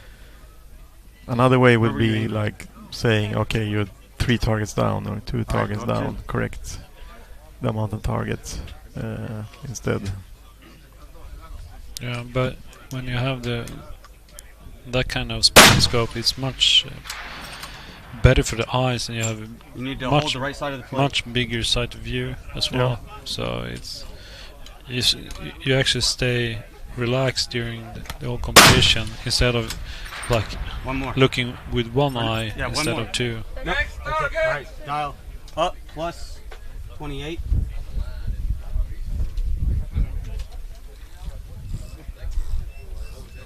They're also doing the dialing first and then moving to the next target. Yeah. Looks like she's shooting with a size scope. Oh.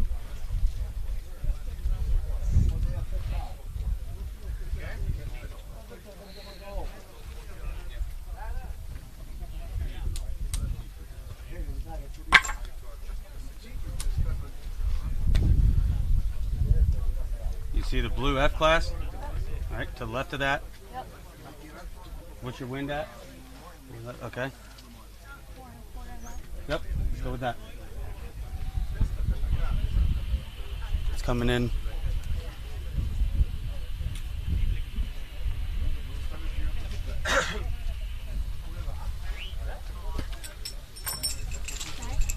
Good. Yep.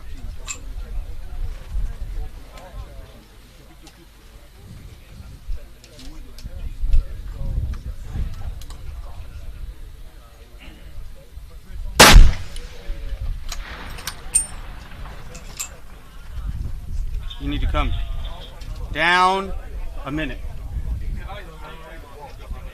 Okay. Yep. Wind was good.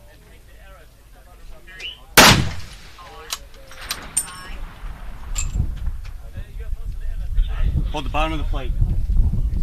Favor left hand side. Yeah, she was far to the right, I think. Yeah, it's a Impact. Oh, great. 17.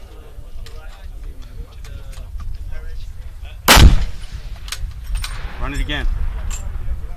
Favor left. Favor left. Favor left. Wind picked up on us. Last target. Impact. yeah, Center. good center hit there. Good 21 finish quarter. on that target. So they chased the wind picked up, and they came back and got it. So good work there.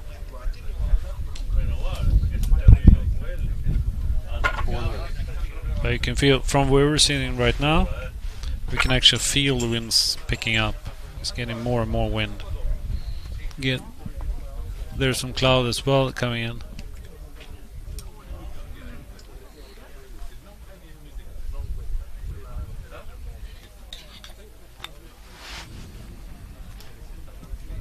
We keeping the same wind? Yes.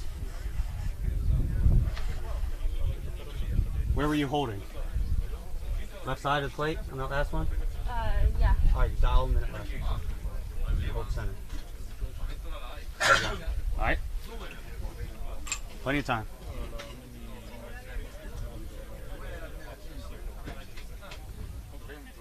Okay. Yep.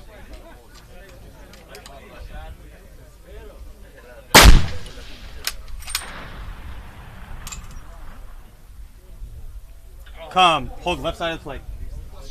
Or dial a minute left and hold center, whatever. Go, go, go. All right, that was high. Your speed went up, so don't change too much. Okay. Still left, back to center of plate.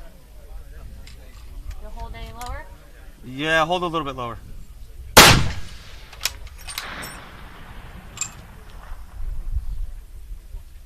That was same thing, top left, hold bottom right.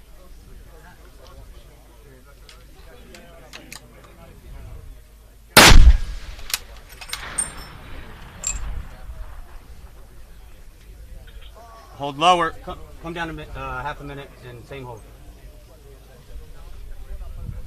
Go. Come on. See how it does. Got it. Good. Good. Nice. Good ending there. As the last plate. So good work there from the American team, the Black Bear. Good work with the spotter as well. And now you can see the team helps the shooter and spotter to remove all the gears. So speed up the competition a little bit. So really good work. So now we have Naomi and Hunter Brewer shoot. Naomi is gonna shoot and Hunter Brewer is a spotter. And on the other lane, the Lithuanian guy setting up, I think.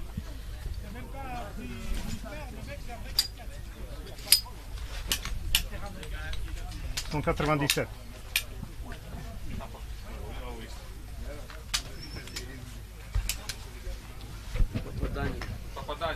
L8, ok. L8. Son 97. So Oscar, what's the if you're gonna make a summary of the most important conclusion you have from this year? What's that? Okay, I would like to divide it up in two parts.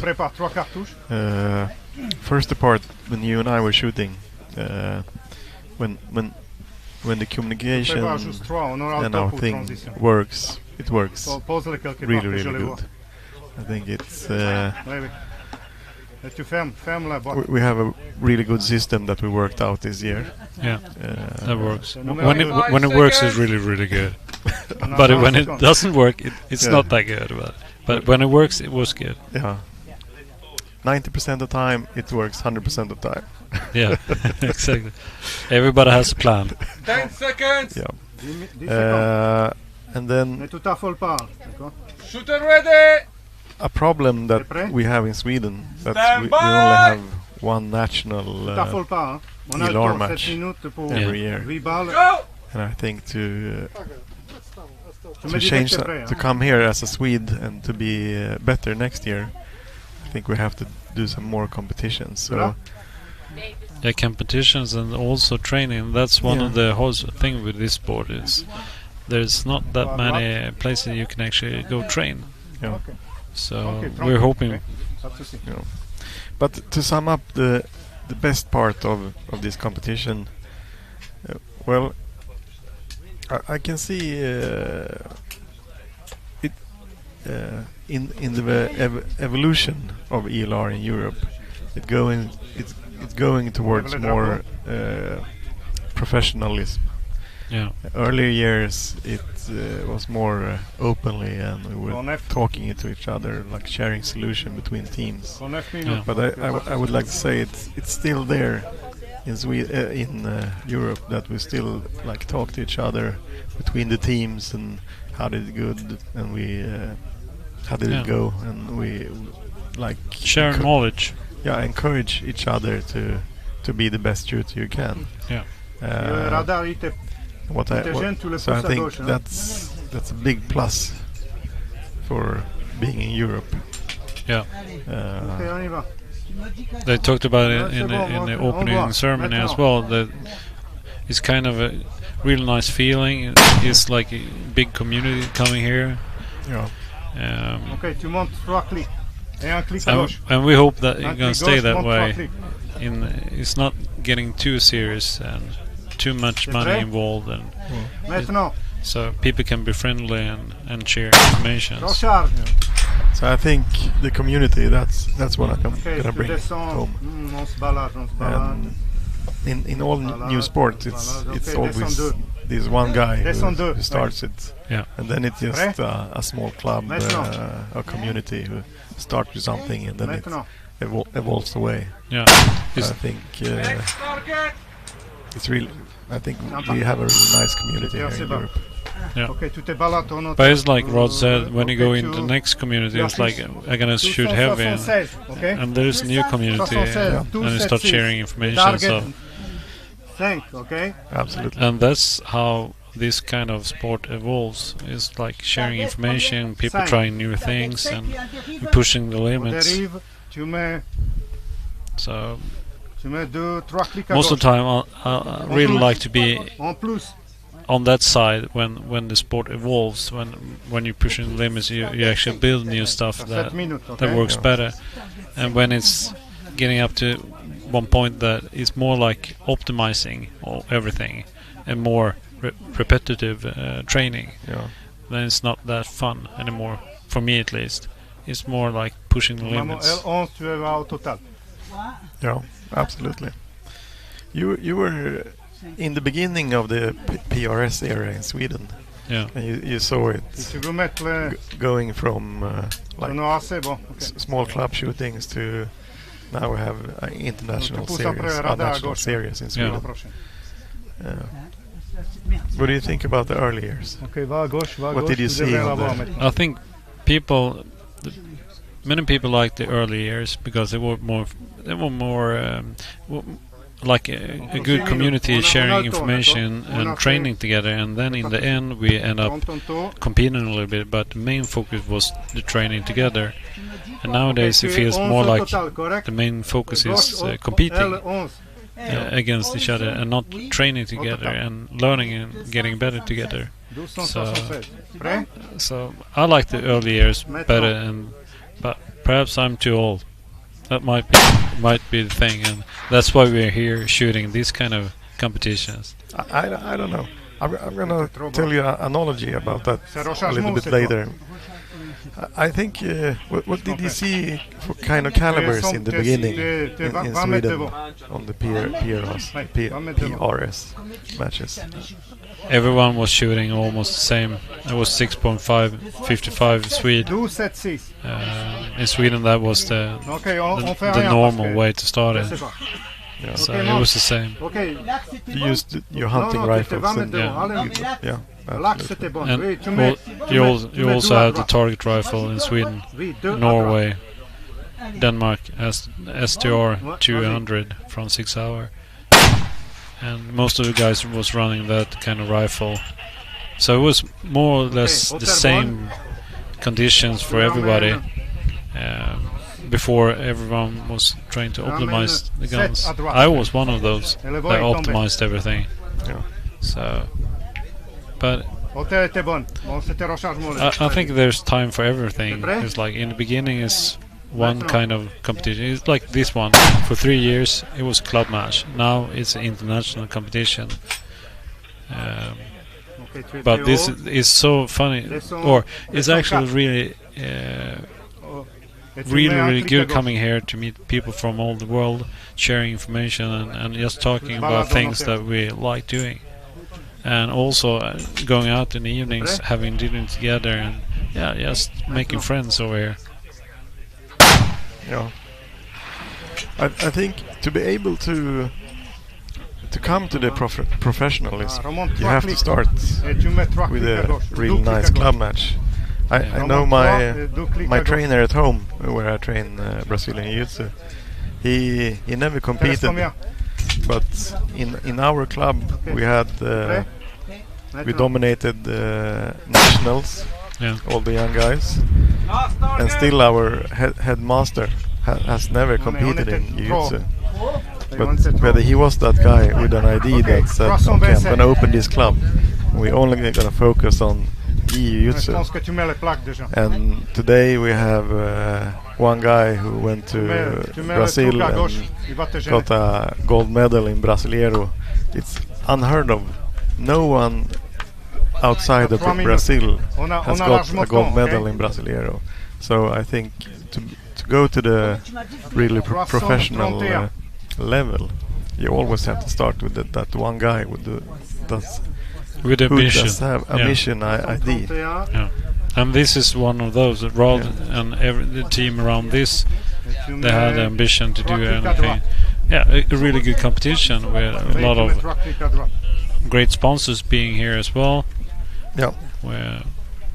And one of the great thing about having sponsors on the site, we had a couple of guys that actually broke their rifle scopes.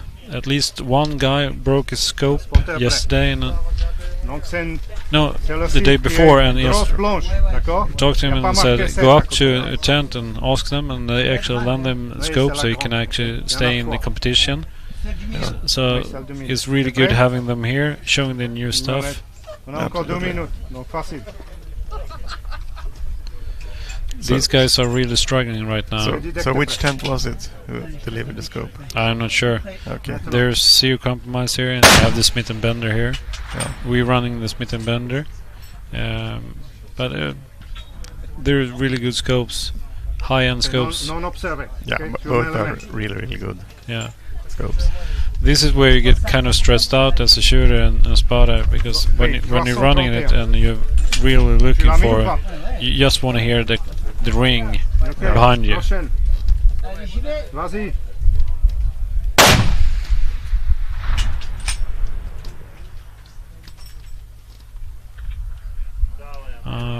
We can't see it. Non, non, je vois pas. No. Je vois pas. This is the most frustrating part when you actually run this kind of competition and you shoot and something just messed up and you can't get bullets on the plate, and that's the only thing you want to see in the scope when you pull the trigger. You want to see that bullet hit the plate and you will see the splash on the ring, and that's the best feeling in the world. In that moment, that's all you want to hear. And this is so frustrating when it ends up. I think everyone that shoots these kind of rifles and this kind of competition have had this kind of experience, that you're struggling trying to find it, and sometimes something is broken. Sometimes it can be the scope or the mount or just the wind changed. So you never know, but it's frustrating. 20 seconds! Okay, tu roarm. Ooh, there it was. Down left. If you got one, you might put one on the target. 5 seconds! Okay, dernière. 5 seconds. There it goes, the last shot. Oh, the same spot. But J'étais en haut à gauche, j'étais descendu, mais c'était top. I was a tough run. Bon, ça me fait chier.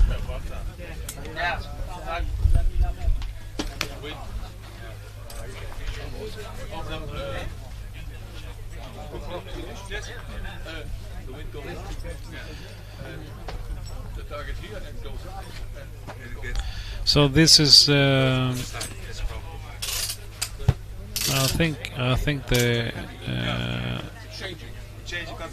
think they actually mixed up the shooter and spotter here. I think the one that we see on the screen is actually the one that we're shooting. And this is the guy from Latvia, Litauen, and they're doing the thing. They're running the 300 Norma Magnum, a light rifle in both heavy and light. So this is really pushing it. So you can see they're really high mount and they pushed it forward, so you can actually elevate that far up to 2,600. And this is one way to do it. So if you want to be in both competitions, get more range time and actually shoot more targets, you can go with a lighter gun and compete in both disciplines. Yeah. So, but it's much harder. It's much harder with the light gun on these kind of distances. Yeah, if you think it's easy, do it the hard way. Yeah. L1, да. These kind of cartridges, the 300 Norma, when you put them next to a 460, it looks like shooting rimfire, almost. Ready? Yeah. Stand by! All right. Двойка красная, да? Готов. Go!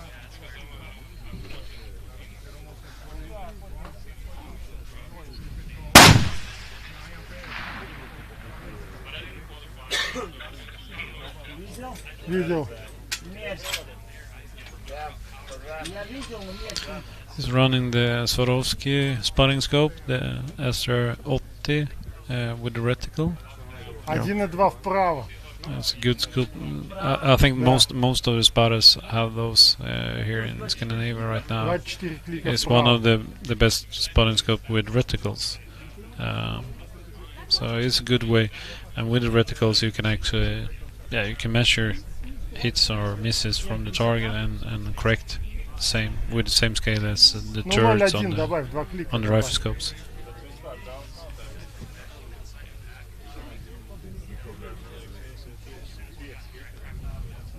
Готов.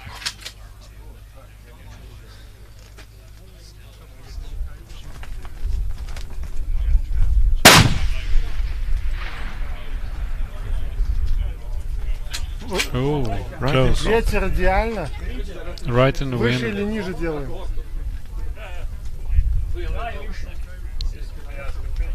And Если выше, то this is where it 0,3. needs to go fast 0,2 сделай. 4 клика because the выше. winds change. Готов. And this is you want to dial it fast and you want to get that round in the air quite fast. 0,2, да, выше сделал. Хорошо.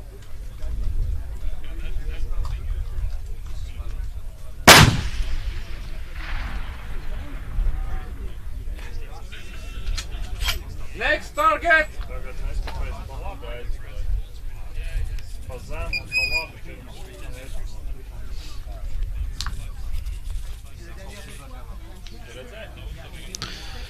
These guys are, I think they're running the 8 tips. 250 grains? Yeah, 250. Yeah. Сошки нормально? So what you can both you and I compete with 300 normal Magnum improved. Yeah. And we think it's quite a sweet spot between heavy and light. But we've also talked about 338 as a sweet spot between heavy and light. Yeah. What? That's because you can push the 300 bullets.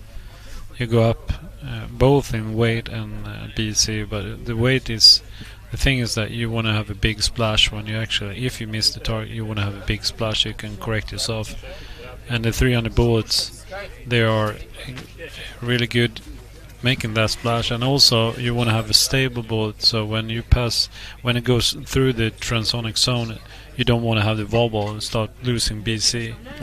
Yeah. So it's all about twist rates and speed with the Вертикаль bullets, добавь. and also precision from bullet to bullet. 5 кликов. So the premium bullets that is 338 in diameter. Yeah. What is the usual? Готов. Most of the Вечер как раз. guys are running a 300 Burger OTM or the cutting edge laser bullets, 300 grains. There's the laser one is the solid ones. They're really Два клика consistent, влево. and the Burger is a normal bullet. Yeah. But it's Выше really 0,4. stable. It's not that high in BC, but it's stable when it goes in the transonic zone. So you can shoot it quite far out. Готов. You don't think that 50 grain more or less, but 50 grain is quite a lot when you shoot these kind of distances. It makes the difference between the 245 burgers and the 300 burgers. Most of just making 0,4 sure that выше they're going to be еще. stable all the way.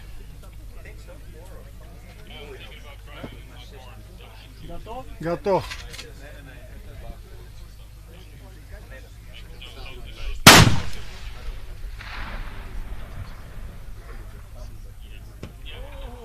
Ooh, Перелет. that was close. Эм, That would be nice if you 0,1 get one ниже hit сделал. on target here. Ветер хорошо. Готов.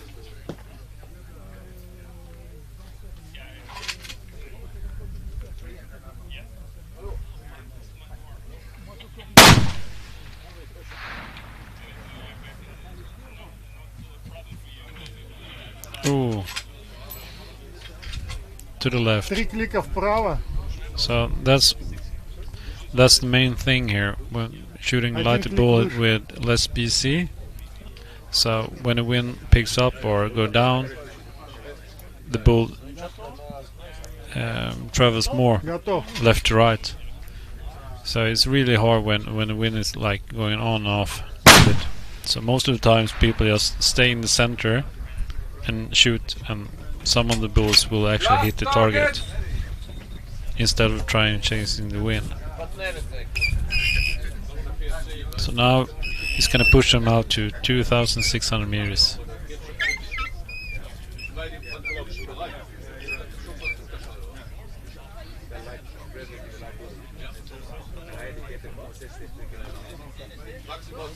Сколько ты ставишь вверх?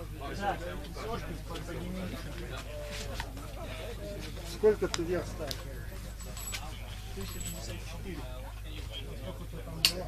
354.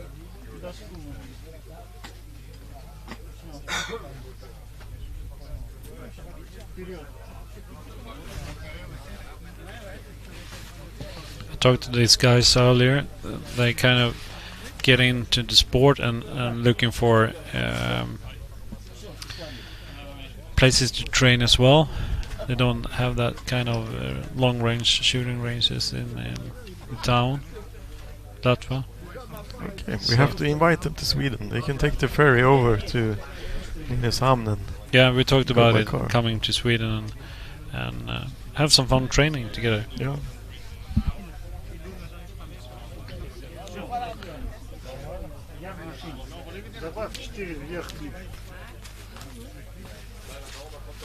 See, most of the guys have a plate in front. По ветру было хорошо. Готов. Нашел. You can see this guy, he's lying to his left. So that could be a little bit problem handling the recoil. Yeah.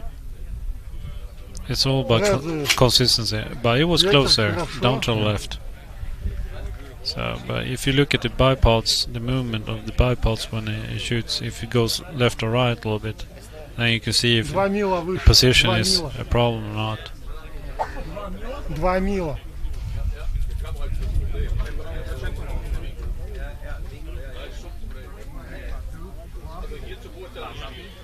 Looked like it adjusted almost 1 mil.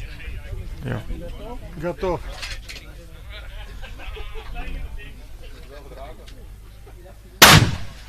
Yeah. Come on.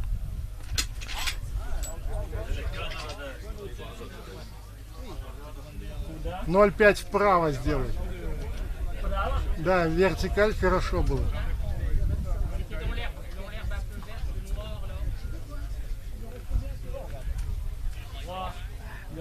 Готов.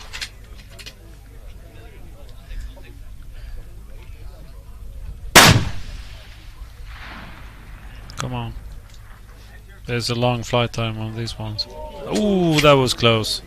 0,4 выше еще. It would be nice if we put one of those rounds on the target. 2.6. Один клик вправо. Готов. 2 rounds left.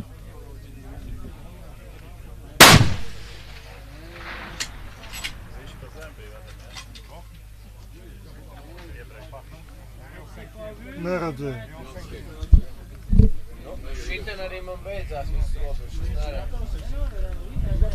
Готов. You're running a little bit too slow. Now you feel the wind's picking up.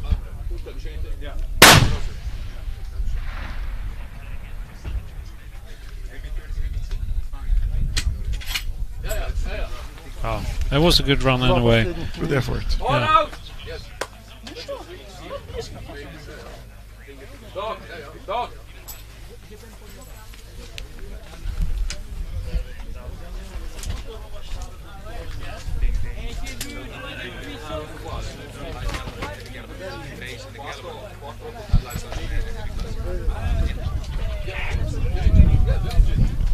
Затвор. Братанчик.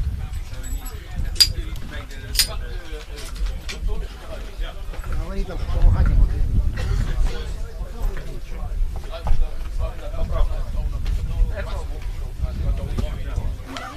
19,5 вверх. 19,5. Давай, ты ложись, а я потом... Испания в трубы, да? Саша в трубы.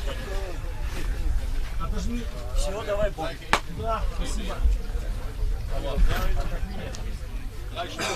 Zwei Schüsse auf Gefühl. Zwei. Zwei Finale. Erste Mal hier. So, Thinking about lunch? yes. Getting kind of hungry here. It's almost half 3. Seconds.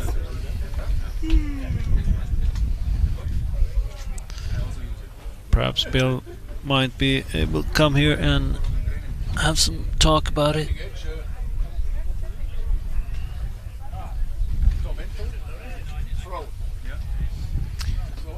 This is So, a Ukrainian team.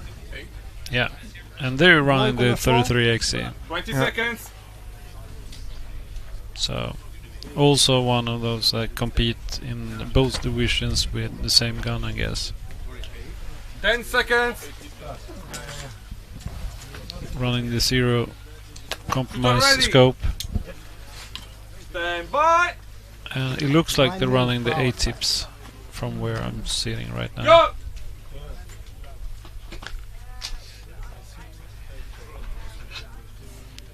You see the A-tips in silver top of the ball.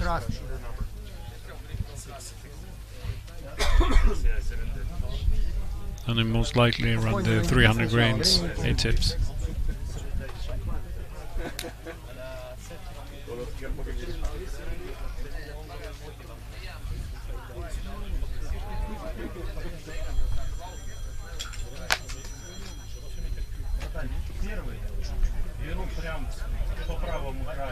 Давай. Я на цели.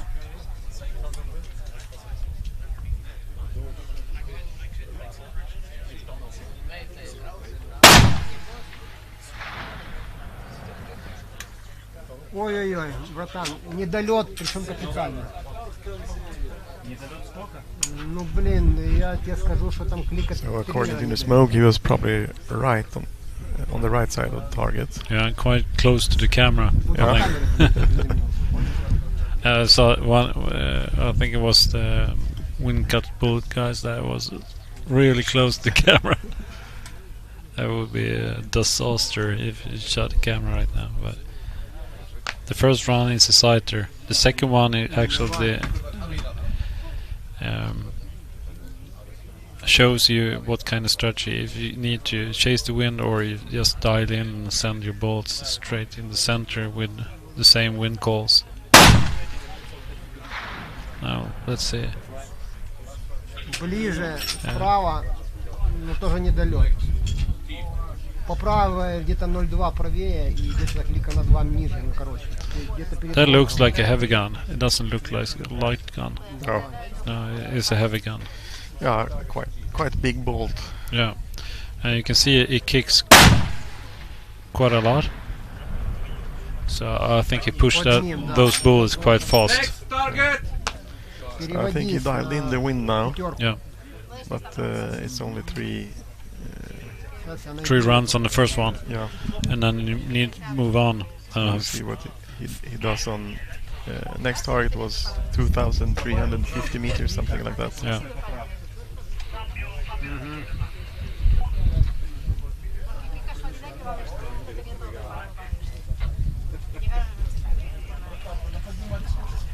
Я иду.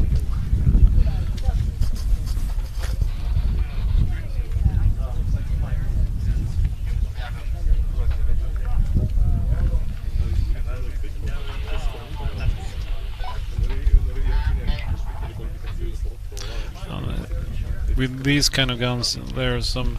You can have some luck. You can buy a gun off the shelf, and you can have luck with the barrels and ammunition and everything. And sometimes it's all about the struggle to get them to shoot. Yeah. So luck is definitely part of this game.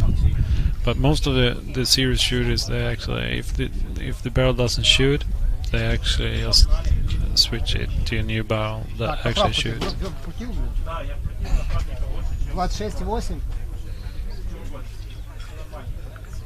Yeah, you can see the shooter is doing his own ballistics with the Kestrel, and the spotter is like observing where the hits or the misses end up.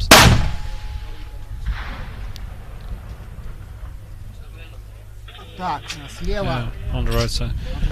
Sounds like he has a kind of heavy muscle brakes on it. You can hear the ring on it.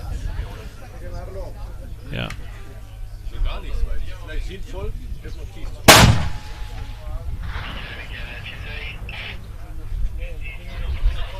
Ah, that was a ricochet up on the target. I think I heard some foul language there in Ukrainian. Yeah.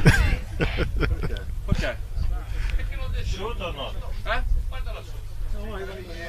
They say, wait, it looks like a ricochet, and they say stop. Wait, stop.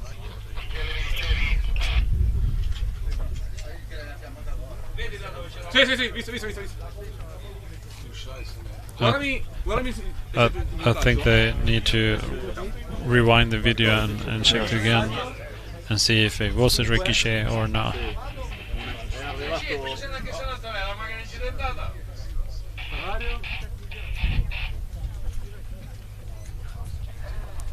From here where we're sitting, it looks like a ricochet. We can see the dust down to the left, and then okay, we had an accident with an here's off-road car. Here's the car that went around earlier today. He actually flipped over, coming back from the painting steel plates, I think. Yeah. So I had some problem with that as well, but they fixed it. I think there were like 10 people turn it around. C'erano 7 colpi, ne è arrivato uno qui. This is also kind of frustrating when you're close to the target and you have died the wind and you gotta stop, because when you start shooting again, the wind might be the same, but it could also picked up or gone off, and you're off again.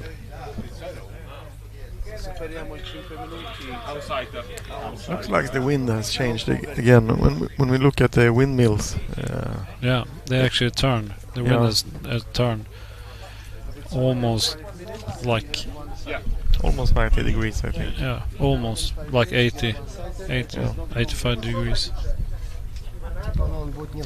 So, what about food? I think we should go eat a hamburger now. Yeah, there's excellent serving here at. I would say that there's a lot of people putting in some good effort here. Yeah, they make good food. They serve. You can have a beer and a hamburger. And I have to say, the guy who owns the land here, he has his olive farm here, olive garden. Yeah, he sells his own olive oil here at the competition. It's one of the best. I mean, the olive oil you buy at home in Sweden is far away from this quality. We bought 5 liters last year, and now we bought 5 liters each this year as well. And it's kind of amazing. We're shooting at the short distances. We can actually, the farmers just behind us and harvest the olives went down and made this virgin oil. Came up the day after and said, okay, you want to buy it? Here's 5 liters. And put them out and just let everyone taste it. And if you taste it, you need to buy it because it's so good. So that's one of the good thing being here. It's like refill your supply of olive oil, extra virgin. Yeah. So, but I think the cooking here in Sicily is excellent. It's quite clean cooking. Not many ingredients, but very tasty, fresh and tasty. You have one cider, not convertible. Really good sausages. We went to a delicatessen a couple of days ago. 9 o'clock in the evening, we were going back to the hotel, and we just turned in and you could pick out. Ready? We picked out 1.5 kilo Go! meat, different kind of servings, and they just put it on the grill and super nice. And you can't compare the prices with the rest of in North Europe. No. That's really it is good. Yeah. The pizza is beautiful as well.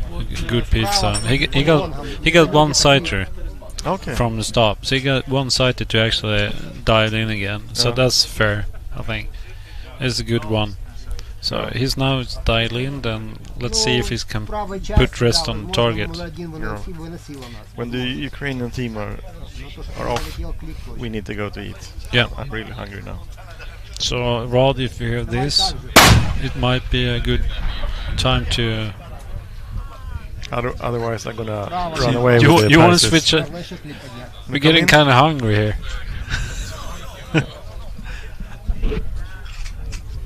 Yeah.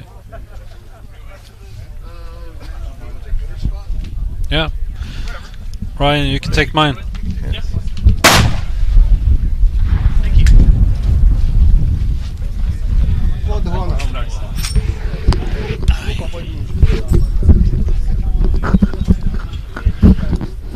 Hi, Ryan. Hello.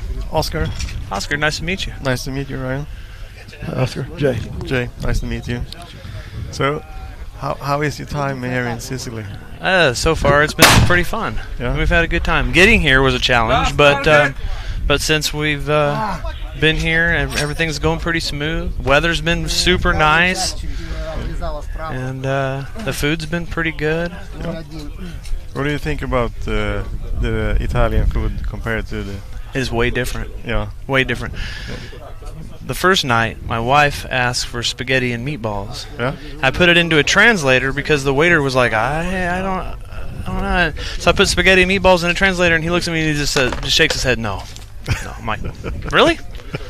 So yeah, definitely different. Definitely different than America. We have Americanized Italian food. Yeah. Well, and the main thing is Sicilians don't think of themselves as Italian. Oh, for sure. No, it's a different country. Yeah. No, So to them it's there's offended if you there was a if you sticker don't we think saw that said Sicily is not Italy. Yeah. You know. So yeah, it's definitely different. But we found some places that have some really delicious food, and it's been good. Yeah. And the prices are very reasonable too. Yeah, I agree with you. Yeah. I think it's really nice to be here. And I talked earlier with my friend Peter, like the shooting community here is it's quite early on in the beginning of the ELR society. Yeah. It's growing. 2 years ago, I think we were 40 shooters at this competition. It was like a big club match, very friendly. We had a barbecue in the evening and everyone drinking beer and chatting with each other. And now we have this international team coming here, and I think that's great to see. You know, that's kind of what I was looking for, is a new challenge. Yeah. You know, and I think that's the appeal of it, especially to Americans, because we have so many opportunities over there that you get to the point where you kind of get bored.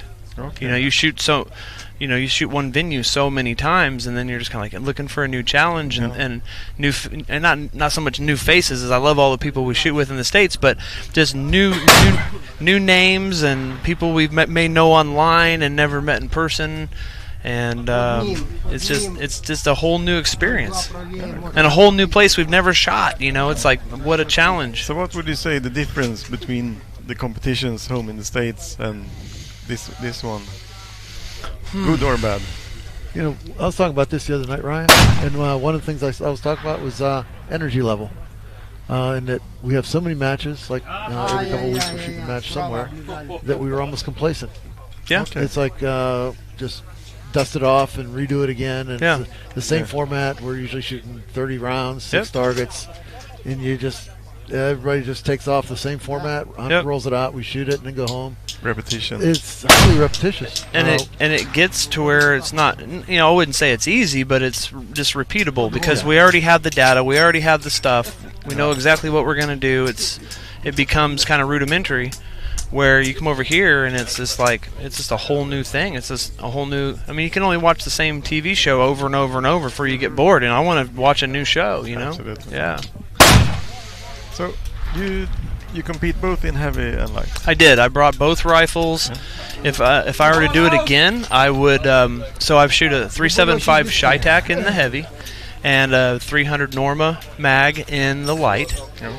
And of course, I didn't qualify for finals in heavy. Did in light. But if I were to do it again, I would use the 33XC and shoot both. Yeah. Because traveling with one rifle is going to be a lot easier than traveling with two. Traveling with two rifles is just a whole nother bag of worms, because I had a police at Rome literally saying, "You have two rifles?" And I'm like, yeah. She's like, "Not one for her and one for you?" I'm like, "No, they're both mine."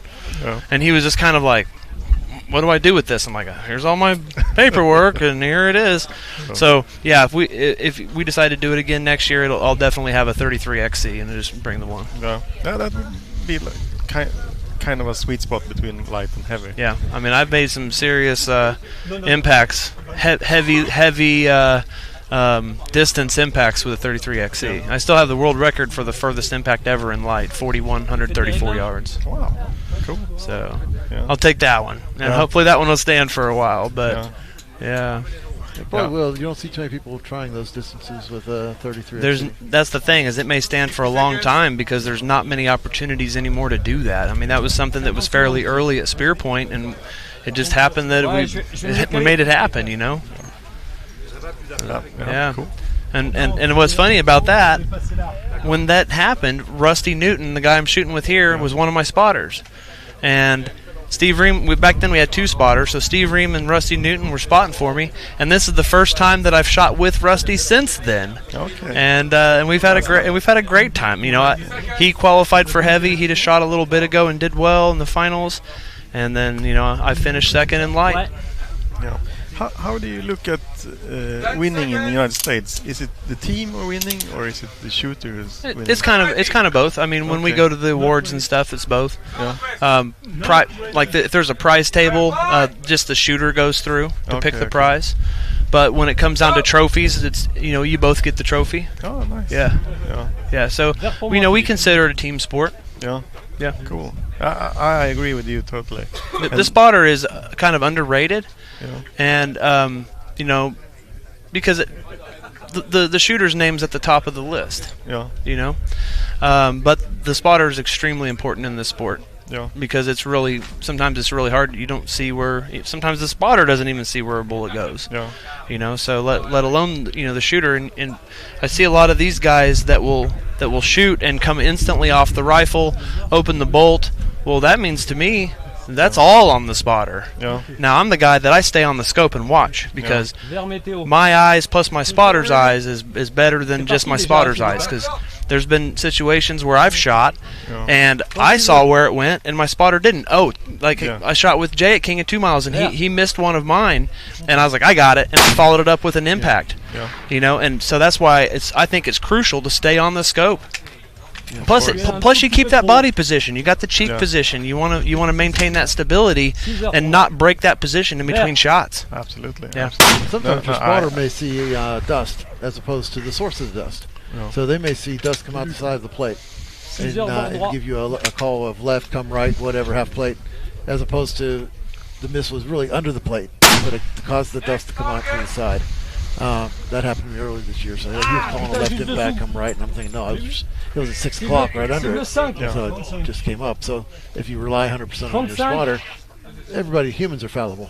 That's true. It's nice to have a second eyes on it. Yeah. Now, I've been watching for an hour now, heavy class, and I see some different types of spotter shooter work.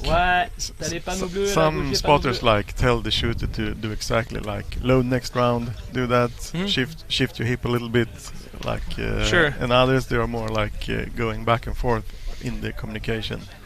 And I try to just make sure that my shooter isn't making any simple mistakes. Yeah. Make sure you dialed. Did you dial before you moved? Yeah, I heard. Did you need to make an adjustment here or there or whatever? Because I've worked with enough people now, since I'm kind of a freelance ELR shooter. I'm not actually on a team anymore.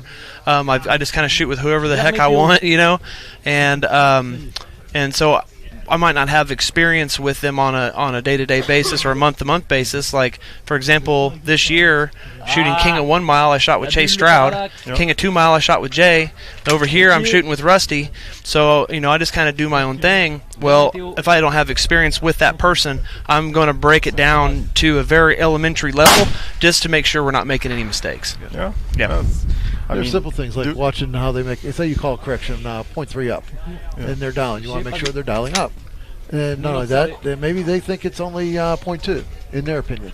So you see them dial 0.2 instead of do the full 3 that you called. Well, now you know that there's a good chance it's going to be below center. That's where you're sort of looking. And if it does go below center, then you know that everything is lining up in your head. Yep. Yeah. So you want to oversee everything they're doing, and that sort of goes into even spotter position. Where do you want to stand? You want to have a really good view of what the shooter's doing, since you're trying to manage their performance, doing the best you can. Yeah, it's kind of like a manager. You're kind of like the manager, just overseeing everything and making sure everything's going smooth. Sometimes if you, as you say, you're freelance right now, and that's generally what I do, but I've been working this year with several up-and-coming shooters, and you start to learn their tendencies. So if they start to get lazy or maybe get soft on a shot, they're going to miss right. So if you're shooting with this person and they see you coming onto the plate, then they miss right, then you know not to correct for it, just give a good mechanics on the next shot. Yeah. And, is that one mine? I could just turn my volume down just a little bit. That one is yours, I think. Huh? This one's mine? Left one. Yeah. Yes. That should be better. That's better. Yeah. Oh. It's just learning the shooter, what their tendencies are as a spotter, so then you can make them more meaningful. And as you were mentioning earlier, sometimes you don't see the impact. And when you have more and more practice as a spotter, one of the things you start to learn is what does it mean when you don't see an impact? Because that tells you something. Because if it was in the middle of a dust pattern, you know it didn't land there, so it landed somewhere else. And now you start the probability game. Most likely it landed in either this grassy area or this crack in the rocks or something like that, and then you make a correction based on that assumption. You're playing again the probabilities. Yeah. But that just comes a little bit longer after you've spotted for a bit more, and you're not necessarily reliant on purely seeing splash. Okay. Yeah. See, this team is. Who we got going? I don't know. It's a French team. Haven't said this in a while, but these matches that we're doing, particularly this one, Extreme Shot Italia, is heavily dependent on sponsors. The support of the sponsors. We've got, as you can see on these banners behind us, there's quite a few companies that have chipped in to make this possible. And that's Rod. It takes him a lot of work. It's a 12-month job. That dude he's exhausted right now. He works probably 18-hour days right now. 5 to midnight. He's running the match and answering phone calls and getting ready for next year's match. Yeah. So very much appreciate it, and we appreciate the sponsors. So that if anyone watching, if you start to find yourself in need of a product, take a look at these sponsors, see what they've got for you, see if they can meet your needs first. Because it's supporting them will allow them to continue supporting our matches. I'm not on any of the banners, but I did sponsor a couple of my rear bags for the prizes, and I think that Rod said that I donated 2 of my bags, and they're going to go to the third place team. Spotter for each third place for light, one for light, one for heavy. So that's pretty cool. Yeah. But and thank you for your sponsorship. You're welcome. And I'll tell you what, those things work pretty good. What company do you work with? I'm liking. I've got the Rail Feet. Okay. So I came up with that project last year after shooting this match. I was seeing a lot of vertical dispersion on the shots, so I thought, let me see if I can address that. So I came up with a way to manage the recoil on shots, especially angled up and down angled shots, to where the muzzle and reticle stay on target instead of shifting. And Ryan has started shooting them, and he's been having some success with them. This is the first match that I've shot with them from start to finish. I tried them at King of 2 Miles, and it was just in the finals. And I've run them now on my Shytac and on my Norma, and so far I'm pretty impressed. I feel like the recoil is more linear. It just feels more consistent. You know, I don't have a ton of experience yet, but I can say that I do believe that there is a slight advantage to running them over the conventional type skis, and even more so when you're shooting in a downward or an upward position. You know, I think that it keeps things more linear when you are, you know, you may have the feet at like if you just had conventional feet at an angle of some kind, the recoil is going to be different. And Jay's a really smart guy, and I think he's figured something out. Cool. Yeah. Guys, I'm gonna leave you. Okay. Nice to meet you. Good meeting you too. Hopefully see you next year. Yeah. See you. Appreciate it. Thank you. See you.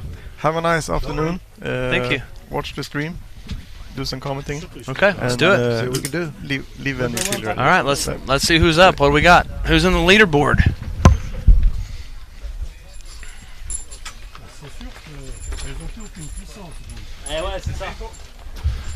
Just want to give a shout out to my dad and say hello. He's been watching all morning. Love you, Dad. Mom, if you're watching, I'm not sure if she is or not. Love you too. Thank you for all your support. To my parents that made me. And wives. Yeah, definitely. Yeah. Shout out to my wife that's in the parking lot right now drinking a beer. She doesn't even know I'm over here. She's probably wondering where I'm at. All right, let's see. You got the leaderboard. Can we see what's going on? Let's take a look. Okay, let me refresh this, and that's. I'm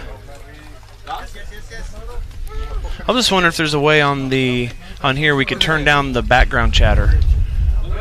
'Cause I thought I didn't do anything.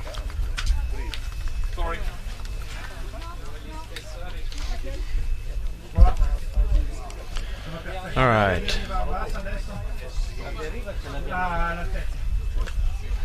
Thought I had one earlier. All right, go down. All right, so we are 1, 2, 3, 4, 5, 6, 7, 8. We are 8 in right now.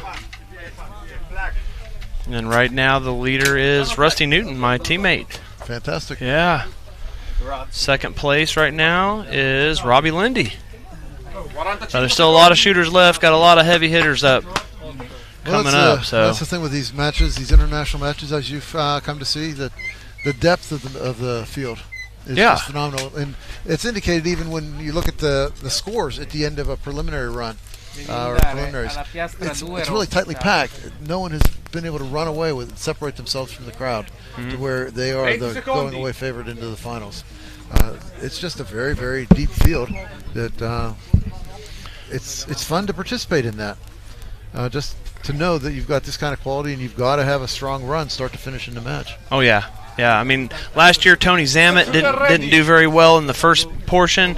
He made enough points in the second portion of qualifying to make the finals, hammered it in the finals, and won the whole thing. You know, and typically you don't see that. Typically you're going to need a solid performance all the way through because these guys are getting better and better and better at this game.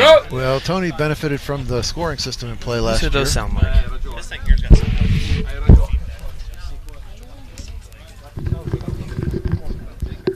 Yeah, last year Tony benefited from the scoring system where on the first level of prelims it was a 3-2-1 on the targets, and then second level was a 5-4-3-3-3. So even if you didn't do well on the first half of prelims, you couldn't fall that far behind.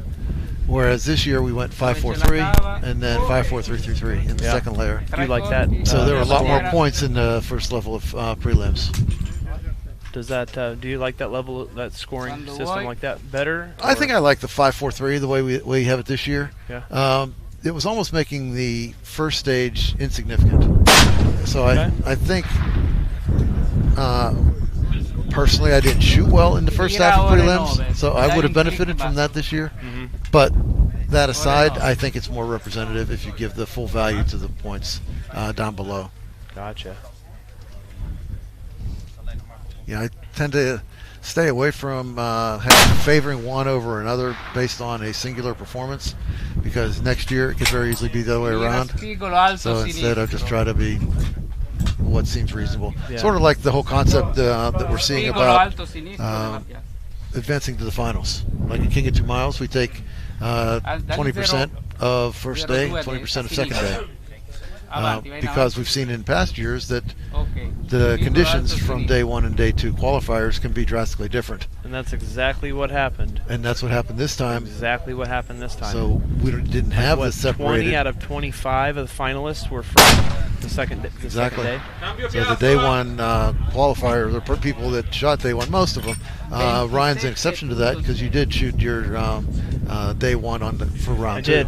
And luckily, when I went up there, the wind was more consistent. It kind of laid down a little bit. I think we were only messing with like 4 or 5 miles per hour, and it was good enough during that time slot that I made enough points to get in the finals and qualify third. And first and second were basically tied for first. Had the exact same score, which is an anomaly to see in ELR. It is. But I was happy with qualifying third. I was actually very excited because.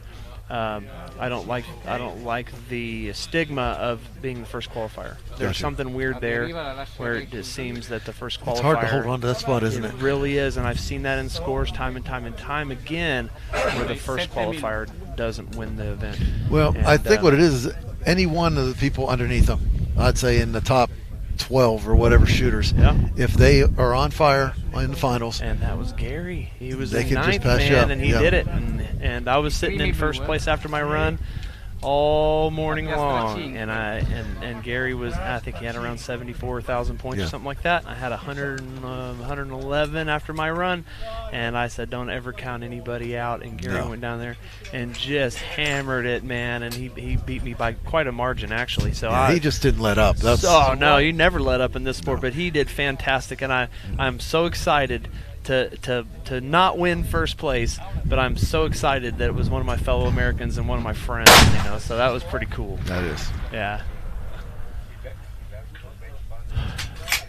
So we can see we're not getting a whole lot of impacts on these plates this afternoon. I just noticed that the first target, there's only like 5 hits on it.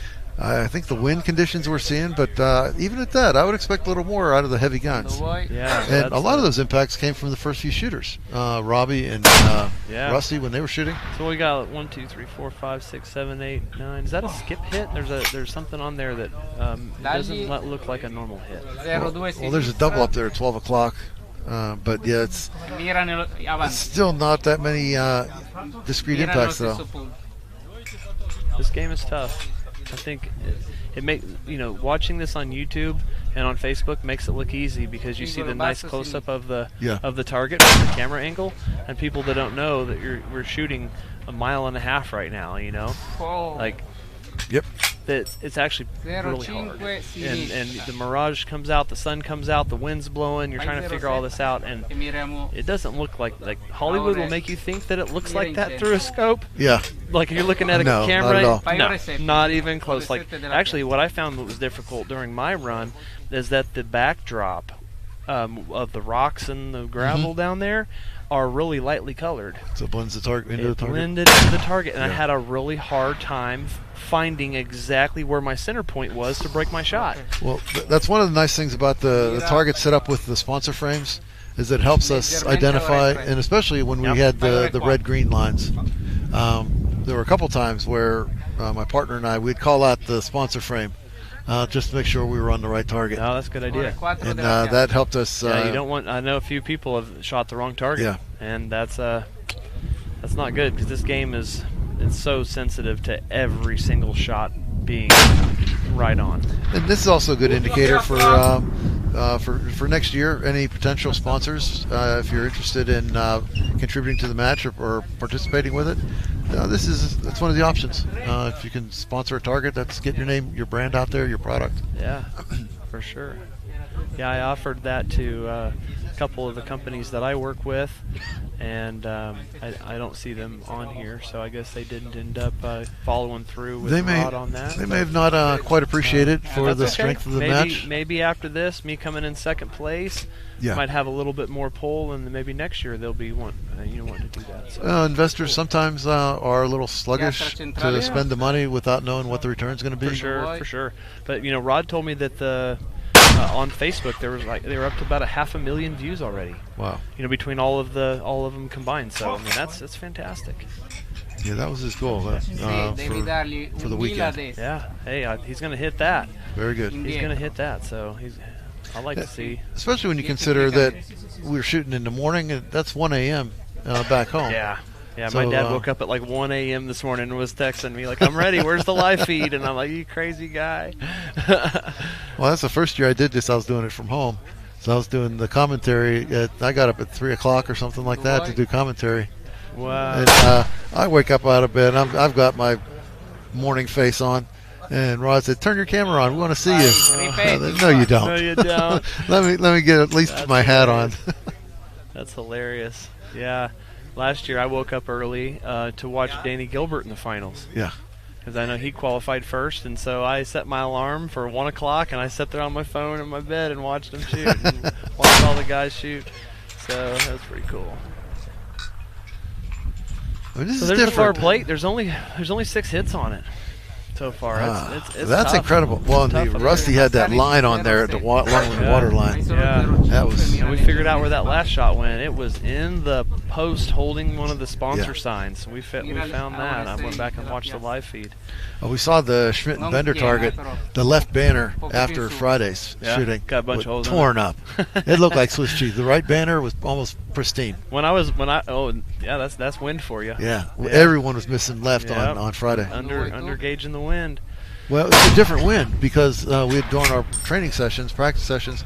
We almost always had a left to right wind here. That's what the guys were saying. So and that day we were faced with a right to left. See, I didn't do a practice session. Yeah. I just came, shot some zeros, and was ready to expect whatever. Yeah.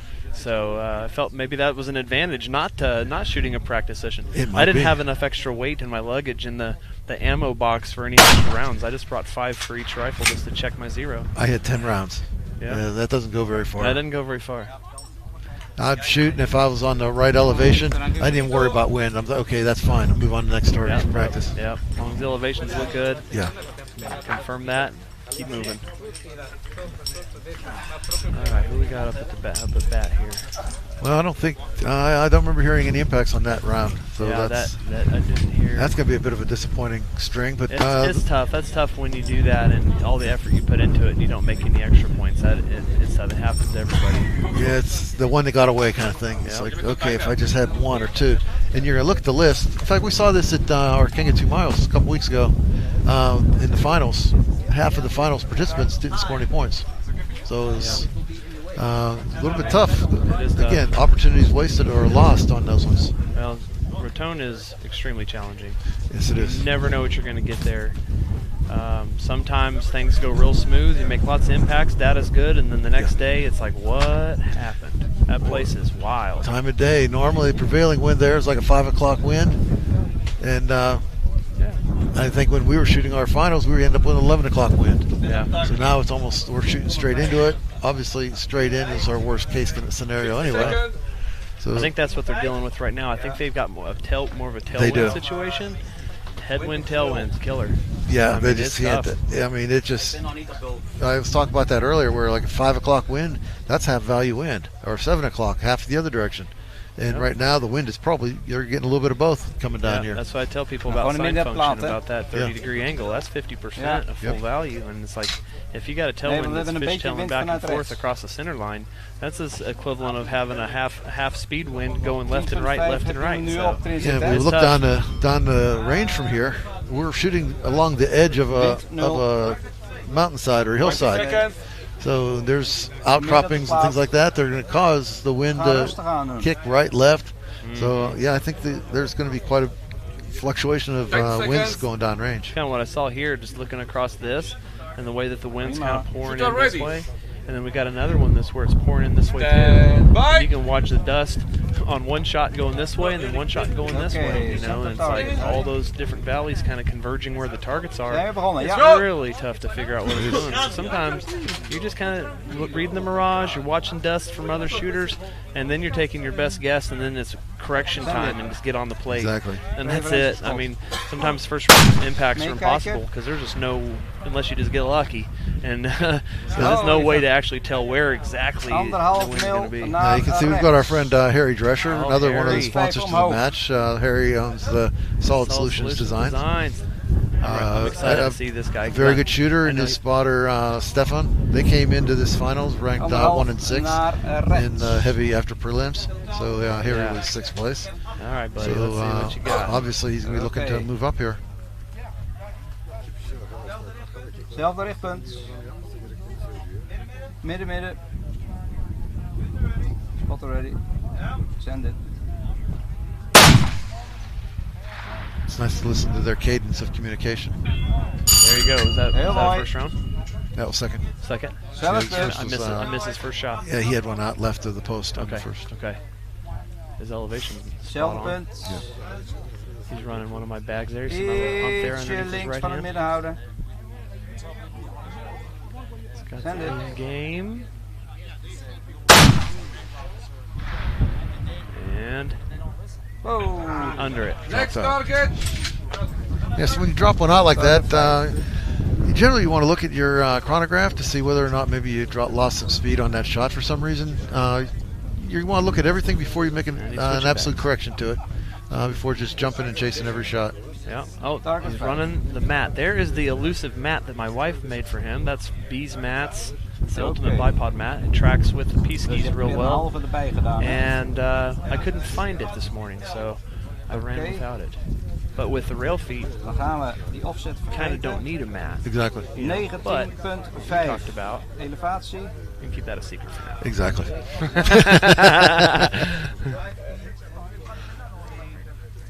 Well, you can always run both. There's no penalty there. Oh, no. The mat works great, too. If you're shooting off of a kind of a rocky surface, it just gives you something smoother to lay on and to lay your bipod on. That way you're not on some jagged terrain. Yeah, some of these lines we shoot on are pretty rough with rocks under the tarp and so forth. They can be a bit of a challenge, and that's another reason the feet we do give you a nice recoil plane. Plus 1.5, hè?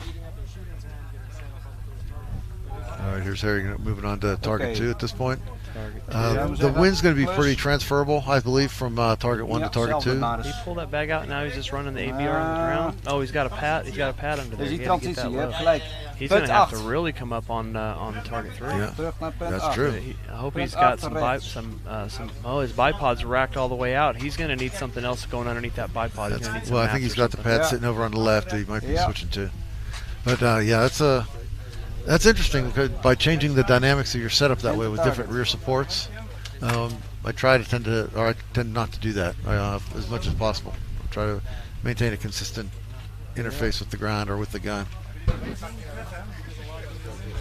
Ja, doe maar de linkerhand. But Harry's in the finals and I'm not, so I'm not going to say anything else. Me either. Well, just in light. I don't know why I shoot light better than heavy. It's just a weird anomaly. I've always been a light shooter. You know, there's just sometimes that I don't know whether it's time of day, phase of the moon. I'm not sure what it is. It's got to be phase of the moon. But I was shooting a 33 XC in both classes. I did horribly in the prelims for the heavy.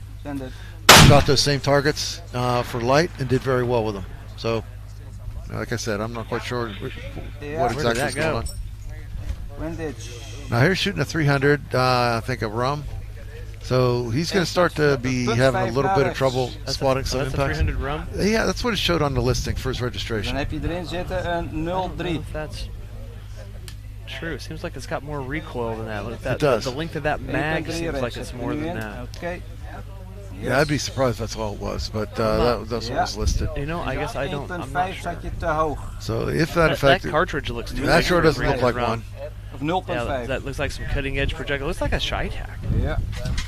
Oh, we are. Oh, that's true. We are running heavy class here, aren't we? So yeah, you're probably right. Center target. Especially as a European, you can drive to this match and bring both guns without any hassle. Yeah, makes it a little easier than what I had to go through. My wife and I had to go through. It's still a lot of recoil even for a Shytac. There's a lot of motion on this. Yeah. Part of that is the fact that you start shooting uphill.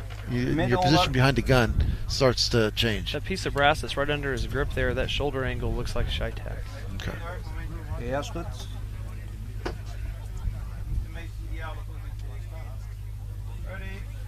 Doe maar.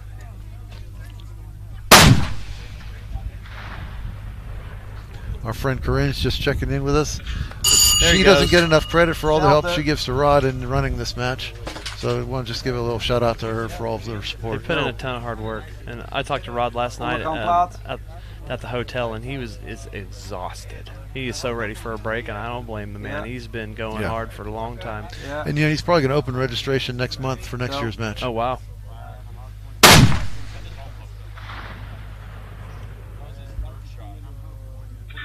There you go. Nice. Zelfde.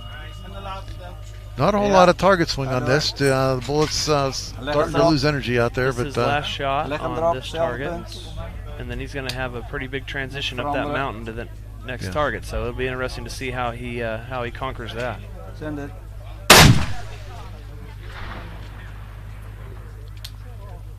Oh.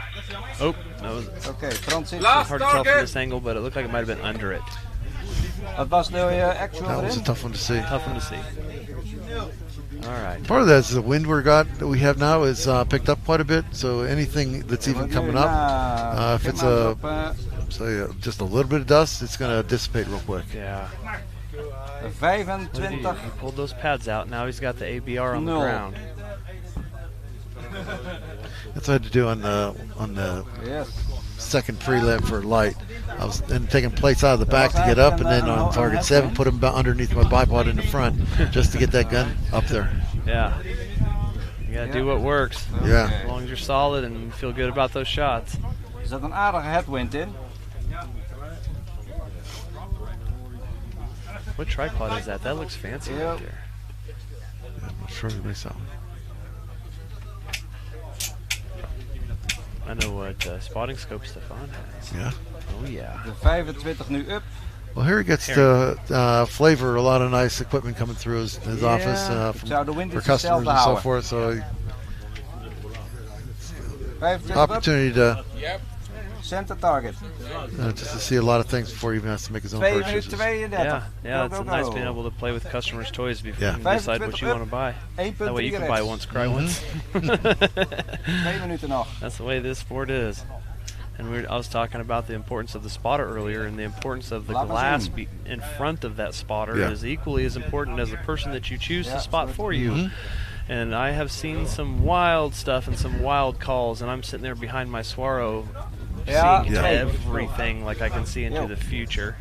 Shout out to Harry for hooking me up with that bad boy. But yeah, the spotting scope is very important in this Yes, game. it is. 25 up. Yeah, it's frustrating when you watch another team and the and the center spotter target. give erroneous calls. You feel bad for the shooter. You almost want to step in and do something, but most matches, you got to let them run. Just let them roll and see what happens. All right, here we go. Getting ready to rip the 1 first minuut, shot on 1,5 the minuut. target. Go. Yo.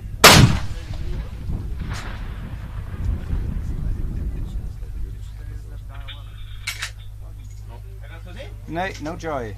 Didn't see anything on the monitor. See anything there? No. Doe eens even de... I like Ja, this call, no rechter joy. bovenop. We've all used that before, No joy. time to time. Definitely no joy Ik heb sometimes. totaal geen idee. Send one into Oké. the ether. Ja.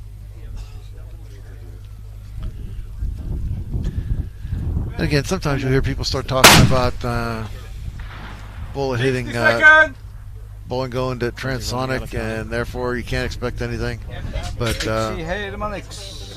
Ryan and I really don't share that belief. I don't think. If you've got a well-designed bullet, if you got the right spin rate and the right bullet shape, That's it. you can Cutting easily. edge bullets Yeah. have been absolutely phenomenal for me, and I kind of took the path least traveled with my 300 Norma, and I'm shooting the 230 grain lasers, and a lot of the guys are shooting the lead bullets, the jacket 25 lead seconds. in the Normas, and just because they put a bigger Okay, splash on the 26 plate than the totaal up. solids, but the Center cutting targets. edge are so consistent that I'm just extremely impressed with them, and Nice. they've been fantastic. Nee. It's always nice to hear different opinions on 10 those seconds. approaches. So you're right, because most popular bullets for the Norma are going to be your lead cores, even 33 Oké. Ah! 2-0 dan. Ah, he didn't get that one off. Doesn't sound like. Doesn't sound like So it. close. Gingen er massaal overheen. I think I saw something right underneath 2 mil eroverheen. I think there was something there. I'll go back and look at the live stream later. But Windage was goed. 2 mil eroverheen. Yeah, that's the challenge on this one. We've got 10 minutes for 13 shots. But the bigger problem is that you've got 2 transitions. And particularly going to the final target, it takes a bit of time to make that transition if you haven't quite planned it out. Like you guys saw when Rusty and I were up there, he had to go find a bunch of mats to put underneath the bipod to get high enough to be able to see up the side of the mountain.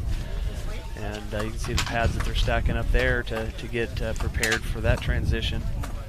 And it's quite a ways up. It's quite a ways up that mountain. We keep commenting on that it's up on the hill, but they're put up there for a reason. That is to give us a little better landing zone.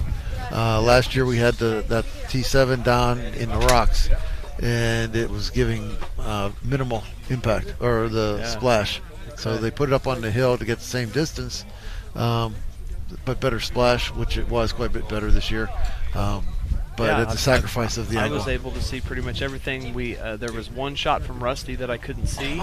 I went back and looked at the live feed and found where that went.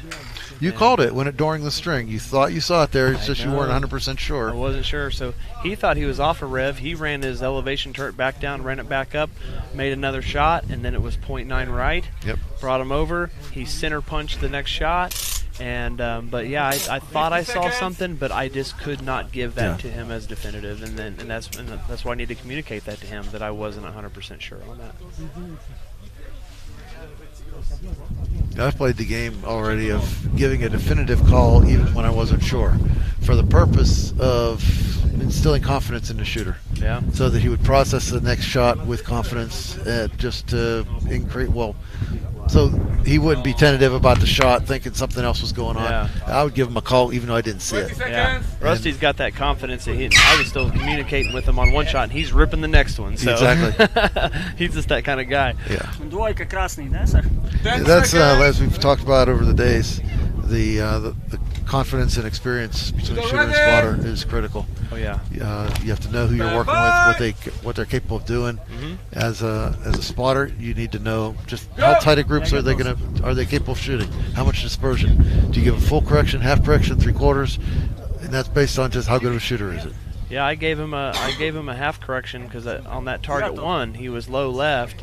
I had him come up 3, right 3, and then the next one was right over the top corner, so I needed to come down 3, left 3. So I gave him a down 2, left 2, and then he made that third round impact on that first target. And that's basically a cone of dispersion error is what that was. You know, I bet you on that next shot. I mean, if we would have came up 1 and right 1, which is a call that I would never give because the plate's more than that wide. You know, at least you got to give half of the width of the plate. Exactly. If we went up 1, right 1, he probably would have center punched it. But you know, that wind will do that to you. That tailwind, it'll kick your butt. And one thing for viewers may not be aware, when you have a right wind, left wind, it's not just the fact that it's blowing it to the side, but it also has a vertical component to it. Yeah. So if you get a wind coming in from the right, it causes your bullet to rise. And conversely, the wind from the left will cause your bullet to dip. It's called aerodynamic jump. It's due to the rotation of the bullet. So those factors really do add to the dispersion cone when it comes down to it. I'm starting to think, you know, I talked to Gene Novacek for a while here recently, and we chatted for like over an hour, and he was laying some stuff on me. And when that guy's talking, I'm listening because he's so smart. Yeah. And he was basically talking about that too, where years ago, over Nick Cable, he had a rifle that it was basically a 1 MOA rifle, and they wouldn't really make those corrections. They would just send center mass and make impacts because, you know, a really fine precision rifle, to say it shoots 1/4 MOA and you go off the left edge and then you hold the right edge and then it goes off the right edge, well, that's because it was meant to go right where you pointed it and it went off the right edge. So they found better accuracy with a lower precision of a rifle, just holding center mass and just sending them. Yeah. And Nick Cable was a very accomplished shooter. I'm not which rifle that was. I'm not exactly sure which one Gene was talking about, but I was kind of like, whoa, I kind of had to process that for a little bit. Yeah, Nick was he was an interesting shooter, and some days he would just clean everything, and other days it seemed like he couldn't hit anything.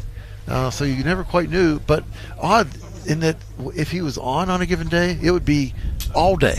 It's not like it would be one target on, one target off. He was just a very streaky shooter. When he was on, he was exceptionally good. We've shot against some really good guys over the years. Yeah. We've had our butts kicked plenty.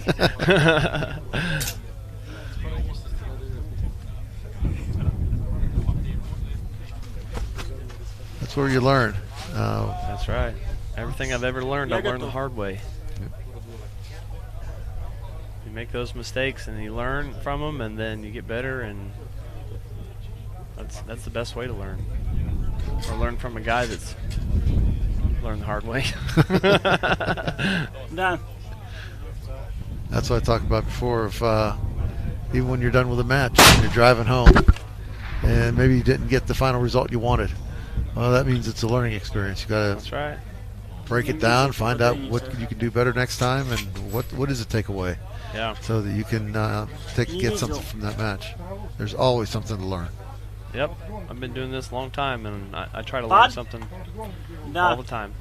Sometimes we learn the same lesson again. We recognize our mistakes and make them a second time. Yeah. Those ones are a pain in the butt. You try to minimize them, but it happens.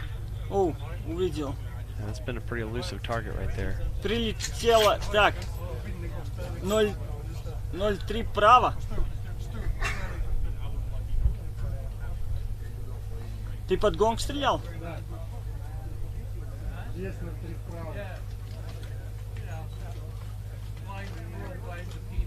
Normally I like to listen into what the shooter spotter communication. Not really getting a lot from this one that I can work with. I'd have to turn on some translator. But who knows, maybe they'll have some friends back home watching them.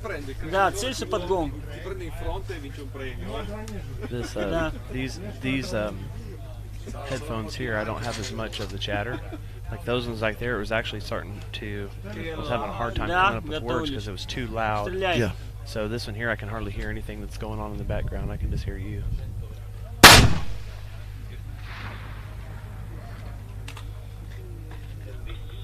Yeah, I can't hear your voice through mine. You can't? Oh, maybe I'm not on at all. В траве, наверное. You're on. We're both on. Идешь ниже? Ладно. Let's see if...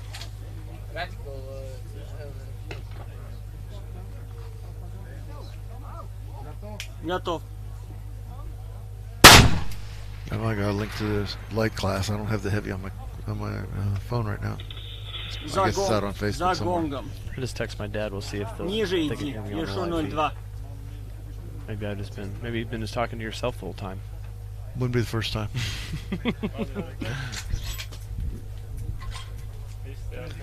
I told you 2 years ago when I was doing this match, we got to the end of the finals, and Rod says, "Okay, I need to step away for a while, take care of the score sheets." And I'm sitting there again. Then I'm doing this from my desk at home. Next thing I know, I'm looking at the screen in front of me, and I'm the only thing on the screen.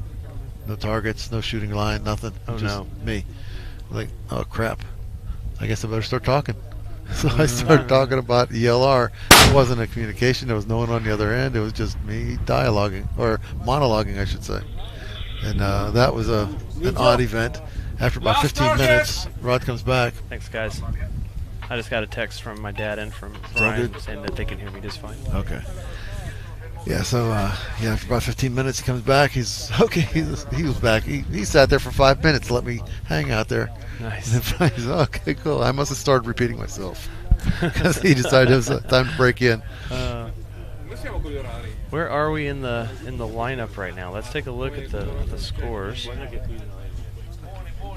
at the leaderboard. Let's see what we got here. All right, we got Alexander's up right now. 3 минуты, Саш. Время есть. So we're about halfway through. Ну так, как говорили, да. Было хорошо на последнем.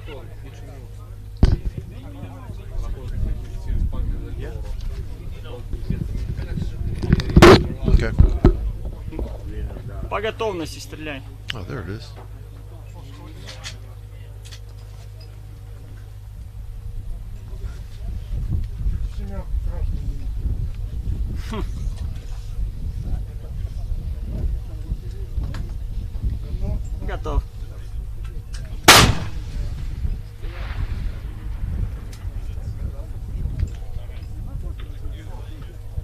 Блин, не видел вообще ничего.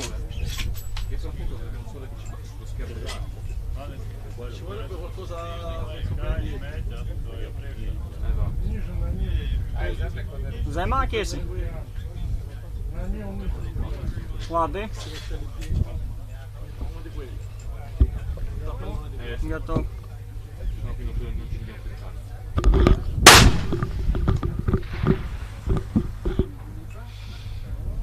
I'm not even sure where we are through the list. I'm seeing these scores, but it doesn't really tell me anything. Okay. Не видел, Саш. We're right here. Всплеска нету. Okay. Alexander's. Oh, there's Sunday final. Okay. So we're about a little over halfway. Just halfway, pretty much. Halfway through. And take a look at the scores. Right now, Rusty's still sitting in first. We got Robbie sitting in second. And 82. Naomi. Third shooter. Naomi's in third. Naomi's in third. And we've got Harry Drescher in fourth. Okay. 45 seconds. There's a lot more separation on these scores than what the light gun was seeing. The light was super competitive, but yeah, it always is. We got a little more wind picking up now. Yeah. Yeah, the light was wild, man. There's so many points to be made.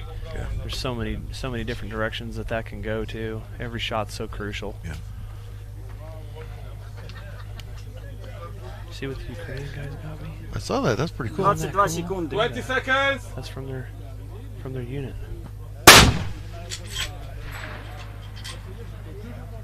Very nice. Those are really cool guys. I got to chat with them for a little while, and Вообще нету. I hope that situation gets sorted out soon. I hope so. You know, you when you meet up with the people that are actually there, then you realize that we're just all real people. We're all just humans. It's easy to be removed from it on one side of a TV screen. Yeah, it's a shame that the actual people that are paying the price. Yeah. Especially when you meet them in a venue like this, where common interest and. I mean, that's what an amazing story too, to get special paperwork and be able to leave a war zone with firearms. And it's like, man, you guys, it's wild. It's wild stuff.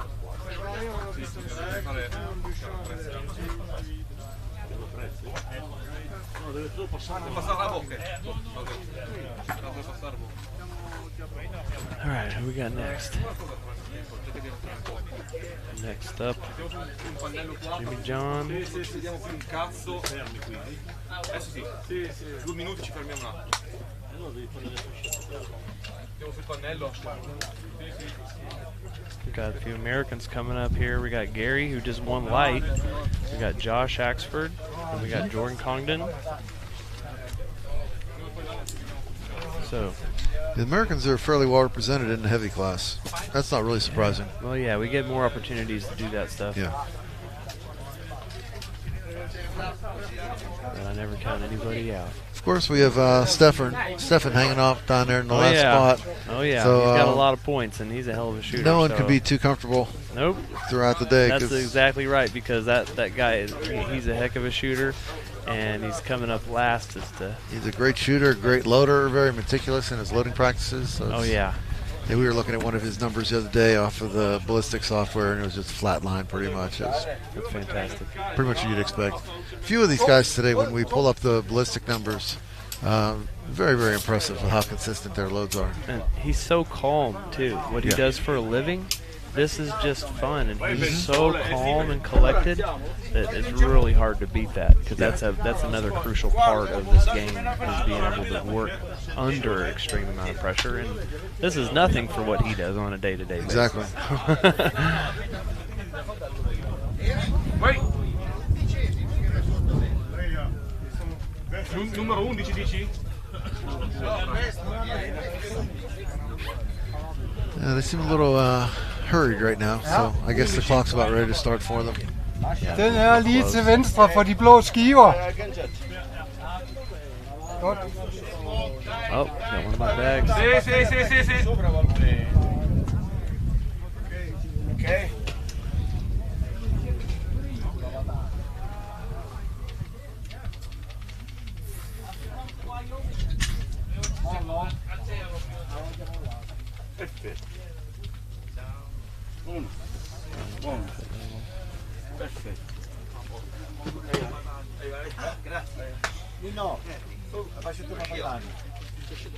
Vi siger klokken 5, ikke også, Jimmy?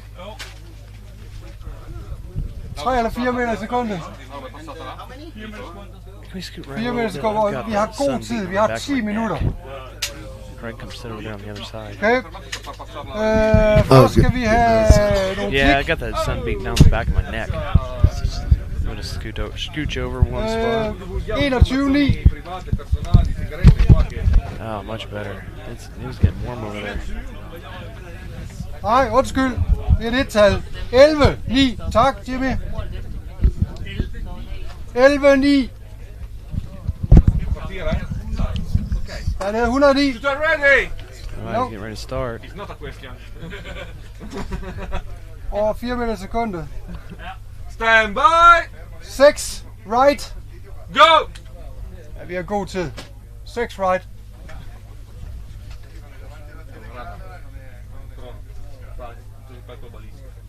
Nej, Jimmy, øjeblik. Det er mig, der siger forkert. Vi skal på 117. Oh, probably don't want the wind to knock it over. Og 6 right. Ja. Okay, spot er klar.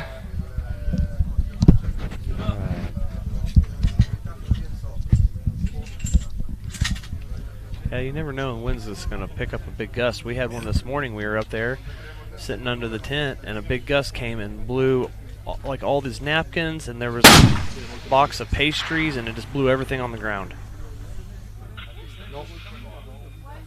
Yeah, so we see that So miss. Again, we can't really say direction-wise because this team, because I don't know who's listening in. But it seems like a significant miss. But sometimes it's just the alignment of the camera also. It could be just off the bottom right corner, and it's way over there. It looks way over there, yeah.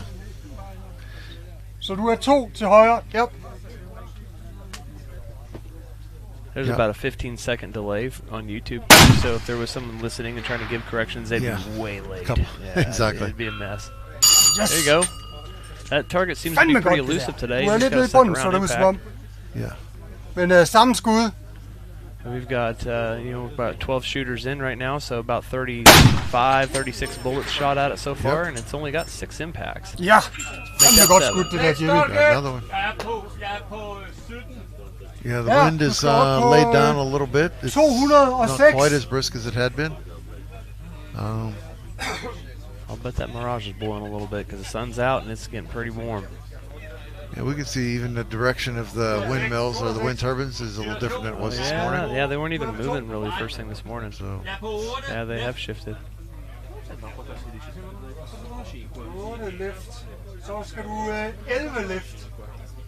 It's one of those things that's, again, not quite even fair if the wind lays down this afternoon compared with what the first half of the shooters had to deal with. But that's ELR. That's the way it goes.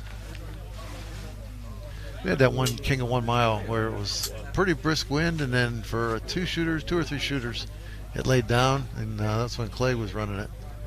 And he just, I'm not sure he missed anything during that phase, but yeah, it was just King of 1 Mile and 22 Yeah. when he won it. Yeah, that was the first King of 1 Mile event.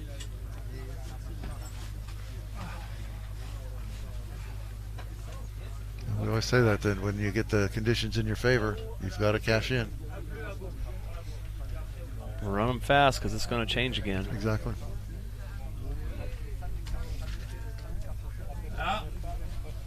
Godt. Ja.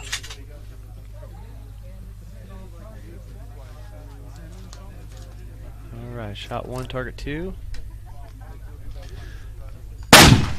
I'm not hearing much discussion amongst them regarding the wind being changing one way or the other. Du er Maybe they're just lidt moving ahead højt with their call, whatever the call they had. til højre, og du skal 8 til venstre. There's the language Okay, barrier so thing he's turning too. left. So he Det went er left den there. samme. Oh, he went to his elevation turret, but didn't actually move it. It looks like. But he looks like he went left on the windage.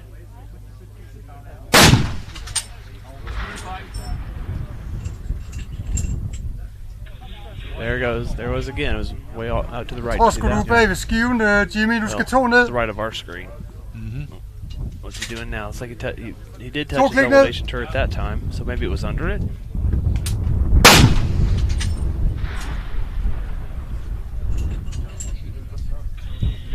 Du er stadigvæk lige bag ved skiven. He's over there. 2 ned igen. It's over there. Vinden er pissegod. Maybe it's off the right edge. Yeah. It's hard to tell. Well, it seems like it's over by the numbering. But again, we don't know the orientation exactly, so it's hard to tell. Except obviously the 5 is in front of the plate, so hard to tell. Yeah, there he was. Du er lidt til højre. That dust is moving though. Skal 2 klik til venstre. Definitely some wind down range. Højden er god. And it's possible if it's behind the 5 plate, they may not be seeing the dust. Oh, you're going to see it roll past. That's It's true. moving out, but you might not know the exact origination of it.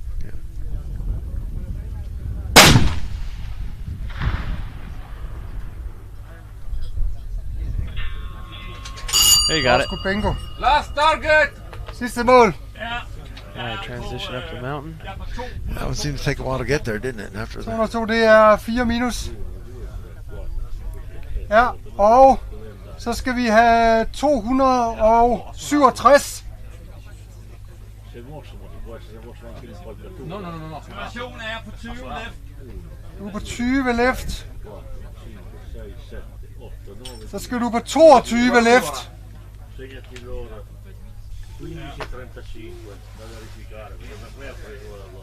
O rimbalzo o pietre. Ja, vinden er gået over i klokken 6 igen, tror jeg. Yeah. He's got his bipod pulled all the way up. He's got little carpet pads underneath his feet. And he's going to need to go higher. He's going to have to put something else under there. Han siger 4 minutter. God tid. Wood. Was it wide enough? Den er ikke høj nok, den der. Oh boy, that is not That's enough. a challenge. Yeah, he's going to need some mats. There's some like rubber and some wood mats down there. Yeah, that's playing with fire there. Yeah, I agree. Hope he can find it. Get all the air out of that in-game bag and tamp it down. Oh, looks like he's got eyes on it. 3,5. God tid. Let's watch the recoil on this and see where those feet go. And this is where your rail feet would stay put. They would. Yeah. And he stayed on the wood. That's good. But it's one of the things also that when you're dealing with precarious positioning, it sort of takes something away from your brain also. Shot. I agree, yeah. Now you're worrying about keeping that rifle up on that little skinny piece of wood. But he's pulling it off in a pinch though.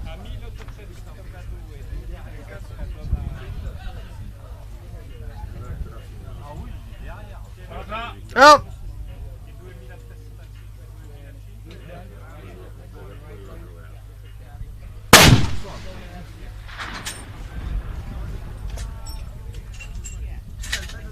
There, that was Du er lige til højre. Højden er god. 2 klik til venstre. He makes a quick follow-up. Like boom, like right now. That's an impact. Just can't waste too much. There we go. That's a good time. Let's see what he's got. Oh. Så ingenting. Jeg tror du er bag skiven. 2 klik ned.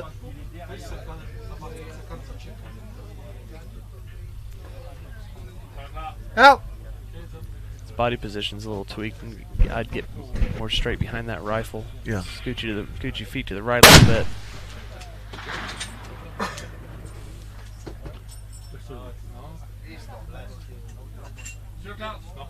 Jeg tror du er bag skiven igen. 2 klik ned.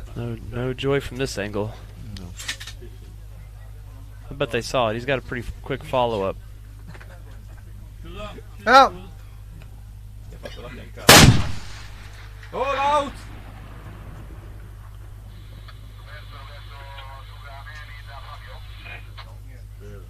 Jeg så sgu ingenting. Så du noget på det sidste? Seeing nothing. Is that his last shot? Yeah, it sounds like he's gathering his breath. Yep, like resetting it back to the beginning.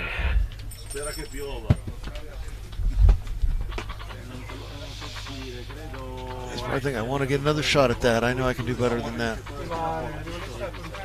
It's one of those things you're always like, man, if I just had one more shot. Yep.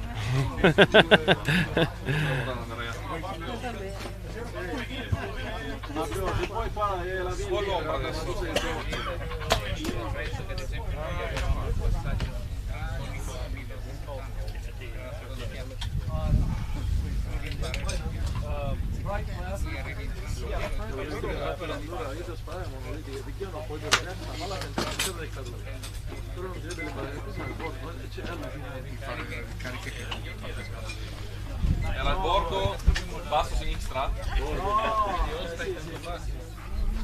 You hit the second plate on the bottom, on the bottom right corner. Bottom left corner. Just on the edge. Yeah, we've been so talkative during this whole match, providing commentary and so forth. But after a while, almost want to just listen to the teams perform and have them do their own preparation. Just so people get the flavor of what it is to be at the match. But also for the up-and-coming shooters who are thinking about doing it, just so they get a flavor of it. Yeah. 40 seconds, okay?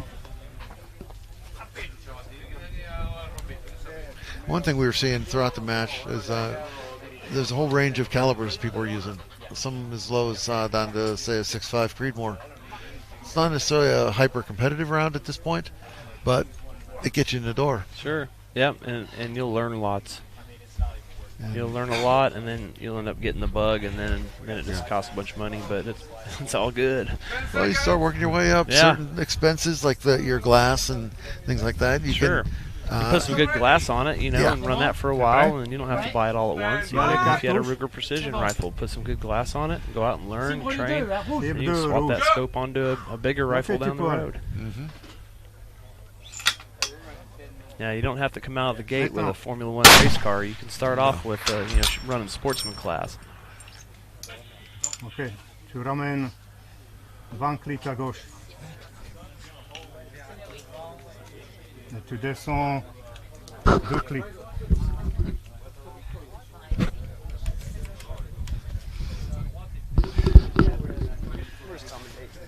Non, tu mets encore 2 clics à gauche. Ok, t'es prêt? Maintenant. We couldn't see it either. No, we were commenting. Yeah, we didn't see it. Yeah. Even ones that are under some. Ramène 6 clics à droite et tu descends 3. But yeah, we didn't see them. Tough. C'est le dernier. This one made me go like number 30 in Paris to in the final in Excellent. Thank you. I love it. Isn't it great? I've made like 3,700 bags and I still hear it and I still love it. La prise. Just as much as the first time. La prise, tu reviens 13 clics. Reviens d'abord. Well, that's sort of like even when you spot for somebody and you help them outperform their expectations. Oh yeah. That feels good. 100%. C'est bien serré? Tu descends à 0 et tu remontes 13. Yeah. Because it will tu mets 2 clics à gauche. Make the shooter better in a sense. Knowing exactly what to do and where that bullet needs to go. There was a match once over in Arena. I was teaming with Randy. Yeah, Randy Powell. Donc c'est le premier truc bleu. And he ended up winning the match. Nice. And I came in like 4th or something like that. Great guy. Which was respectable, but I felt happier driving home just after having him get his win. That felt really good. It's cool, man. Okay, donc doucement. Last year at King of 1 Mile, my teammate James Holland came in 3rd, and I came in 7th. Yeah, I came in 7th. And of course, in 2023, I won. Yeah. But I'm still so stoked because we still got on the podium. You know? Harley Condon.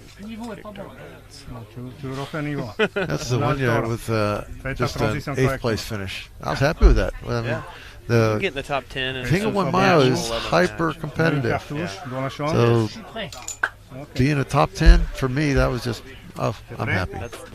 Top 10's huge because I mean this is some of the best shooters in the world.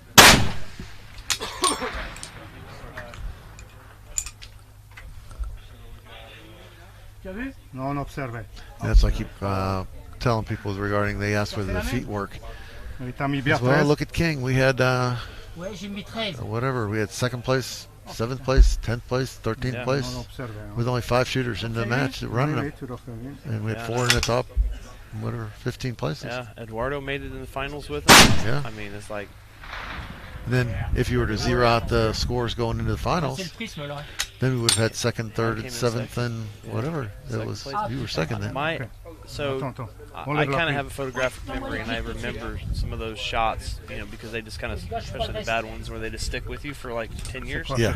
And during qualifying, I had a little bit of elevation woes. Yeah. And during the finals, I felt like the elevations were a lot more consistent, and people were getting beat up in the finals. I mean, quite a few people blanked the finals. Sending 9 shots at target 1 just to advance.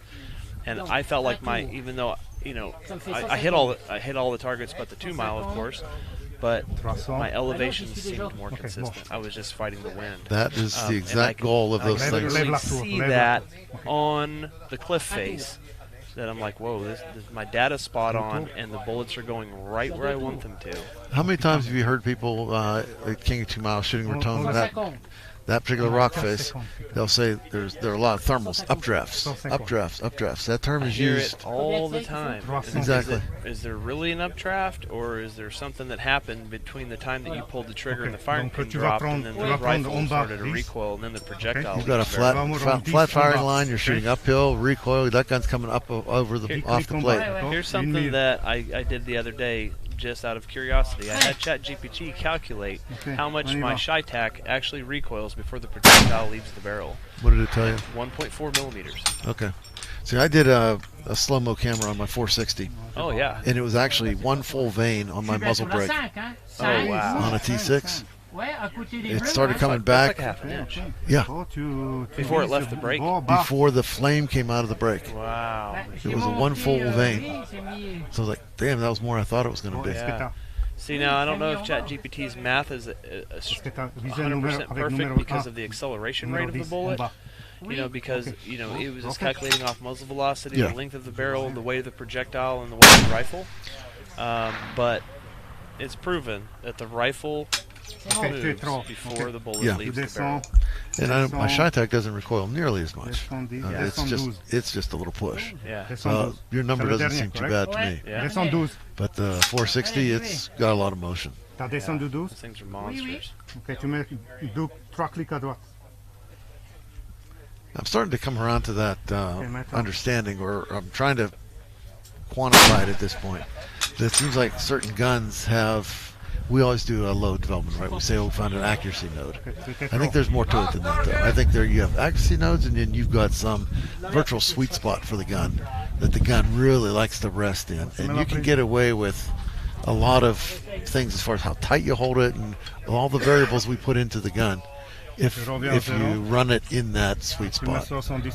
I'm not sure what else to call it other than I'm thinking of it almost as a baseball bat. If you hit it at the right spot, it feels like almost like a dead response, as opposed to, you can hit it elsewhere, but you're going to pay the price. Yeah, it's going to rattle your hands. I haven't quite figured out the math behind that yet. When you do, let me know, because I will be listening. Okay. You're a smart guy, Jay. But, when you talk about I had a unicorn gun a few years ago, and it was a unicorn barrel, I guess I should say. And it didn't matter what my powder charge was; it would just shoot the same hole every shot. Yeah. And you get one of those every now and then. Yeah. And then then it goes out, and then you're really sad, and then the next barrel doesn't shoot as well, and then you're tweaking and tuning and trying to figure out what to do to make it shoot. And, I can usually get them shooting. But there's been I've had a couple of barrels in my career of doing this that just They don't want to play. Phenomenal. Yeah. They just shoot. It doesn't matter what you do to them. Yeah, you got that side. Yeah. Yeah. And actually, talked to Kenny over there at K&P. Yeah. And he'll say everyone gets one per lifetime. Well, I've had 3. And you've had. And they've all been Bartlett. I think that number should be as higher than 1. Personally. My very first rifle, that 338 Rogue from 2018 Spearpoint. And then a Shytac that G. Novacek built me, 8-twist Bartling. And then my 33XC that Alamo built, 8-twist Bartline, the one that this is my King of 1 Mile barrel. Yeah. And those 3 have just been absolutely phenomenal. And yeah, I've seen it with K&P on my 275. It was just such a forgiving rifle, and actually a Lilja on the 460 of all things. That was one back going to the 21 Fiesta that we had. That was my Lilja barrel. It's amazing. We do that. We see things like that. It's amazing we don't just shoot that same barrel all the time, keep going back, but we've always got to try something different. That's like where I'm at with that 33XC barrel. Like, it's on borrowed time. It was on borrowed time when I shot King of 1 Mile this year and came in 2nd place with it. Yeah. I got 7th place with it in 24. I won with it in 23. And it's got a lot of rounds on it. Impact, center mass. That was nice. Wow. Nice correction. Ready? Wait.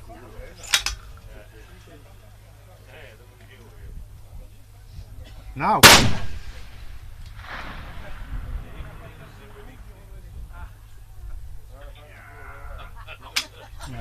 See, that's this game. You get literally almost a dead center hit, and then the next one, no idea where it went. I'm sure the spotter saw it. They've got some nice glass there, but we can't see it from our angle. But that's how quickly things change. Exactly. 5 seconds, and it changes that quick. Now you see he's running a Victrix. I think it's a Crown. Okay. That's an out-of-the-box competition rifle. Oh. They've done a really good job of responding to the ELR community, what they need for it to be competitive. But yeah, it's a Bartland barrel, at least they used to be. Okay. So component-wise, they've done everything. They did a really good job developing the chassis. Here comes my boy Gary. Yeah, Gary ready to Gary just beat do it me out. again. I was sitting in 1st place all day long, and Gary beat me out and stole it from me, and I absolutely love it because he's such a great guy. And I'm so stoked that 2 Americans, we come in 1-2 over here in light class, and now we get to see what he can do in heavy. And if he takes them both, I don't even know what to think. Now it's continuing the trend that this place hasn't seen a repeat winner. This is the 5th year with 5 discrete winners. Well, it's like King of 2 Miles. Justin Wolf finally had a repeat, and it's been going on for 10 years now. So a lot of times you get somebody who wins, and then the next year they may not even make finals. Absolutely. It's that tough. Well, we saw that with this year. What was his name? Tony? No, over King of 2 Mile. Oh. Guy out of Virginia. Okay. Oh, yeah, Richie. Do you want to put him in now? Yeah, Richie had gone down to South Africa and just... Okay. Exactly. He slaughtered it in South Africa. Yep, we know we got lots of time. Spring Canyon, and then didn't make finals at King. And that was incredible. Man, I know, dude. That's how tough this game is. 20 seconds. Yeah, so whenever we either miss a final or do whatever, I think it's more a matter of not achieving our goal for that match that's a letdown. But like we've said, the fields are always so deep and competitive that you just can't assume you're going to be in the top 20% of any given match. Yeah. But like Gary, he's got it running. This year, he's just been match after match, just super shooting consistent. a Norma, though. He is. I think he's shooting a 300 Norma in heavy, which is the light rifle. I'm not putting it past him. I've seen him run this at Spring Canyon and win a match. Here it comes. See what he's got. And his data is good. Oh, boy. Oh, there it was out there. But I'm sure that Alex has all got right. a good read on that. Yeah. They both saw it. 1.2? Yeah. Yeah, the wind is just quite a bit different than what you could feel at the Yeah, firing that line. changed on us, huh? Oh, yeah, Gary's like, all right, I got you. That's Here we There go, we need to come up 2 tenths as well. Good communication. Oh, yeah, they're a great team. Both these guys are from the state of Wyoming. Yeah, we've shot with them for years at Spear Point. Great guys. Impact. There we go. Right on the right There it edge. is. It'd be nice to hear call bring him to the center of the plate.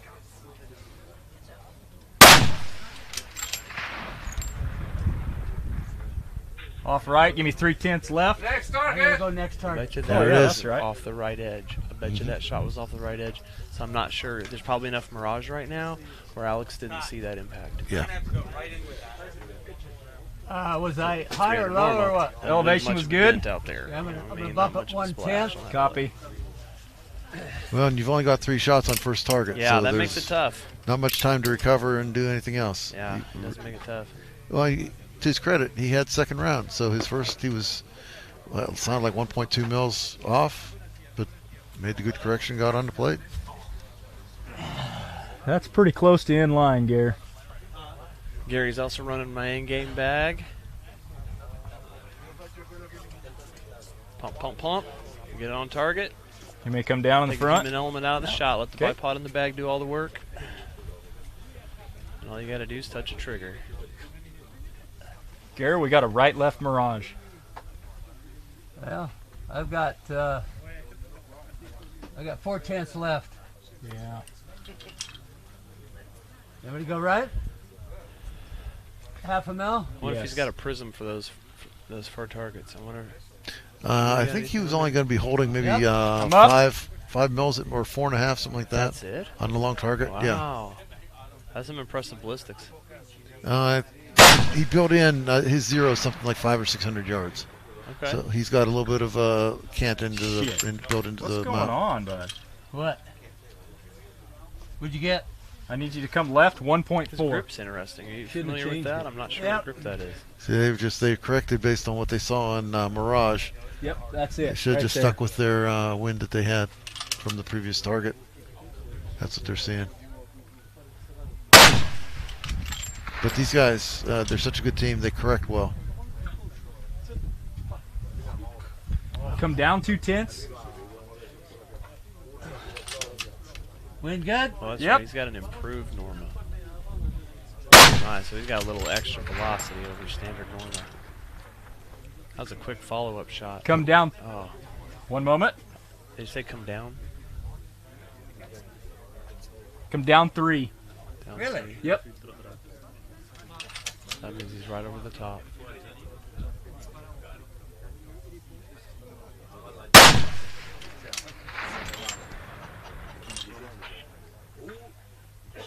There he goes. God, Gary, I did not see it. Did it hit? Segna il tempo.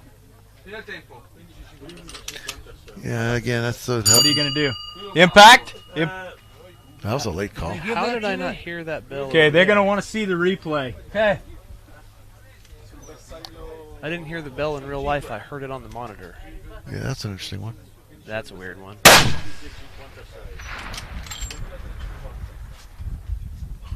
Just under. Yeah, I figured we were trending low. Far plate. I need some stuff. Okay. Oh, he's running out of bipod.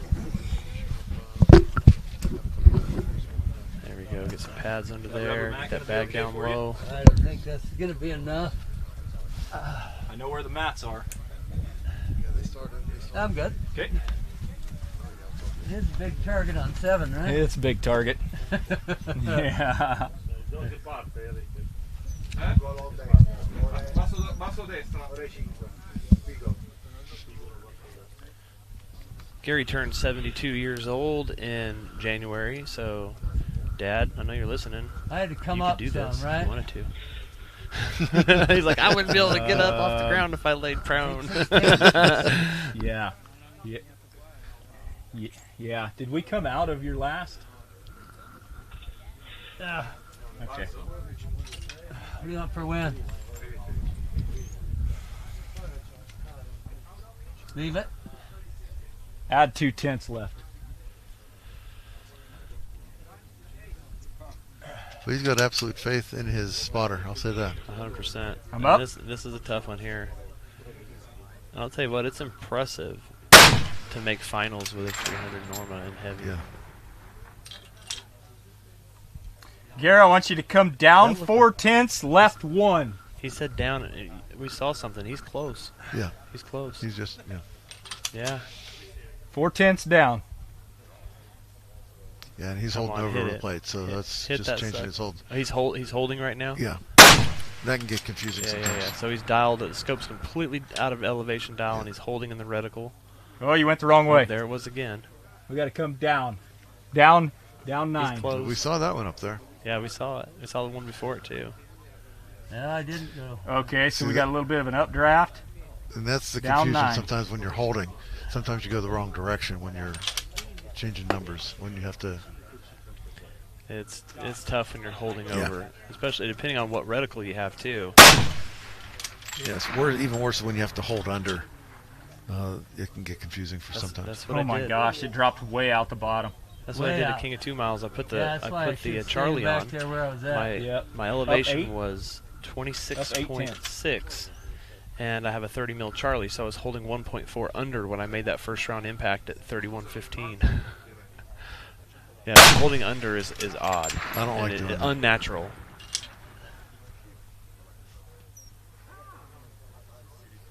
Oh, No man, call. He was close, man. He was close. Oh, he's got one more shot. What was that? Come on, get on Is there an there. extra phone going?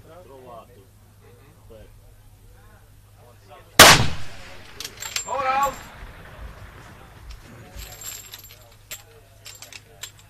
He did it. Impact! That's fantastic. 300 Norma. That's amazing. 300 Norma, 2,800 plus yards. That is fantastic. Of course, we'll leave him right Good there. job, Gary. Good job, Alex. You hit with a 300 Norma. You want me to leave mine too? Yeah, I knew Alex was seeing those. I can't say I'm surprised. I'm not. No, that's awesome. I'm glad. I mean, he did it, and it's like, yeah, this is Gary. Come on. Yeah. Well, you know, they shoot spear point, and that far Exactly. target's 29.11. We hit it all the time, yeah. we hit it all the Do una time. mano su...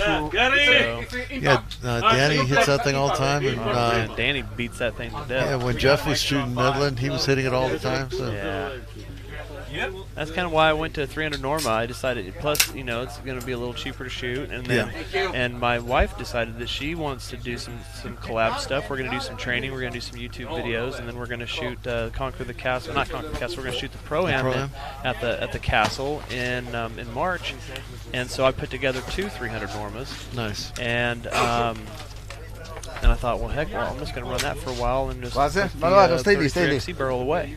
Well, I sent one over to New Zealand for that match. I sent a 300 Norma and a 460. Okay, so your rifles are in transit at this point? They're on their way. Okay. That will be fun. I've got to check my air tag, find out exactly where it was. Last time I saw it, it was in Missouri somewhere. Oh, man, you need I use a Land Air Sea GPS tracker. Okay. And it's $40 a month. It gives you updates every 10 seconds. That I would be went ahead better. and just did that way and just paid for a month on each of my cases. Yeah. That way I've got full GPS. That's better than the air tags. Those Air things tags, are just a pain in the butt. Sometimes they don't bounce off of another iPhone for hours. Yeah. Yep.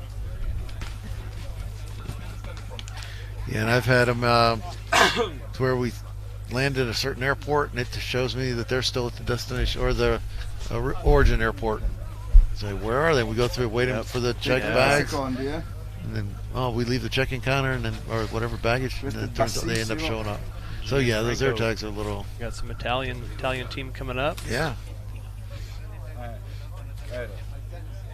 15 secondi. I would say they have a home field advantage, but I don't think they make it down here and really shoot all that much. This is a new course of fire for the That's most true, part, too. isn't it? So I mean, it's new firing line. It's basically a level playing field for Allora, everybody. aspetta, It's Gianfranco, not che like non it's ci sono, these guys came to Spear Point and shoot against the guys that shoot it there every month. Like we're all pretty new to this place. Exactly. Yeah, I like that. That's challenging to me. It's nice when ranges maintain the integrity of their course by not allowing shooters to use them.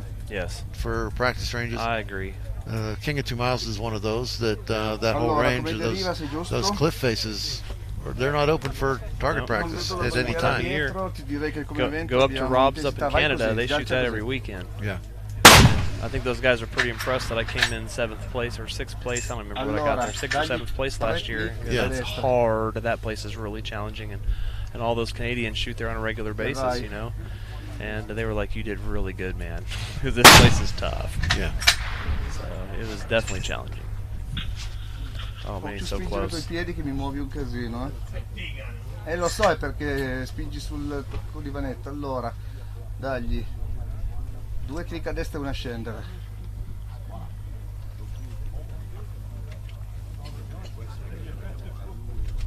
Man, that guy has got the lightest trigger I've ever seen. See that? He just tapped that thing and it went off. I run a 2-stage trigger. I want to have a little bit of a wall there. Probably because his hand's kind of dumb. Honestly. Più 26 e mezzo, I'm running the Trigger Tech 2-stage and diamond and I like it a lot. I usually go with single stage. Yeah.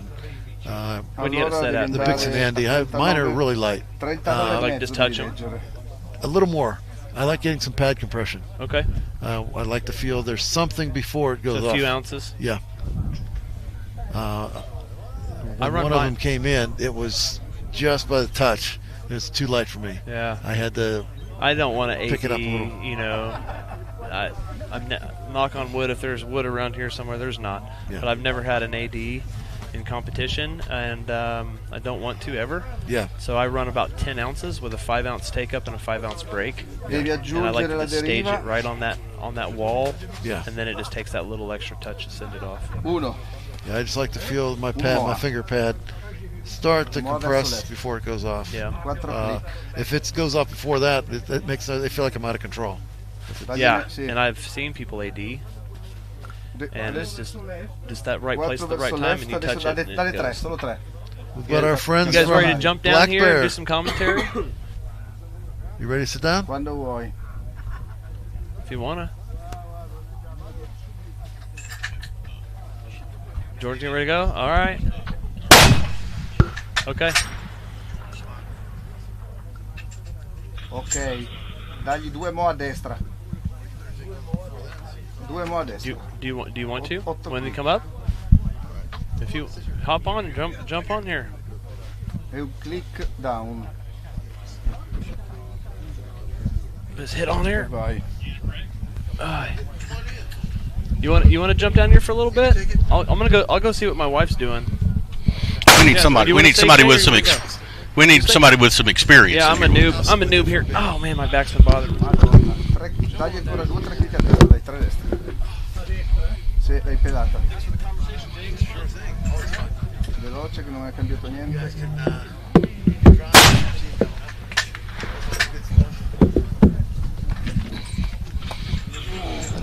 Madonna santa. Dagli 2 clic a destra e 1 a salire. Sto aumentando l'aria. Pelata di nuovo. Some teams it's easier just to let them run on their own, and you probably have viewers from their native country appreciating just listening to what how they're processing the shots. I mean, it's been a tricky day today. I mean, beginning of the day it was not a lot of cloud coverage, pretty sunny out. Yeah.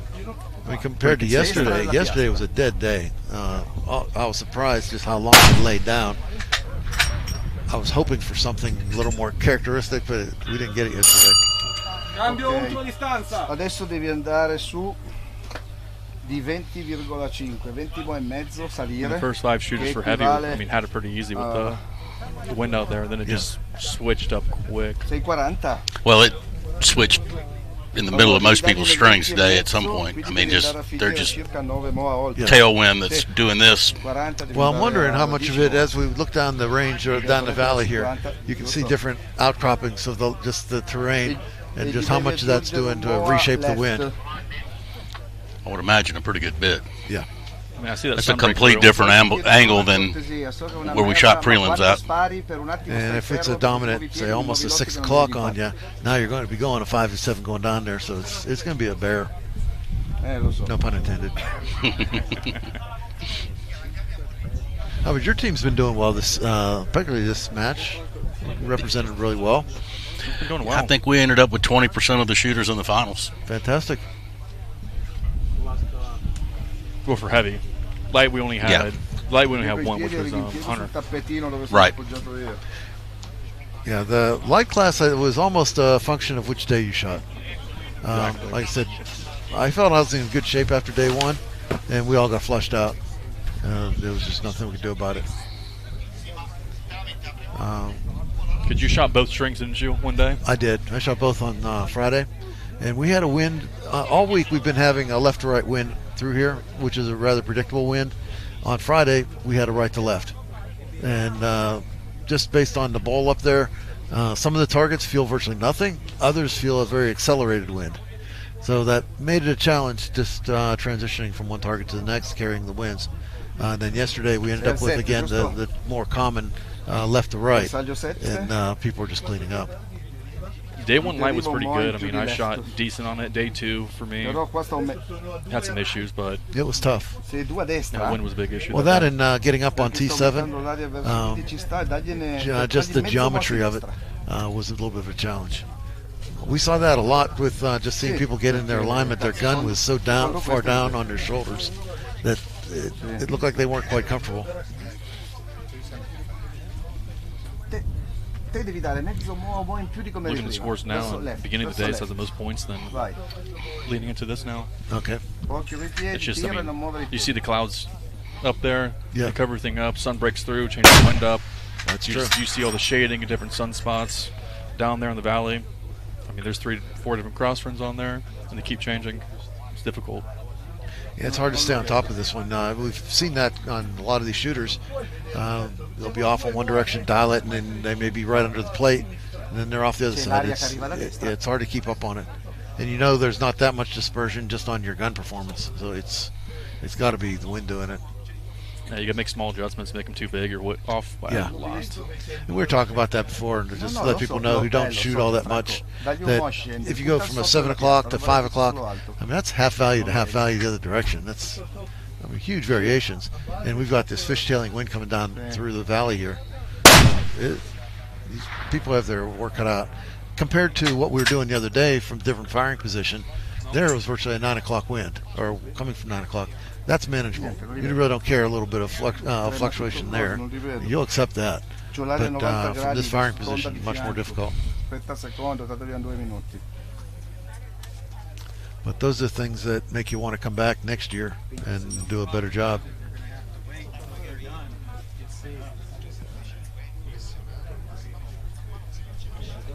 Well, this is the first time we've traveled internationally to do this, and it's different.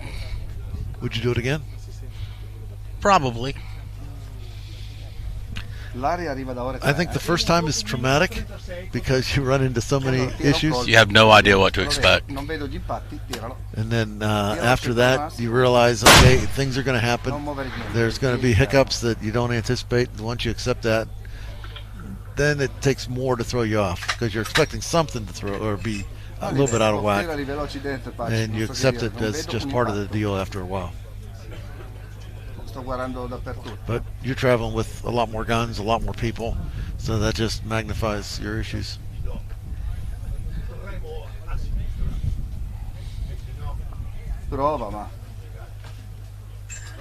Yeah, I flew out from Houston, 2 guns, just flew by myself. Oh, really? A lot of fun. Having to carry 2 guns to a rent-a-car place.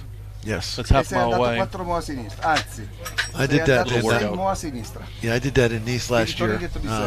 And unfortunately, they moved the rental car counter, so the internet or the flight comes in one terminal, and all the rental car is a different terminal. So I am carrying 2 guns and suitcases and everything else, and barely able to get through. And I felt like almost like a clown going down the sidewalk with all these guns and stuff. Eri giusto, Gianfranco. Well, got a late impact.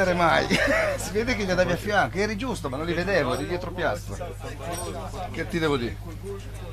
I think that was the 14th year. I think we got 15th up right now. It's going to be Josh. Yes. My man, paint chip. Paint chips.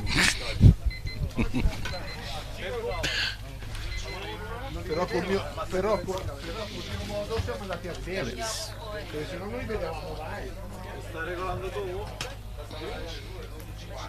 I do like the way they do scoring here, where they have that on Google Sheets, live updates. That is nice. Makes it easy to see what shooters up and everything. And anyone can do that for a match. It's simple to set up. That's what we got him for. Oh, okay. Yeah, I'm gonna have to build that thing. That's what I was talking about the dinner the other night. where the question is, we come over here and we always hear from the international shooters that the Americans have the advantage because we have so many matches to shoot. We've got availability of components and systems and so forth. But then the question is, why is it that Americans come this far for a match? I mean, this is a long way, a lot of effort to put into a match, and yet we're coming all the way over here. And the energy level of this match that you have is just off the charts compared to what we experience at home. So there's something they're doing differently here than what we've got at home. And what did they say? It was 30 countries competing in this match? 30 countries, over 220 some teams. I mean, participation is just crazy. I think that's what it is. I mean, you just have all these different groups out here, different teams, everyone collaborates. I mean, it's just like being in a match back home. Everybody helps each other out. Yeah. And 2 years ago, I was doing commentary from back home. So I was just sitting in front of my computer and commenting on the match. There were only, I think, 26 or 27 teams total in the match. And at that time, a lot of the comments that had to do with the setups, the equipment they were using. That may be coming in with, I don't know, say an Atlas or even a more flimsy bipod. But now you take a look at what Josh is shooting right now. I mean, that gun was built in Jordan's shop. That's, you know. And then Josh went in there and polished it because he wanted some bling on it, is what he told me. I mean, I was in the sun the other day, and it was blinding me looking at it. Yeah, you look at the equipment that everyone's using across the board now here. Yeah, it's right on par with what we run in all of our matches. Absolutely. Yeah, their rate of improvement from 2 years ago to last year was just incredible. I thought that maybe I was being too critical and people were going to get pissed at me or something, but then I hear back they were actually appreciative to hear what they needed to do. Jordan's not spotting for him. They had I think Hunter is spotting. Hunter's spotting for him, yeah. Now. So you got paint chips and flipper. Yeah. Josh has got multiple 2-mile impacts. Yep. Here he goes. Okay, come up half, come left a quarter. Yeah. You saw that pretty well. Yep. Yep. It could be a little more aggressive on the half coming up. Come up one, come left half. Yeah, I thought the wind was a good correction. The elevation maybe on the weak side.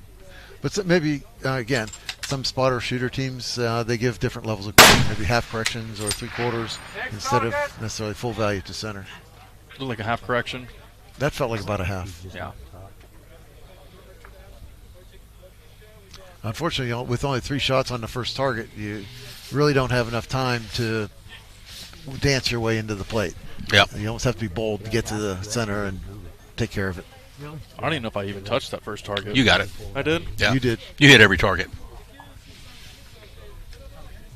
It's just hard to see it. I had that sun beating down on it. That Mirage was bad. I could barely see that target. It was blending in with the sides. And I did that on day 1 for light class. I'm colorblind, red-green. Oh, that's right. Yeah. Shot the wrong cold bore. They both hit at the same time. That thing went flying. Surprised it didn't go off. Well, that's the nice thing about this range that we do have the sponsored targets. So we were calling out sponsor names instead of red, green. So we were. Well, that cold board didn't have a sponsor in the green didn't. one. No, it was just the you're pull. right. It blended right into the foliage back there, that too. green just, when I was looking for with the naked eye, I couldn't find the target. Get that. Yep. Yeah, got it. And coming into this, I only thought there was one cold bore, and I was thinking in my head, like, why would I have one cold bore for both shooting at it? And that was just me being an idiot, not thinking it through. Okay, up 1, left 1. That's close. There we go. Hold top left. I'm not going to die. I was probably going to hold top left. Let's see. Yeah, you probably went over. I think the vertical 1 was a little much. All right, it's the same.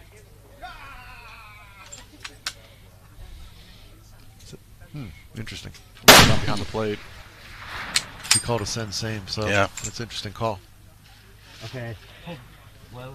I think I saw it behind the right side of the 5 over there. Yep. Yeah. I don't know if it was the wind changing up on him or he pulled it.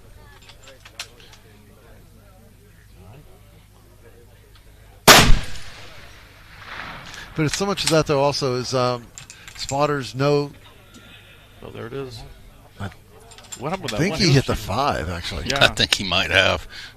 Right there. You see in the circle. Yeah. Are you going there? I wonder like what Hunter's happened not with it. seeing him.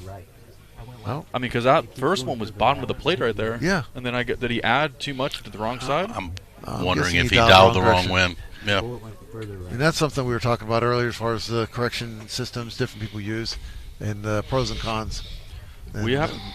When I was doing mine, I didn't dial when it was small corrections. I just held. That's my The wind preference. changes up so quick on it. You don't want to waste time dialing. You just want to get around in there and set it off. That's the way I am. And I've always had success doing that. And also visually, your brain is very good at mirroring. If you're off a certain distance, do the same thing the other direction. Yeah, the only correction I made was I just went a tenth low on 7, and that helped a lot too. Okay. Just because, I mean, the margin for error when it comes to holding on there is very slim. Easier to hold dead center and just take a little bit out. I got 5 minutes for the round. Yeah. Yeah, I'm surprised he wasn't seeing those misses back behind the number plate before. But again, we don't know what he can see, what his line of sight is. I mean, he's running pretty high-powered binos right there. Yeah, and that could be the dust could be behind the plate from where he is, but and especially if he's focused on the target. He's moving over to target 7 right now.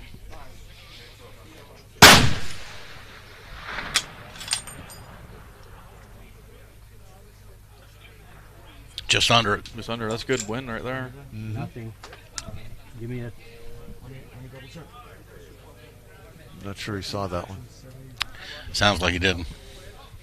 I'm gonna move the scope. I don't know how you can hear all the way down there. But when Rusty was shooting, he had a miss down there as well.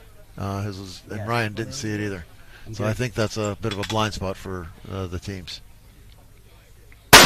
Yeah, he thought he was a full rotation over, and because I didn't even see it either, I was on glass for that too. Trace right. Sitting back behind there. Okay. Oh, there it is. There it is. Yeah. Well, he saw that, but he thought it was a full rotation. Right side of the plate. So he came all the way back down to 0 and redialed. Head be off the right side of the plate. He'd be left edge. Yeah, it's amazing. We see it one way, but from the firing line, it's a totally different correction.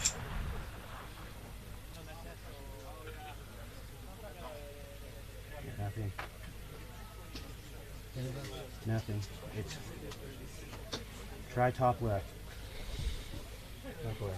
He's on In his case last. I'd go back to where I had an impact. I would Do too. that hold. He's on his last shot right now. Let's see what paint chips does. Hold on. Finish. So what's the origin of your names? Ready? Not yet. He made them up. No, I didn't make those up. Well, Jordan came up with that one. That's why he needed it on there. Yes, there's a lot of banter, trash talk, and banter amongst our crew, and nicknames given at certain times of night for various reasons after the match. Got it. Which we all travel together. Now, first time internationally, but we travel the country together. Yeah, we were commenting on that earlier, that your team travels very well, and that in fact you take road trips to cover multiple venues, multiple matches. Yeah, so Josh actually got his nickname from when he hit 2 miles a couple of times. Jordan called him Rain Man, and then after he hit it again, he said, "What are you doing, eating paint chips?" But I mean, I go to Virginia to do my load development at Jordan's house because I can get in his shop and put a recipe together and go outside and test it. Outside and test it. At home, I have to drive 45 minutes, and I can get 4 rifles done in a couple of days. You don't need it. Yeah. You don't need it. Okay. They put 2 names on there for the spotter. And this is where course, Jordan and Naomi, they shoot as a team all the time. They also have daughters that can shoot lights out. His 13-year-old daughter won King of 1 Mile a couple of years ago. Yeah, that was impressive. Now, does she? Is she getting into doing her own hand loading at this point, or what's her involvement on that side? They help in the shop. They help do brass prep and stuff like that. But, I thought Naomi was pretty active in it as well. She's very active in it. Yeah, very active in it. That's good to see. A lot of wives are sort of back away from that component, but I thought she was heavily into it. And Jordan hates shooting that gun. It shoots well, but he free recoils it, and that thing is going to jump on him hard. Oh, the 50? Yeah. Yep. Oh, man. That is an Alamo Precision with a Terry Dines chassis. 10 seconds. Free recoil and 50. And he's using that Cheney bag right now, too, isn't he? Yes, he is. It's actually my Cheney bag. Your Cheney bag? It is my Cheney bag. With the fill corrected by Ryan Cheney himself. Yeah, I was using it one day. You just had it all pumped up. Picked up and said, you got way too much stuff in here, and dumped it out.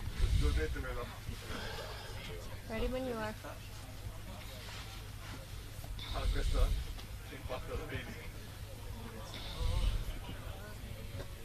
The wind has died down quite a bit here. It doesn't even matter with that thing. That thing does not. Gotta cut the wind. Wind does not play a factor when it comes to that 50. I've noticed that with a 460 and 50, they're pretty nice for wind. You good? I haven't seen many 416s in the finals. No, I was a few of them. No, I was talking about 460 Steyr. Oh, Steyr? Okay. Come on. Just off the bottom right corner. Hold top left. I sent it corner. down to New Zealand for the next match. That's gonna be a good match. I'm looking forward to that one. I've never been down there before, so I'm curious to see what it'll be like. But we're gonna have to load down there using their powders, so it's gonna be a. Just underneath it. I'm gonna do some load development once I get there. Where's that? New Zealand. Oh, okay. Because I was the airline I'm flying. I can't take guns or ammo with me. Oh. I mean, just look at that recoil on that. Just knocking them back. Impact. Oh, there you go. Impact right there. Next target. Those guys don't need to be honking the horn right now when they're trying to get up and do this stuff. No, that's not a good idea. No.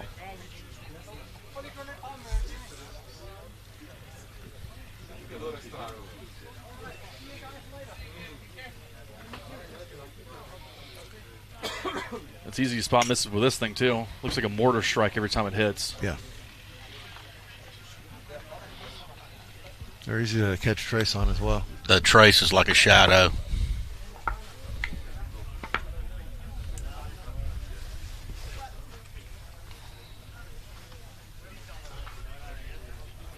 Do you know what speed he runs this at? I don't. Okay. Deep breath. You're on the 5. I'm on the 5. All right.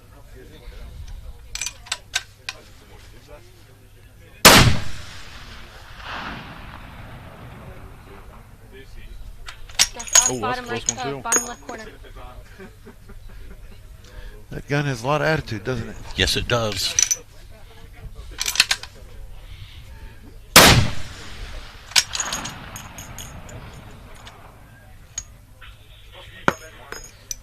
I had to be just underneath it.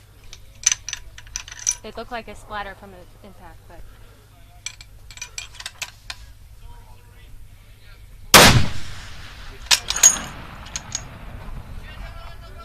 Impact. There it is. Is it a frame? I couldn't tell. He took it off the camera too fast. No, I think they gave it to him.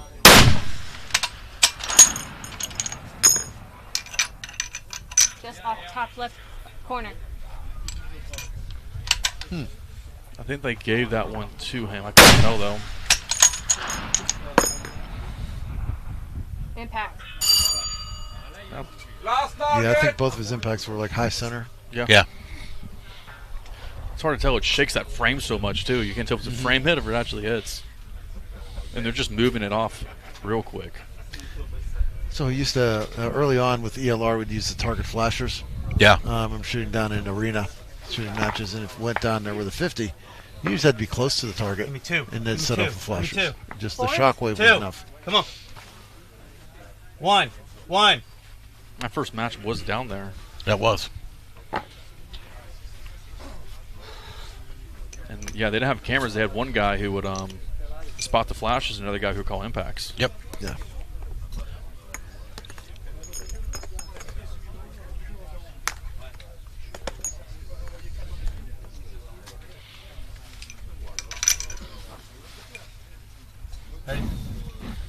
Ready? So he's making the fun transition to 7. He didn't struggle as much as some of the teams were, though. I think he has bipods already set up at the right length, and it was all backside corrections.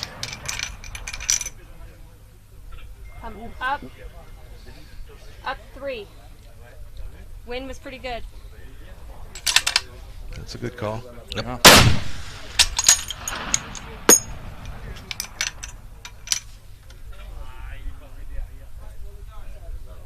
Maybe a little bit low, but it's going to be very close. Did you see it? Hold the bottom of the plate. Looks like he took it out a little bit.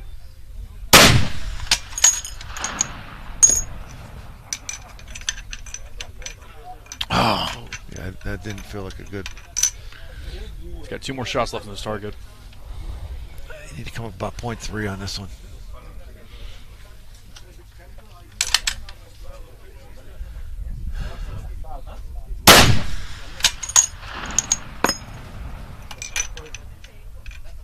Just underneath it.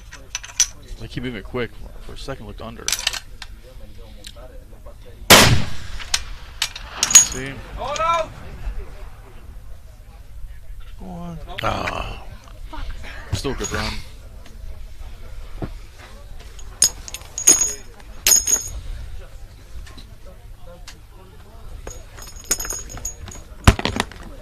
I think that's the most common word to describe a string.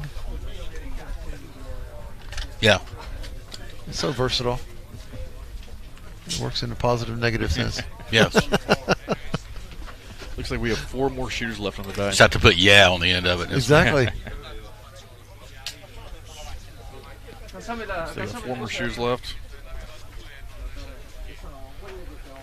It was good seeing Gary out there with his light gun. Doing pretty well. Yeah, he was. You know, I shot a match with him earlier this year in over Raton, one of the Raton Thunder matches. Okay. He shot the Raton Thunder Light. He won it. Raton Thunder Heavy. He won it. Spring Canyon. He won it. Like, the guy's just on this year. So he's there for light class, and he's top 10 so far right now for heavy. Yeah, that's incredible.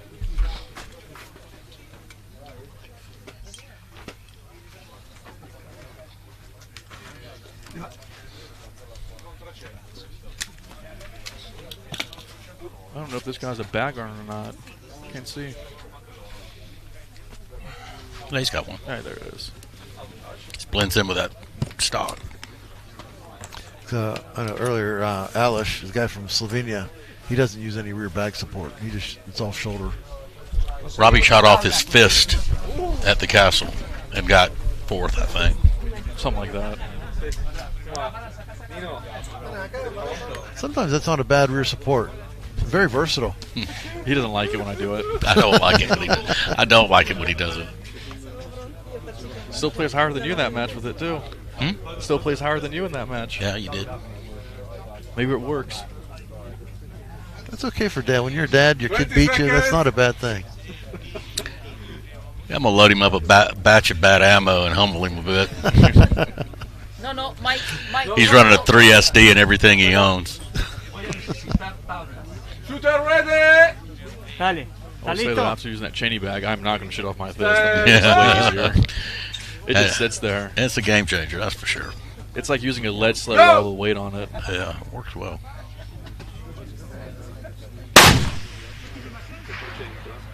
This guy's using a 7mm right now? Yeah. Baja un blanco y a la derecha un blanco y medio. Menos, un blanco y medio, menos de aguante. Un blanco abajo. Pegó arriba, baja un blanco.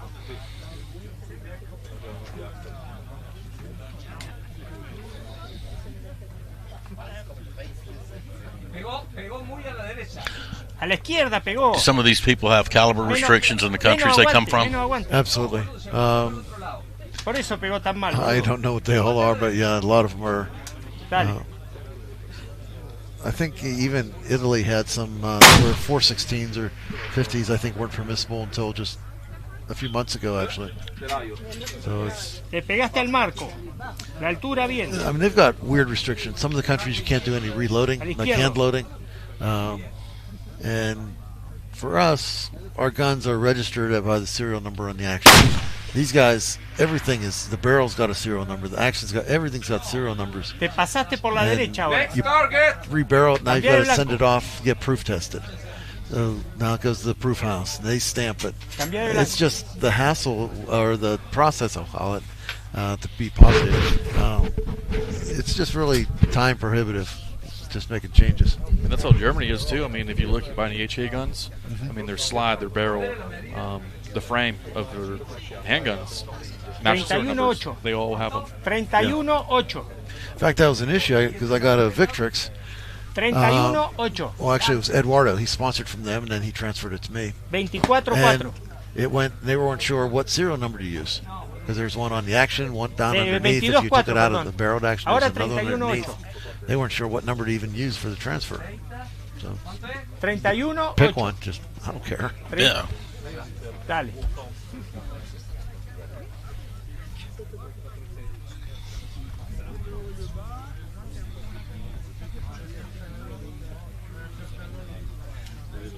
So he's going over target 5 right now. Tranquilo que tenés tiempo.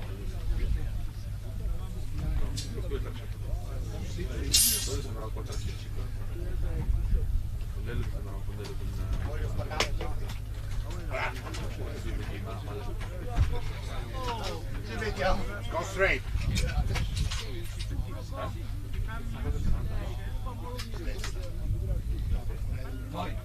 Dale.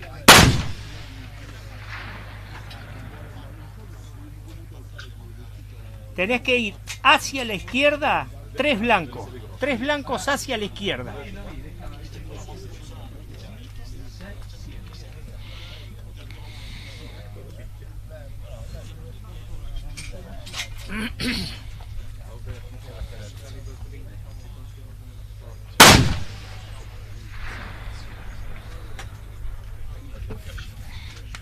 Dos blancos más a la izquierda. Corregí hacia la izquierda, 2 blancos más. Looking at the numbers, and it looks like for all 3 of these targets, there's not been a first round impact in heavy class. Wow. They had the percentages on there for a little bit, and I guess they removed them.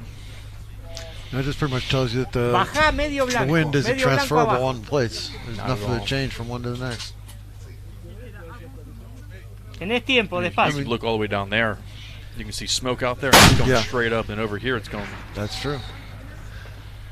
Which is amazing when you consider the quality of shooters that you have in here running it. That you'd think some of these teams would figure it out how to transfer across, but there's just too much going on. Too many changes to catch up to it.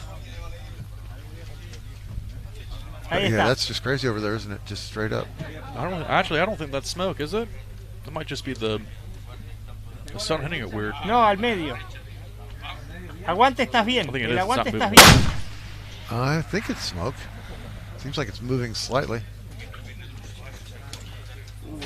Last target. Cambia de blanco. But the wind turbines have slowed down quite a bit, so just the wind speed is quite a bit less than it was before. Absolutely.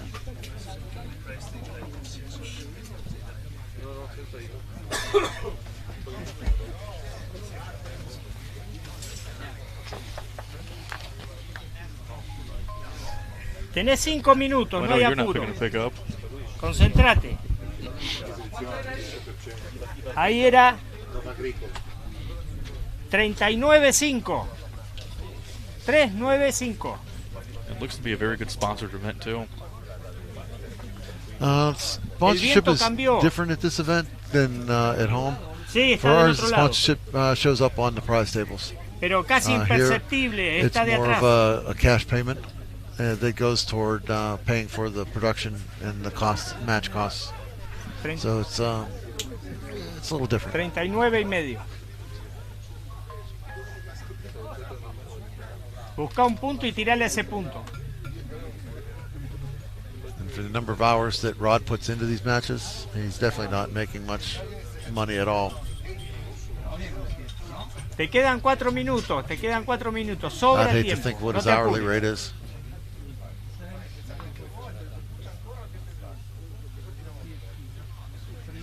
Well, it ran pretty nice. I will say that. What's that? It was ran pretty nice too. It is. It shows. He does a good job, and again, his goal is always to make it more than just another ELR match. He wants to make it more of a production, something that's appealing to especially sponsors beyond the shooting sports. Llegó en el pasto arriba. I think I heard someone say that it was what he got 500,000 views on Facebook. Yeah, he's at a half already, 500,000 so far. That's good. Yeah, last year we were at about I don't know, maybe 20, 30,000 views during the match, and by the end of the month we were at 100,000. So this year we're quite a bit stronger than that. No, no están, a ver. But he's always thinking toward next year. Anything he's putting into this year's match is really an investment into the success of next year's match. Yeah, he's been going around asking people what else he can do for the future. Yeah. Seeing other people who are staff here. Bajale un mille Just radian. checking, what they can do to just make it a more pleasant match. It's always good to hear that.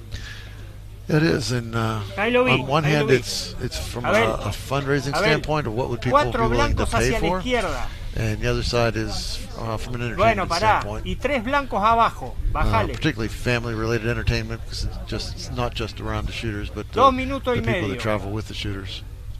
4 a la izquierda y 3 abajo. But as he's finding out that anytime you add a small component, his workload increases drastically. There are a lot of details associated with any small event that really make things blow out of proportion at times. He's got a lot going on for sure. Yeah. Well, he's got Corinne helping him. She's definitely this right-hand person that helps him do a lot with a lot of the heavy lifting. I believe they work in the They've been same very office. responsive to questions Absolutely. and concerns. 1 minuto 55, te sobra. I can't imagine what it would be like at the beginning of the match, knowing you've got 200 teams flying in or coming in by one means or another, knowing you've got all these immigration issues and weapons transfer issues. I mean, for me, it was very easy getting está, there. I mean, they very respectful of the airport. Yeah. Through security, and it worked flawlessly. He had an interesting perspective the other day where I think it was the chief of police over in Catania was talking with him, and the chief of police was telling him pretty much, look, you're expecting me to let 100 people in with guns. That's like, would you let 100 strangers into your living room or into your house with guns, that people you didn't know? Then he would ask him, well, can you vouch for these people? Do you know them personally? It's like, no, not really. He said, well, okay, so you can't expect me just to open a door and just let them in, too. They've got to be expecting some sort of scrutiny.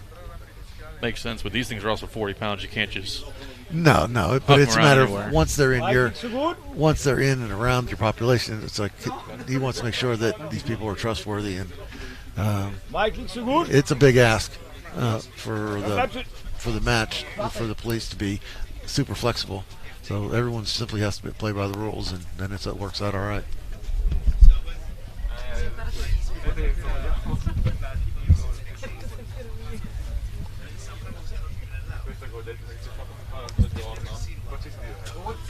Code 2.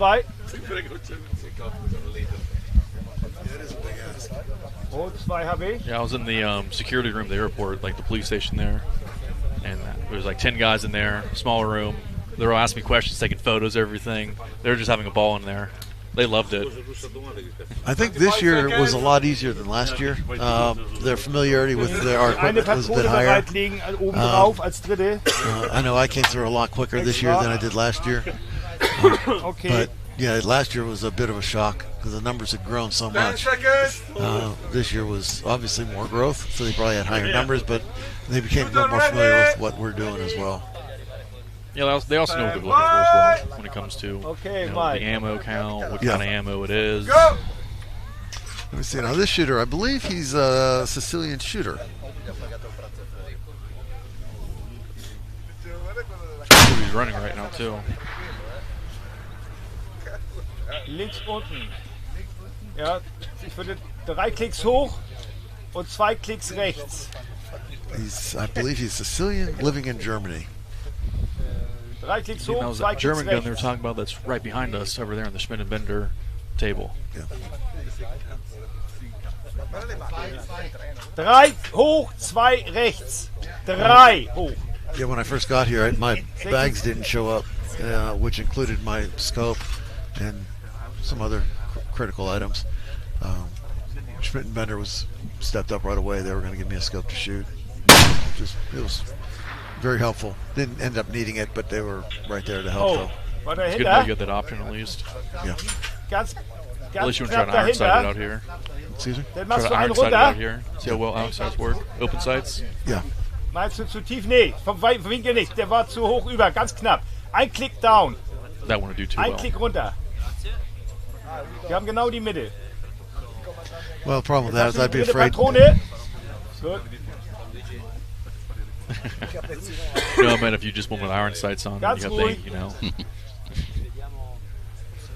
MDT did a video on it, and they were, I think, past 800. They couldn't hit anything.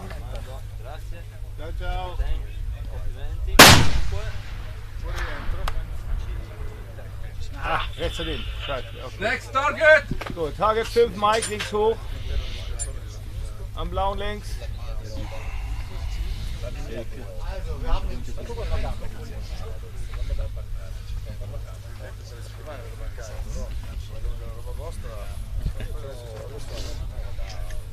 Ja, nicht die letzte Patrone nehmen.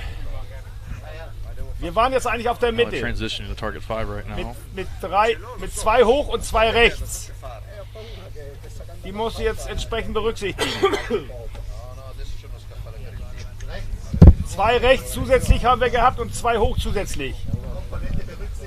Ja. You're talking about Spot sponsors already. before. Just to close that loop, just wanted to ask or request that people watching the match and when you're in the market for any products, firearm related or anything that the sponsors can help you with, give them a shot to see if they can help you first before you go elsewhere, because they're the ones that are supporting our matches and supporting our activities. So if we can return the favor and give them the business, we'd really appreciate it. That's what continues our sport and continues matches like this. Allows them to be so successful.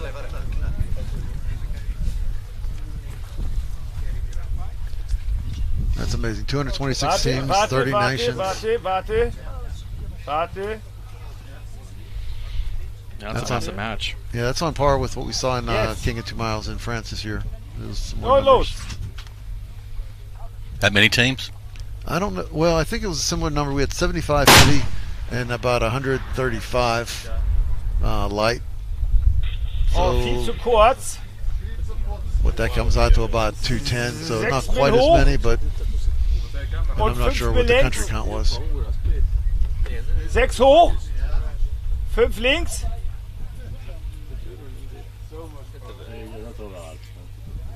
I mean, this match has been, what, since Wednesday? Yeah, we started scoring on Wednesday. I mean, it's been a long one, but Yeah. a lot of guys out there.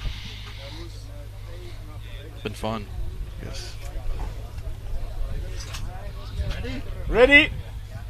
Well, it's actually, when you think of it, amazing to run that many teams through and to stay on schedule as you do. I think of most of the matches we run, we're almost always somewhere in there. Zwei Klicks links. We're down for camera, or we have to run down the range and fix something, and we're down for 30 minutes or more. Ein Klick, 23. They were a solid hour ahead. Klick, wenn Yeah, du genauso this thing's abkommst. almost like a train schedule. You could, everything was right on. 2 Klick, 2 Klick. Or early, so it's incredible. Part of that is that they have generous clocks. So generally you can get your shots done ahead of schedule. That builds in a little bit of leeway. I mean, that's what's nice about this Nochmal match. 2 Too, is, Klick they don't go links by, shooter 1, shooter 2, shooter 3. 2 They have Klicks time hoch. spots for everybody. Yeah. Who's going to be shooting. Aber schnell hinterher. And they're running fast one day, and if somebody missed that time spot because they're supposed to be shooting at 3 o'clock, but their spot shows at 1:30. Yeah.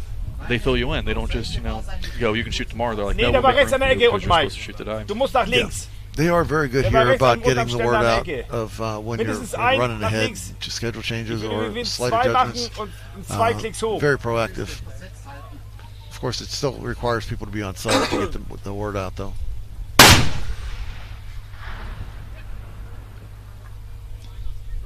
Ah, der war da unter. Hast du hochgedreht? Zwei, ja, okay. Dann nochmal zwei hoch.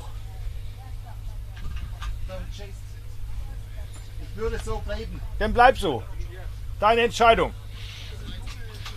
This is the third to last shooter that's up right now.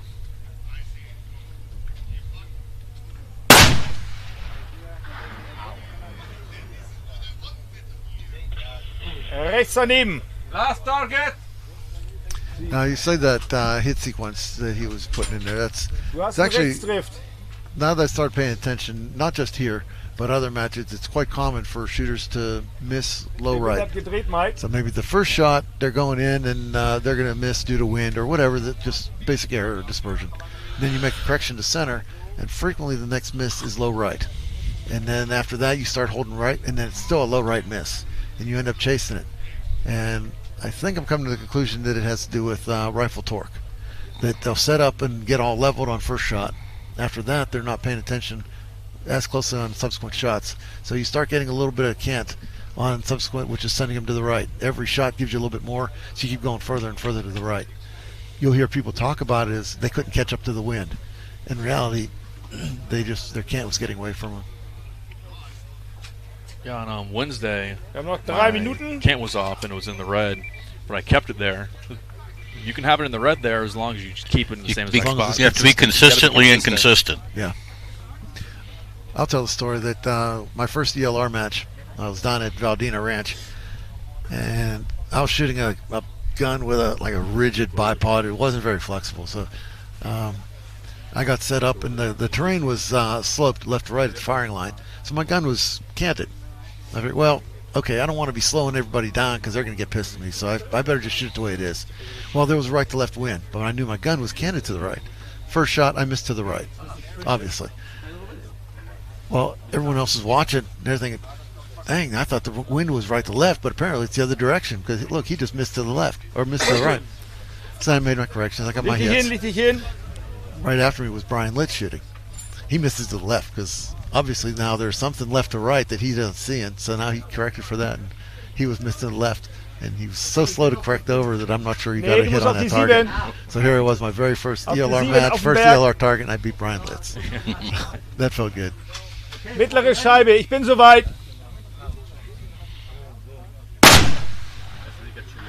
This is the last 5 shots right here. Ich habe nichts gesehen. Couldn't really see much. Ja, genau, dann machst du mal 15 Mil hoch. Low left then. 15 Mil hoch. Das war eine gute Ansage, danke. Slow left. Okay. I can tell if it's a bug flying or it's a little piece of rock flying by the camera. 16 Mil, mach mal 16 Mil hoch. 16 Klicks, 16 Klicks. Hast du 16 Klicks? Richtung stimmt. Looks like they saw something. Ja. 1 minute. If he's shooting mills, it looks like he went up 8/10. Oh, zu tief. Nochmal 6, 7 Mil hoch. 7 Mil hoch. Getting close. 7 Mil hoch. Und jetzt noch los, 45 Sekunden. Du musst Gas geben. Dritter Schuss. Yeah, in general, these guys don't get to practice much at these distances, so they really don't have solid data. So for the most part. Rechts oben. Du musst 2 Klicks links und 2 Klicks runter. 1 Klick runter, 2 Klick links. Noch 24 Sekunden. 20 seconds.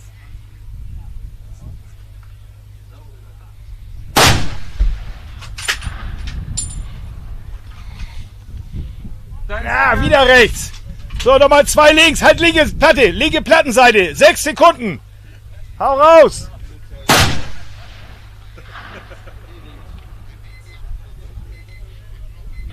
där var jag iväg. That was his last shot. And he was right below that. He was right under it on that plate as well as the other previous plate. Just what did it look like, 4/10 maybe? Yeah. No, from center. Yeah. From center. Okay. Bill Tatum's coming up, I think. As we said before, Bill's a former champion of this match. I think 2 years ago he won it.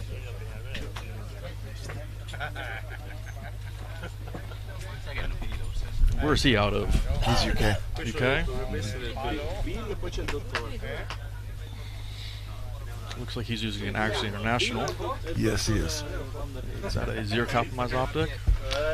Can't really tell. Quite possibly. He works with he's getting set up through Harry, and Harry's a big dealer on ZCOs.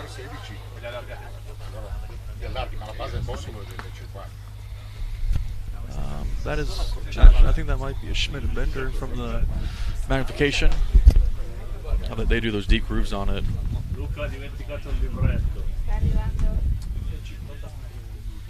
I don't know if I'm right on that one. No, that might be that.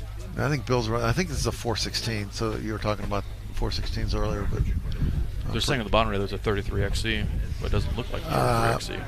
No, that doesn't look like an XC boldface. No. 40 seconds, Bill. Spade, win spade. 2.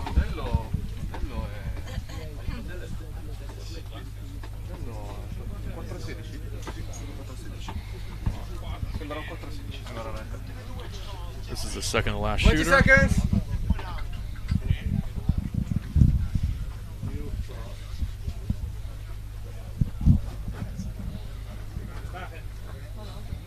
Ten seconds. Shooter ready. Stand by. Go. Send it. Yeah, he's running a Schmidt and Bender optic. No, that's a Schmidt and Bender. All right. Come left. See it right there. Okay. 0.5. The shark fin for magnification on there. That's what they do. Come up 0.4. And they have those deep fins with the deep grooves for magnification on there. Left 0.5, up 0.4. Yep, Schmidt and Bender right there. There you go.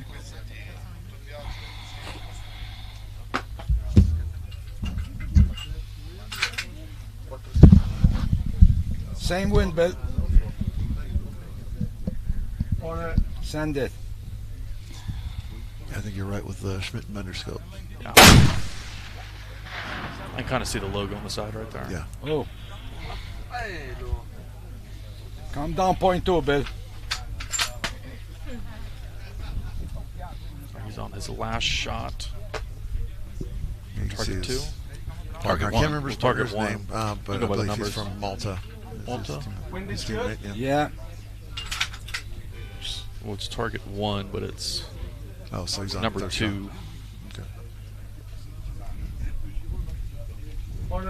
Because like Rod is from Malta as well, so Send it. this is one of their closer ELR courses for the practice.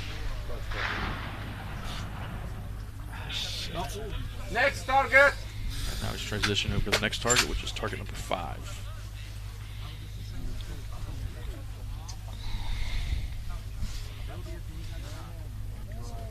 What was that one? The last one? Right, you needed to come 0.2 left.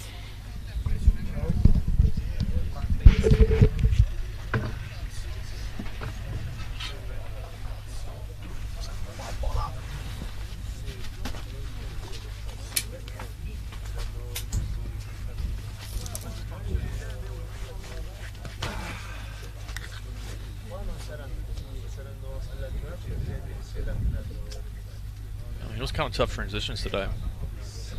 They're taking out, adding, doing all kinds of stuff. Yeah, it's the thing is the teams don't have that much time for setup, so they're not able to really get as much prep work as we would normally You need like. to come left, Bill. Yeah, it was 2 minutes. Yeah, we'd normally do that during our setup phase. We'd go for the far target, close target, and figure out what we need to do to avoid this bouncing around during the string. But we just been rushed a little bit just by the firing line configuration. Okay, I came left a bit. Yep. Yep. You would have needed another .2 left for Jordan sure. actually had me set up on the farthest first, and then just kind of start guessing what I need to start taking out when it comes to the next transitions. Yeah. It's worked well. Made it easy. Send it. How you feeling, Jordan? What's that? How you feeling, Jordan? Not too good. No? You need to come left. Feeling good. 1 mil. I had the best shooting conditions of the day and didn't hit much. You had a couple, didn't you? I think I had 2. I saw a couple Come plate down swings. .2. Fifth was taking a ride also. I was watching it over here. On it. Send it. Ma dov'è?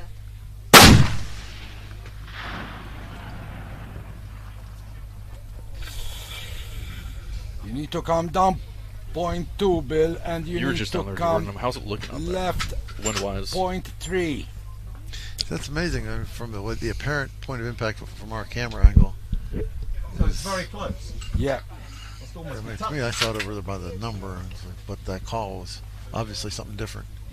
I zeroed up. So it's inside the frame. I went 0 on all Yes, 3 targets. Inside the frame. You are It's very all spin close, drift. Bill. On it. Oh, really? Send it.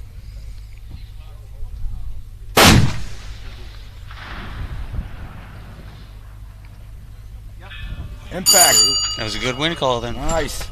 Same hold. Crack on, man. Just tell me when you're ready.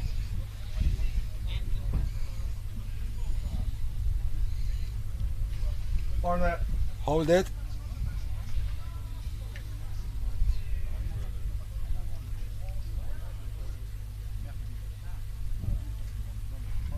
Send it.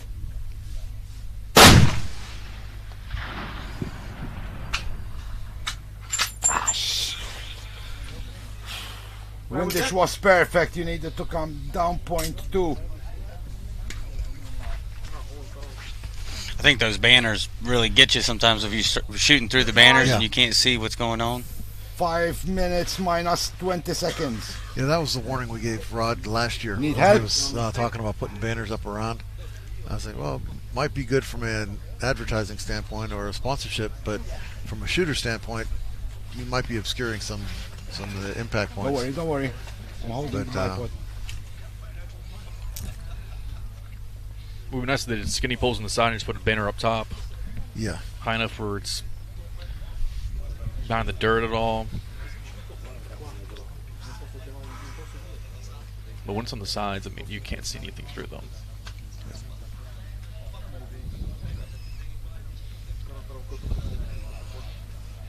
So I need to come left. Yes.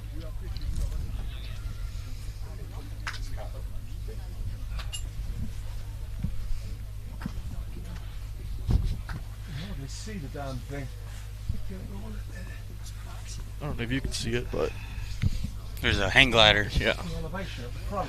If he gets in this range, he's going to have a bad day. Grab these 2, put them under the bipod legs, 1 on each side.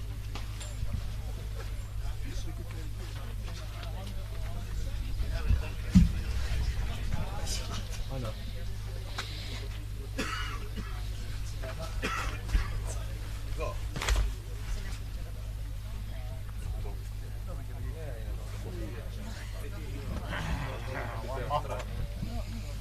How many shooters do we have left? This is second to last. Right, don't dialed in. All right. On it. All right. Send it. Just On it. send it. Hang on.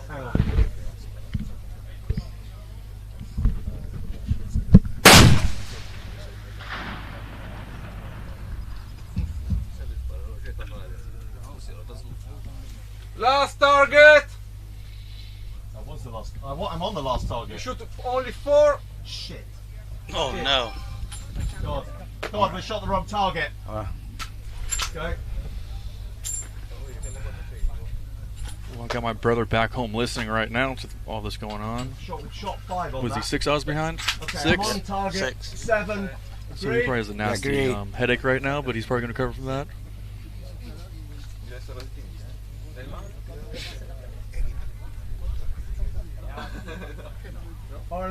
Send it.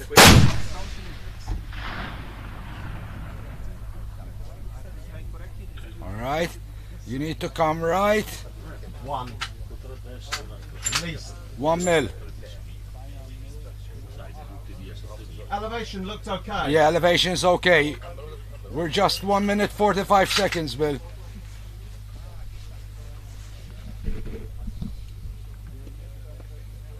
On it. Send it.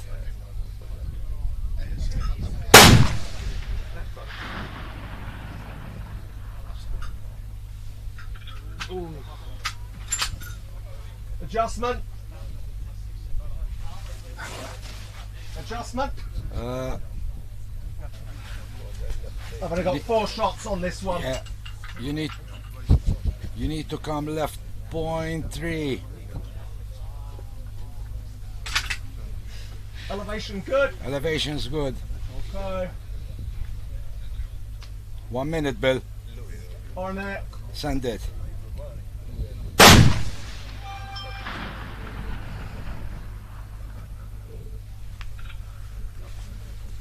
Not seen. Oh, he's got 2 more shots left on target 7. No. No, not seen. Last shot. No. Yes, because I used one up on the wrong target. You still have 5 on it. Okay. All right. Fair enough. Time. 30 seconds. On it. Send it.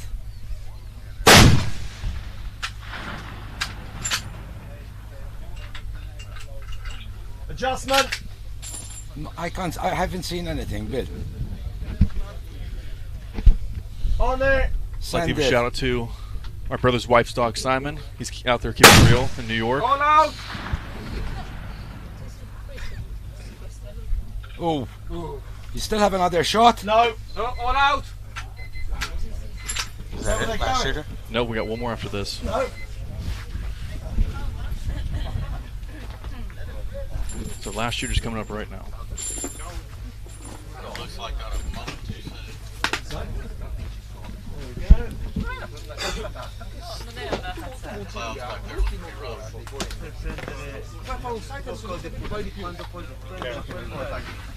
Non è stupido,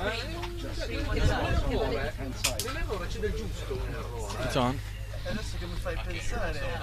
Nell'errore non c'è. Guarda che io devo si credere a posto. Guarda, proprio secondo un site, perché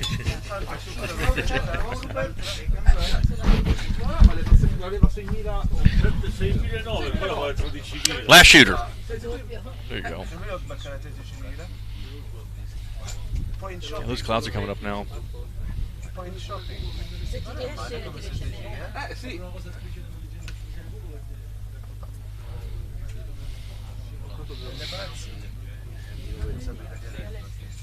è male questo render zeri. Non la finito, dici ok, non la finito, vaffanculo, il gioco lungo. Ma se ti porti sulla piazza lunghe che valgono di più e che già sei entrato. Però lì non era una tattica proprio. No, è lì è un errore. Ok, 18-9. 18-9. Shut up, please. Thank you. There we go. That's a Z2 optic on there. Yep. Got it wrong with the last guy, but corrected myself on that one.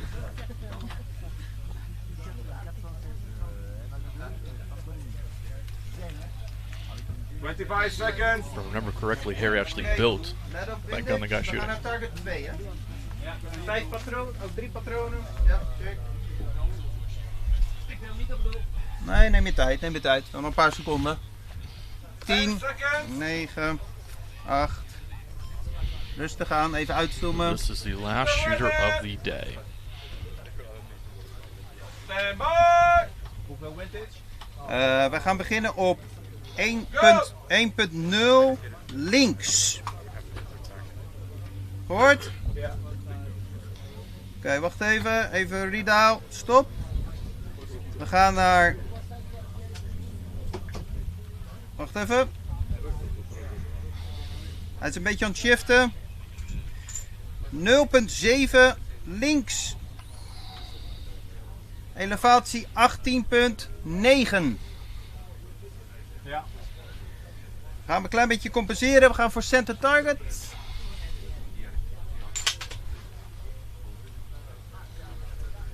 En dan vanuit center links 1/3.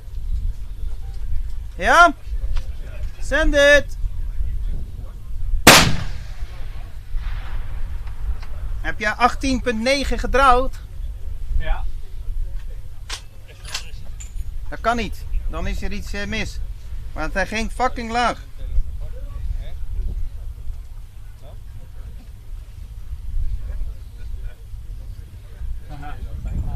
Ja? Oké. Dan gaan we gelijk een correctie doen. Ik zag namelijk een swirl. Dan neem ik het ook kwijt. Amateuristisch. Maakt niet uit joh, maakt niet uit. Geen probleem.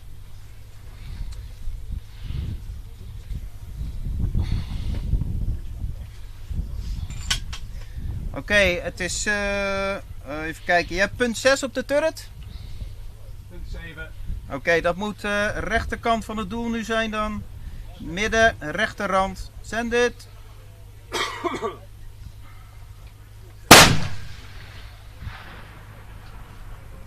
Ja, gezien. Yeah, I think he had the Naar wrong rechts initial klikken, dial. 4. Huh? I think he had the wrong initial dial. Dus totaal punt 2 erin. Like he had a rotation off, maybe. En naar beneden, punt 5. Zelfde richtpunt als net. He might have forgot the dial. Ready? Zelfde richtpunt als net. Fine, ready.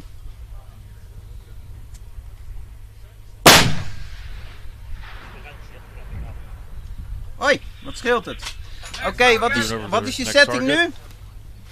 Target number 5. En windage was?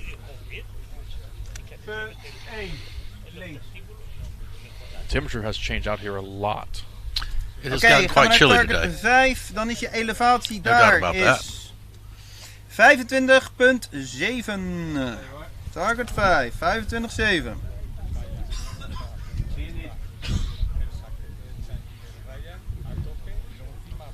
The sun is being covered by clouds. So everything's Target cooling down now. 5.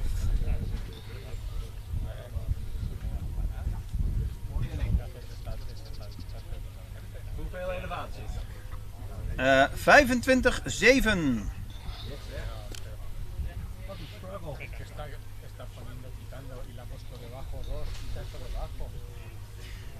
4 kliks links. Hoeveel? Nog een elevatie, Peres? 25,7. Up. En 4 kliks links.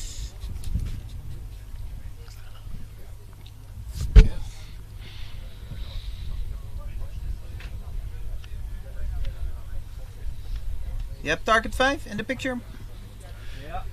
Ja. Oké. Ben je er klaar voor? We moeten een beetje tempo maken op dit doel. Met de schoot dan hebben we genoeg voor de rest. Oké, maat, daar gaan we dan. 25,7 elevatie. En 4 klikjes links. 25,7. Ik wil het wel eens zien. We gaan mikken op center. Daar gaan we dan. Send it.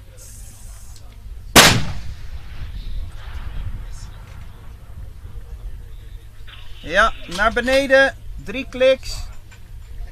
Sorry, 4 kliks. Down. En naar links. 4 kliks. Zelfde richtpunt. Vlammen maar. Send it.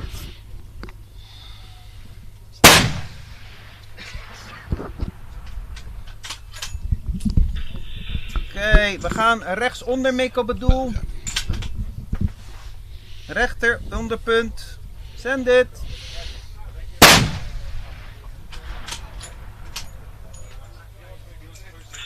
There's the impact. En nog een keer, hetzelfde plek. Send it. Zelfde. It's on shot number 4. Ja, perfect. There's another one. Hoeveel heb je er nog voor dit doel? Last shot. Oké, zelfde punt. Hetzelfde, rechtsonder. Send it. See, does he run it again? Ah! Jammer. Oké, transitie naar 7. Elevatie 30. Oh, wat was je? Ja, nee, ik had hem al. 30,8.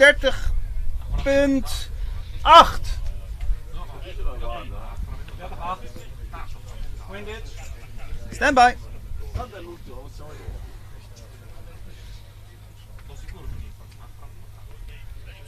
Now Komt eraan, he is moment. on target 7. Wat had je net voor wind? Een paar klikjes maar, hè? Wat zit erin? Ha! 0,8 wind, oké. Ja, dit is een beetje een gokje. Die houden maar zo. Nee. Nee, wacht even, stand by. We hebben nog 3 minuten 50, dus... Oké, daar komt hij dan. Luister goed. Ik ga compenseren een beetje voor de hoogte. Dus we gaan de bovenkant midden-boven beginnen. Midden-boven. Ik denk dat dat even een sitetje wordt. Fun ready!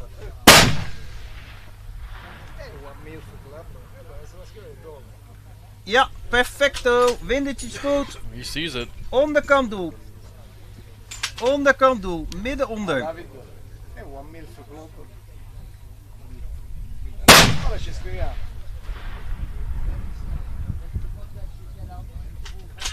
Oh, center punch. Center punch right there.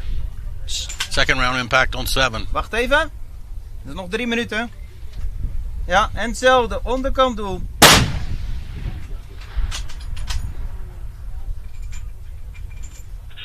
Another one right there. En nog een keertje. Hetzelfde. He's running it now. Another one right Lekker, there. jongen. En de laatste. And that's it. He is moving in the first place with timed. that. Boom, there you go. That's a hell of a run right That's there. a great run. That's first place. Well, nice. That's the way to end it. Well, Robbie, let me be the first to congratulate you on 3rd place. Good job, son. Thank you. Wow, how hard can it be? Shit. Rusty Newton, congratulations. Naomi, congratulations. Jordan, congratulations. Yeah. I've got more of a headache. Listening All the Americans, congratulations. Oh, a picture of that.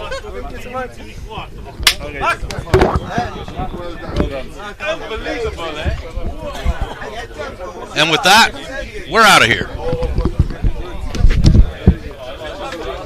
Dallas there. Yes, sir. Ah, fantastic. Ja. Oh. Jeetje, man. Mooi die verzeel, hè? Congratulations.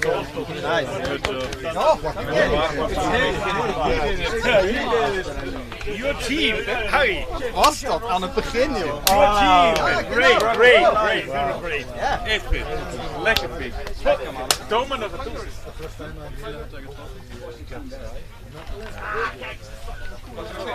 Nou. Biertje. Wow. Yeah, that was good. That was impressive. Hard work. That was good. Yes, sir.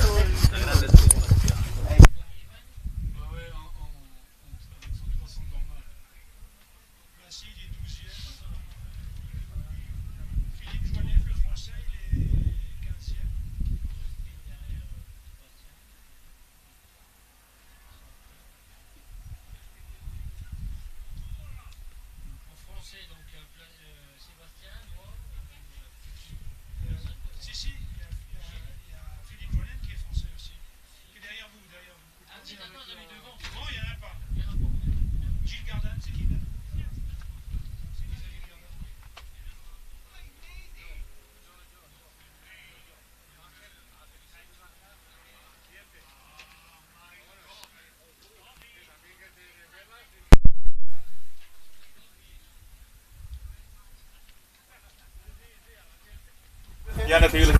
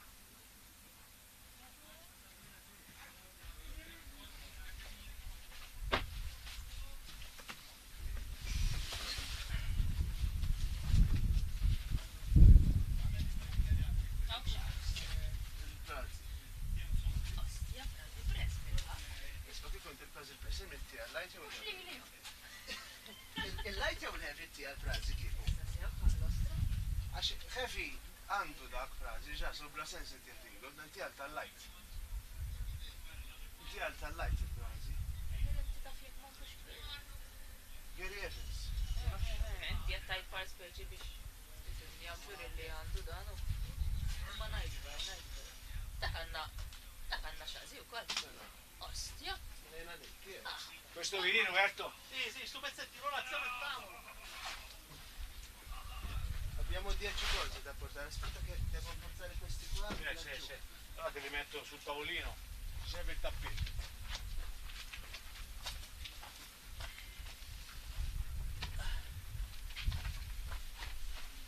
Allora, manga di questi di quelli ce n'erano 6 e lui ne ha portati già, ora voglio vedere dove sono andati le altre cose a Cutacchi di 550 euro. Vai, io alzo il tavolo e tu ti tiri sul tappeto.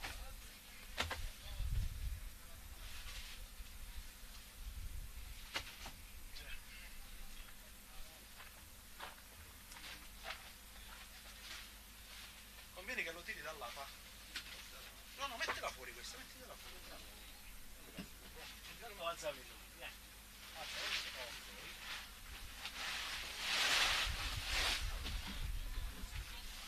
È libero? Libero. Avanti. Questo cadavere.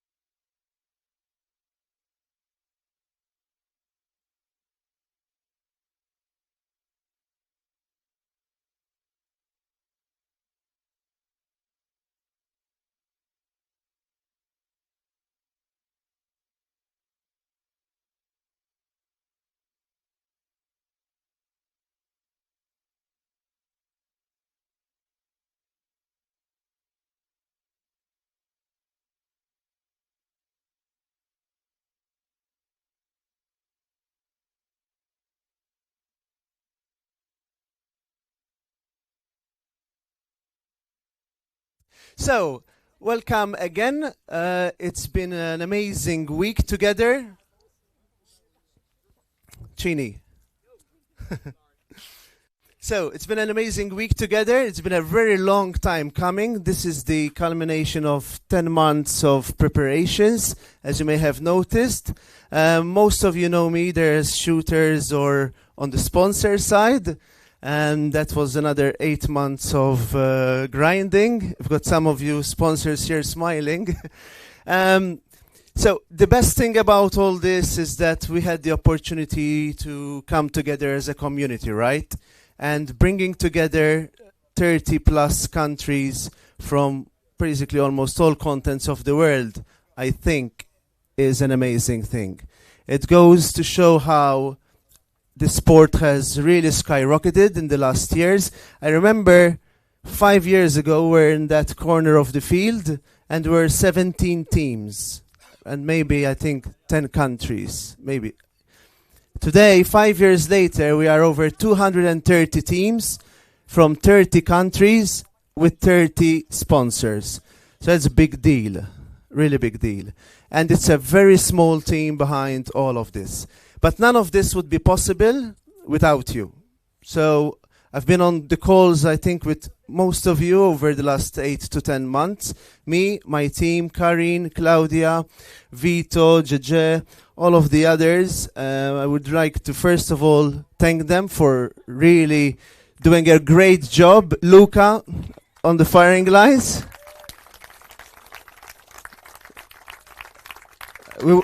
I mean, when we did the planning for this, I had an idea of how it's going to run, but I never expected us to be an hour ahead of schedule, right? I think that was amazing. And maybe we can do 300 next year. Okay, so without further ado, I'm going to start out with heavy class. I think heavy class was heavy class was the first time we rolled, and we blew it over 80 shooters in heavy, 115 light. And that's amazing. So heavy class will grow further, and so will light class. So, third place, Robbie Lindy. Robbie Lindy.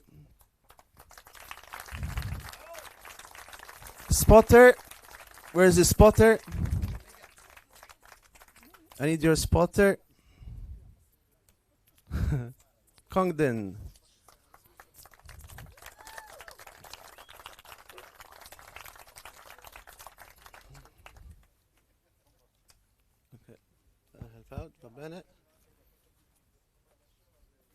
Okay, so we got a airfoil bag from Ryan Cheney on the third spot, as well as an Ivy mount, so one for each. One for the spotter and one for the shooter. The sport cannot happen without the two, so we give a prize to both. Well done, guys. Don't worry about it. Second place, our man from Texas, right? Rusty Newton. Rusty. And his spotter. Where's the spotter? Hello, Ryan. Ryan Cheney. Well done, guys.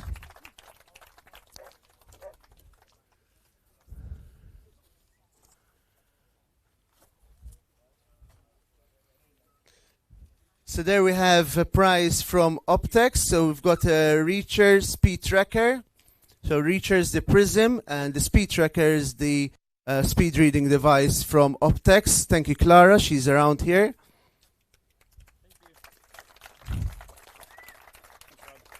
Man. Drum roll. And on the first place in heavy, none other but Stefan van der Heide, our heart surgeon. And his spotter, Harry Drescher. So thank you for the great show. You close with a grand finale. So I'm going to get some help here. So you've got a heavy press, just to make sure you've got more ammo to load. And also an AccuTac for for Harry.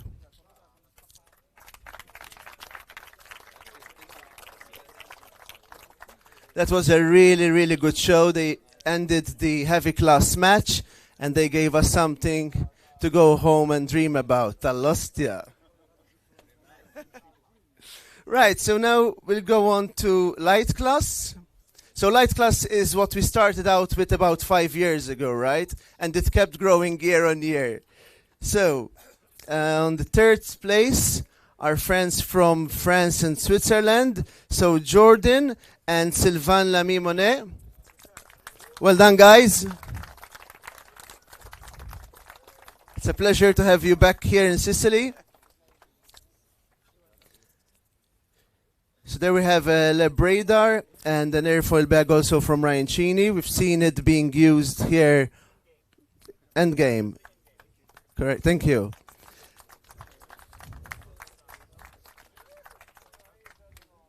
Second spot in light class, none other but Ryan Cheney and his spotter Rusty from Texas. Man, you're all the time on this podium.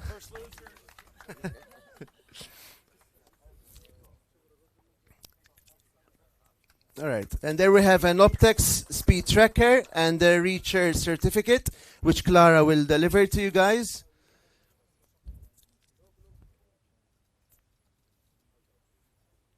Superb.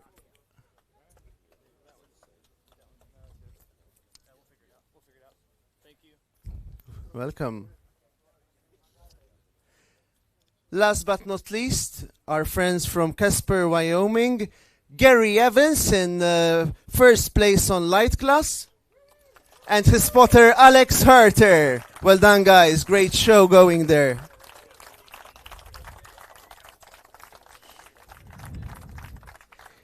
Then send us a message and tell us if you can recognize the guy in the trophy. I'll be curious of what answers you come up with. Wow, so you've got an Orca chassis from Solid Solution Designs and Accuracy Solutions. And then I have a mount for your spotter.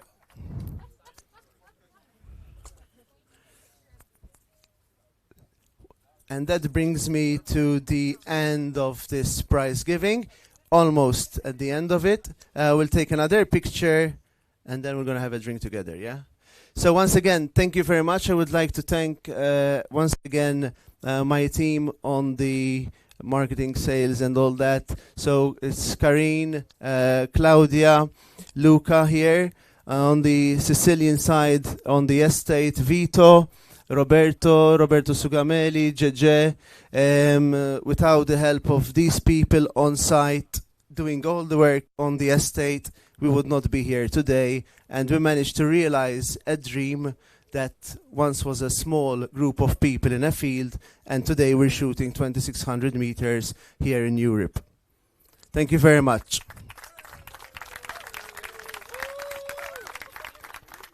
Okay, now I'm going to invite the same group of people to come here for a picture.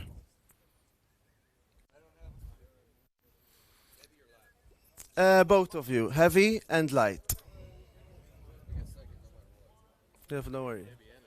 We're going to just stay close together. So heavy class guys, light class guys. So heavy, Stefan on that side, heavy class. That's a good one. Sì, ma non ci saranno tutti. Ah? Sì, allora prima facciamo la foto. Nino, tu ci sei? Ci stai? Allora.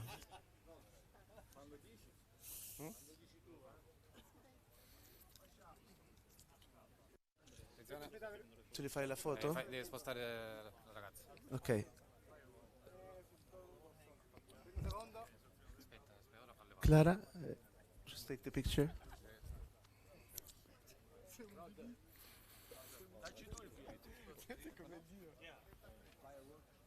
Sì, aspetta. Alex.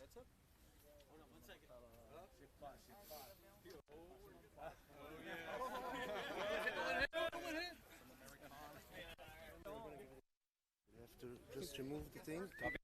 Take. Pop the damn thing. Ok. Uno per loro, uno per l'altro, per i vincitori. Ok, su tutti e due i primi, sì, sì, quello è lui con gli occhiali. Sì. Ma lo levo io o glielo devo levare? Sì. Lo levo io? Possiamo mettere così. Ok. Chi sono? Aspetta. Quello là con gli occhiali. Ok. Quell'ultimo è questo qua. Ok. Perciò tu dai a Stefan e lei lo dà all'altro, va bene? Poi Che devo fare? niente, daglielo, così lo fa e va. Ci siamo? Ancora non sa se partono, quindi non lo so. C'è un'uncertainty. Okay, let's give it up to the winners. After all, the fact that you're here, we're all winners. Oh, no, hold on. It's not time yet. Hang on there. It's coming. Okay, one bottle for Stefan, Alex, and Gary. Okay, guys, let's do this.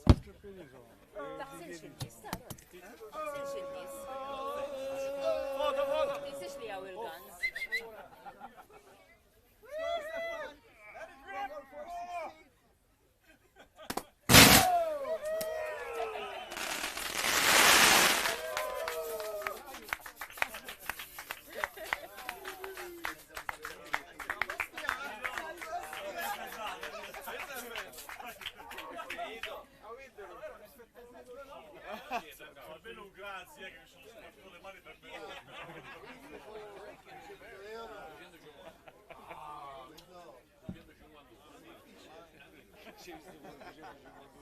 Cosa sta minchiata di qua? Beh dai, figo però, dai, figo. Ma tu devi prendere esempio da più che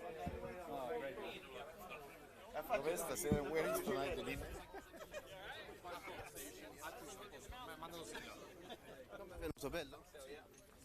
Okay, I got 2 champagne bottles which I will open now and we'll have a drink and then we'll get going.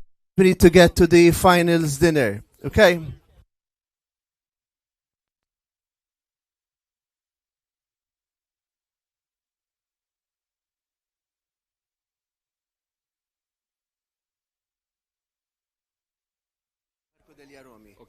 So for those of you, just a reminder, for those of you coming to the finals dinner tonight, it's at Parco degli Aromi, okay? It's important on your way in, we have the names of those that have bought the activity, and Emanuela and Leonora will be checking the names on your way in, okay? Superb, thank you.